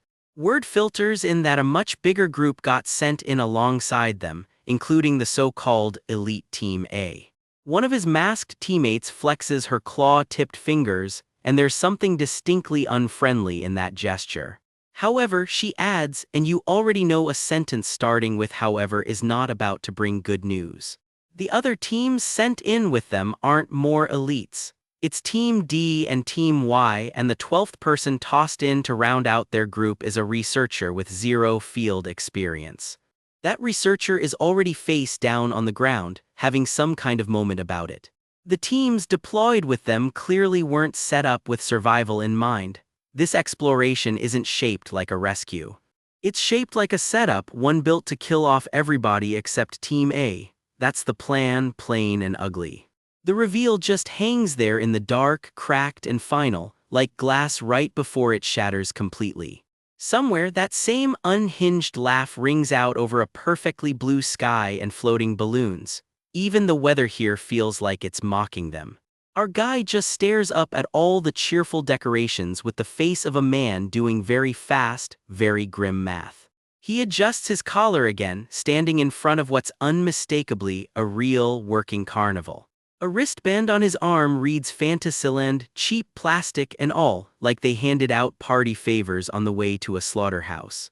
There's even an actual case file on this place. Designation Q-B11 managed by something called Daydream Inc., classified as Darkness, Threat Grade Gloom B rank, an amusement park built inside a board game themed around a handful of fantasy lands. The only way home, apparently, is riding 3 of its biggest attractions.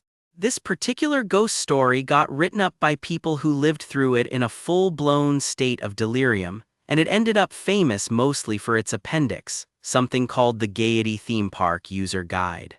And this ghost story, capital letters and all, is officially rated B-grade darkness. Cute name for something with a 7-person body count already attached.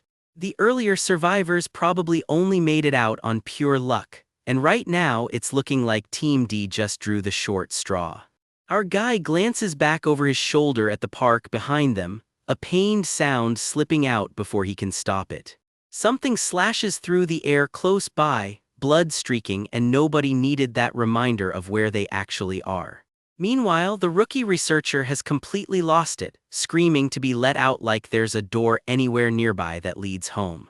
Somebody straightens their collar while a pair of rabbit mascots casually keep pointing at something off-panel, mid-sentence. This is a mistake, this has to be a mistake, I said. The rookie keeps wailing and our guy is very clearly done listening to it. Quiet comes the sharp order, fist already clenched. Be quiet, he repeats, quieter this time, grabbing the guy by the collar, not out of cruelty, out of the very real fear that screaming here gets people killed. Behind them, the balloons drift by with something faintly unsettling hidden in their painted faces.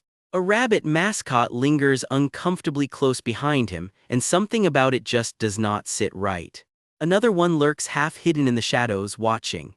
And then a whole cluster of those mascot faces crowd into a window, grinning, staring straight at them. Cheerful theme park, sure. Somewhere unseen, a countdown starts. 3, 2, 1.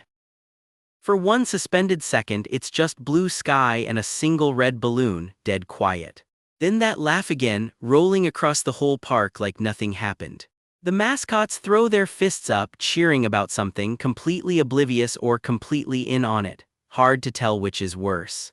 The rookie researcher just sits there shaking, and our guy stands over him, keeping watch because somebody here has to. Blood at the corner of someone's mouth, the crack of a hit still ringing. Somebody just got put in their place hard.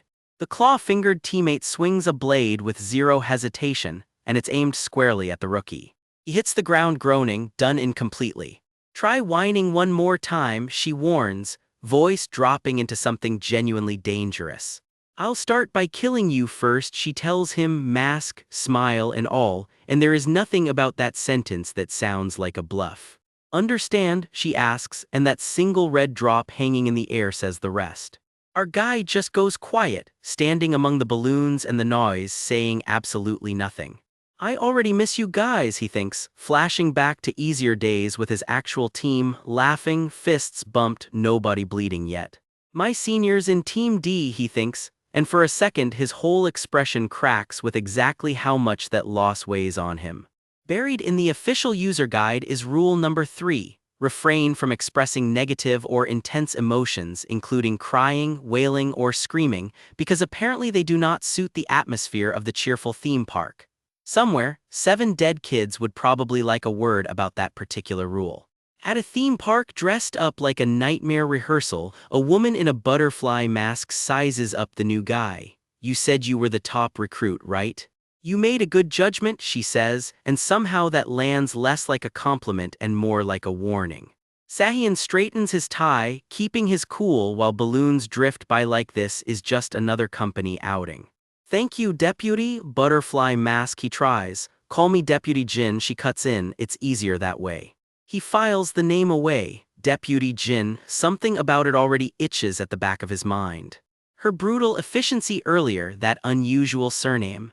Wait, is this the Deputy Jin Nassau, the one who once broke into a killer's bedroom, reset his clock to 4:44, then took him apart and put him back together while he was still struggling?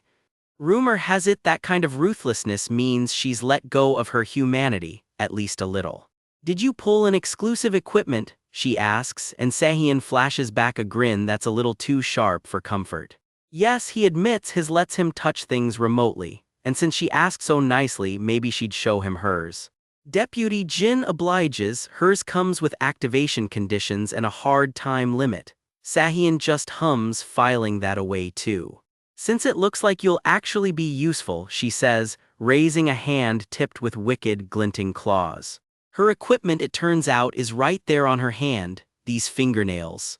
They stretch out endlessly, she explains, and they're basically indestructible. Cute manicure, terrifying application.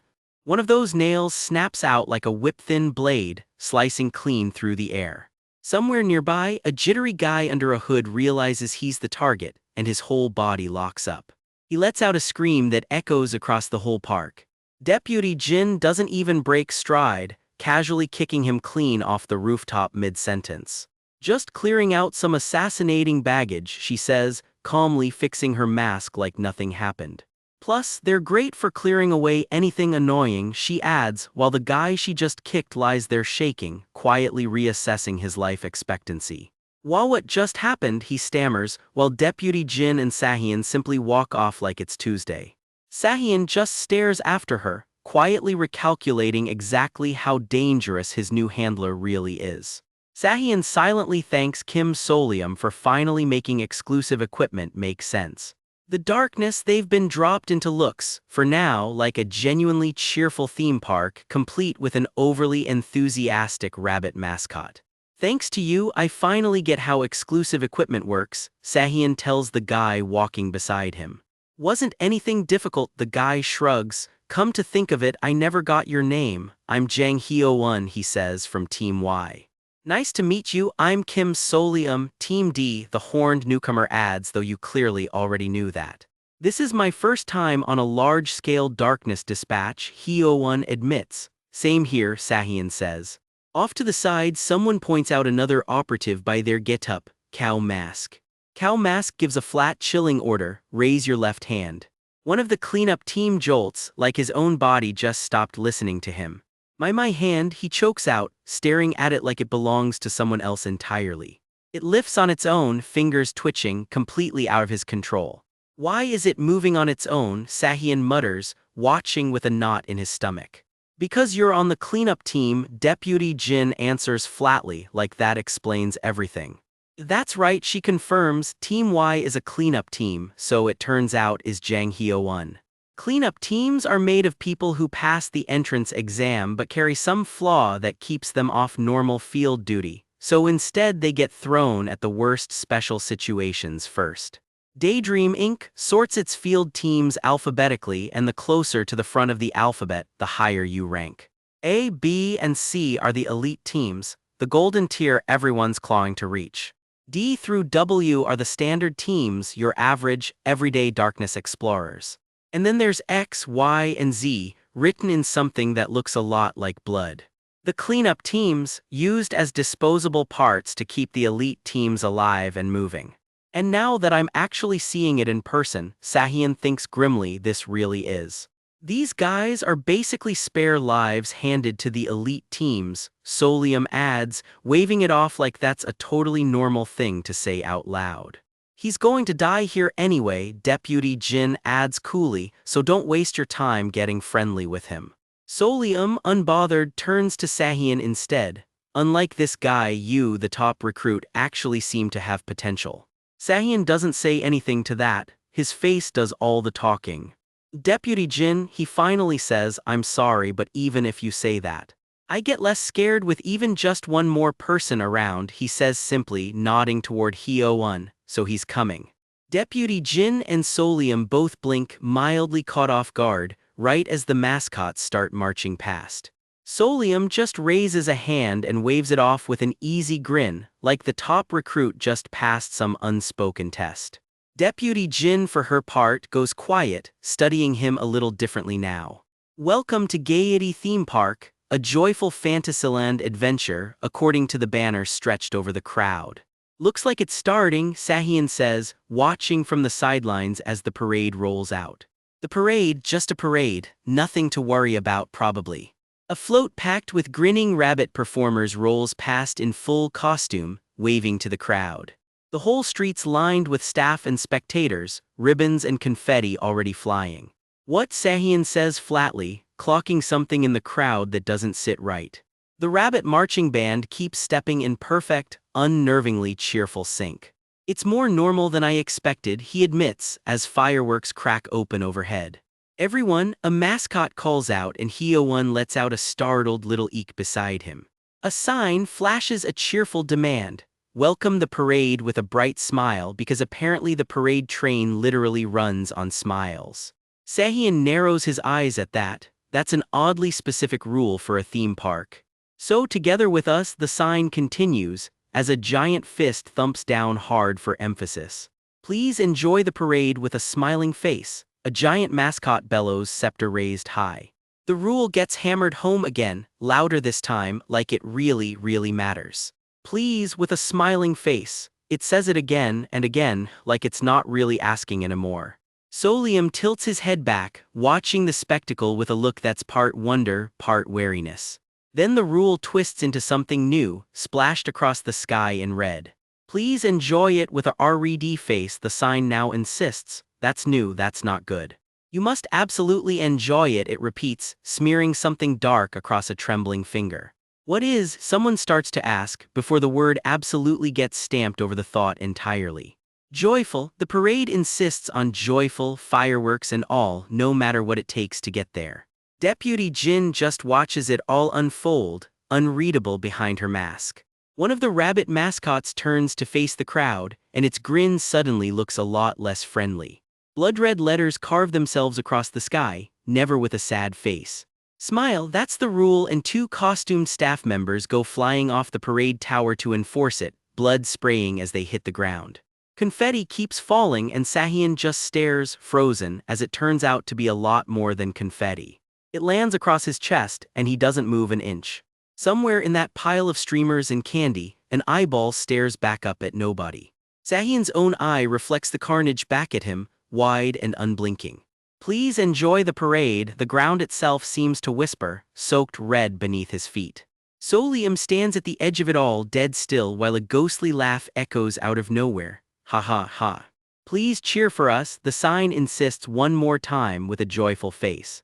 Buried in the park's own guide, Rule 7 spells it out in black and white, cheer for the parade with a joyful face because everything that happens here is joyful and never negative.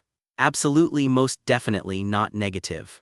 Picture perfect candy colors and confetti in the air, this looks like the happiest theme park on earth. A sparkly bear mascot twirls in a frilly dress like she owns the whole parade. Then that same mascot's face crumples and she's sobbing mid-performance. Because close by, a man in a blood-soaked suit is dragging himself across the tile, and the pavement is already painted red. The whole street is soaked in it now, the cheerful parade music still playing over the carnage like nothing's wrong. In the dark, a pair of eyes crack open, watching unblinking. That same bear mascot is drenched now, blood dripping off her fur like it's part of the costume. And somewhere in the shadows, a voice purrs the park's twisted motto, "Please enjoy yourself," with a smile. Cut to our guy Solium watching all of this from a distance, too stunned to even finish a sentence. This, he realizes, is the actual problem with this theme park. The roller coaster in front of him is basically a crime scene. A gutted mascot head sits in the wreckage, and it hits him some of the attractions here are built entirely out of things no human being could smile at. But the park's rulebook doesn't care how anyone feels. Rule 7 says cheer for the parade with a joyful face because everything here is officially joyful. Always, no exceptions. Break that rule and you get redacted. The censor bar is doing a lot of heavy lifting there and none of it's good. So Solium stuck white-knuckling it, silently begging himself not to throw up in front of everyone. He gags anyway, barely holding it together. Nearby, some poor soul in a bear costume is sobbing blood-streaked tears, forced to keep performing right through it. And somewhere behind them, someone's cackling the kind of laugh you fake when the alternative is screaming. Solium catches his breath, staring out at the castle skyline like he can't quite process where he ended up. In his head, he's already apologizing to himself, promising he'll pull it together any second now.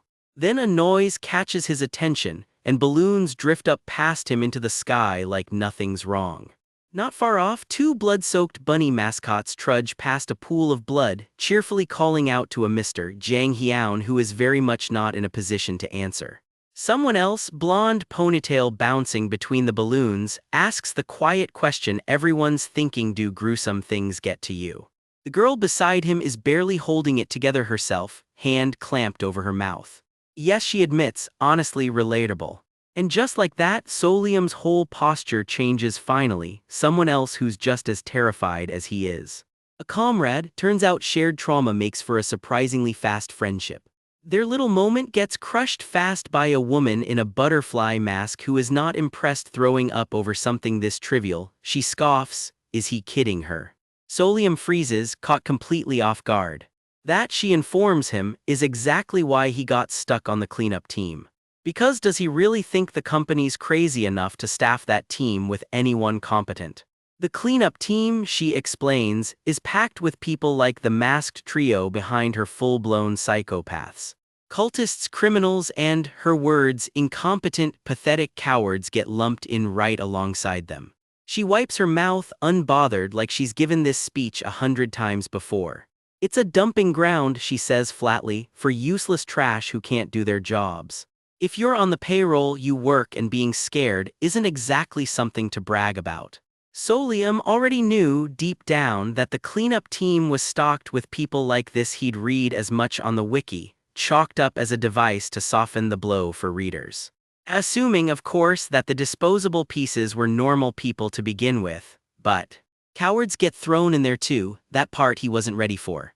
So then what does that make him? He's the biggest coward of them all, he admits to himself. He'd been so scared he just wanted out as fast as possible. Someone grabs him by the collar, needling him. Is that really something to say, coming from the guy who cleared it in 1 hour? Was that slip-up brushed off earlier only because nobody upstairs believed him? This isn't just some minor weakness he can shrug off, he realizes. The second anyone finds out he's a coward, it's a one-way ticket straight to the cleanup team. That, the masked woman says, should be explanation enough. Now let's get moving efficiently. Her next move: ditch the other two entirely. It's just going to be her and Solium from here. She snaps her fingers, all business, already deciding this for both of them. I absolutely refuse, Solium shouts it loud enough to shake the panel. His fist clenches, and for once, the fear on his face looks a lot more like resolve. Go on by yourself, deputy, he tells her, flat and final. He's moving together with the other two, he insists, as a team, full stop. Because if it's just him and her alone, he thinks, she's going to see straight through him and clock exactly how much of a coward he really is. You probably won't get very far, she warns him. He blinks. What nonsense, he mutters, and just walks off alone to prove her wrong. From above, he's a tiny, stubborn figure marching off alone into the dark. Then something red and fast cuts through the air. It slams into the deputy hard enough to make her stagger, blood spraying, an alarmed gasp ripping out of her. Solium freezes as red threads snap taut around him, a ring of light flaring over his own collar. "What kind of bull?" he mutters, staring at the glowing red string now tethered straight to him.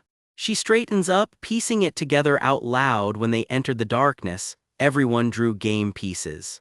Red pieces specifically, that's the part that matters. Which means she realizes the four of them are one team, whether they like it or not. In a board game like this one, teams have to move together. That's just how the rules work. Solium had already clocked something similar. The last recorded case had exactly 4 civilian survivors. It's a safe bet they made it out alive because they stuck together as a unit, which means their best shot at clearing the darkness is doing the same. "I'd like us to act together," Solium says, laying it out plainly. "This guy," the deputy mutters, clearly recalculating her read on him. "You worked all that out from one single survivor case," not exactly the reaction of someone unimpressed. The scene lingers on the blood-slicked floor and the red thread still linking them, a quiet reminder of the stakes. "I heard you were a new recruit," she says, "but you sure act like an expert." Suspicious compliment, but he'll take it. "It's not unconvincing," she admits, and something about that clearly rattles her more than she'd like. The group falls back into step together, red thread trailing wrist to wrist, balloons drifting overhead. "We move together," the deputy announces, making it official. For a beat, it's just her hair catching the light as they walk on. Someone asks where they're actually headed next, now that the team thing is settled. Solium can't help wondering if she only agreed that fast because she's the type who runs purely on efficiency. Yes, comes the answer, and then a question of his own. Does anyone remember the exact phrase printed on the board game? Someone recalls the box art itself. "Be the fastest to ride 3 fantasy attractions with your team members and receive a prize." "Yeah, I remember," comes the reply. 3 attractions, the deputy repeats, glancing down, and the wristband, she notices, happens to have exactly 3 slots. For now, Solium figures they should just follow that phrase to the letter, since sticking to whatever rules the darkness lays out has kept people alive so far. Somewhere close, a saccharine voice coos out of nowhere, "Are you having fun, Tilda?" Nobody answers. So the plan's set ride an attraction first. "That's a reasonable suggestion," comes the reply as the Ferris wheel looms over the skyline. "So what are we actually riding?" Solium asks, looking to the deputy for the call. She points, decisive, not even hesitating. The sign ahead reads, "Fantasy Train, entrance this way." "Fantasy Train," Solium repeats it like the name alone is setting off alarm bells. The group heads for the entrance together, the girl beside him keeping close. Solium brings up the rear, jaw tight, clearly not thrilled about what's waiting inside. Then the chapter cuts hard to a bloodied, fanged face mid-scream. Whatever's on that ride, it's already gone very, very wrong for somebody. Because buried in the user guide's fine print is Rule 2: stay within 5 meters of your same-colored teammates inside the park or you get executed. Strangled. It hurts. Don't get any further away. The text just keeps repeating itself like it wants to make sure it's the last thing anyone reads.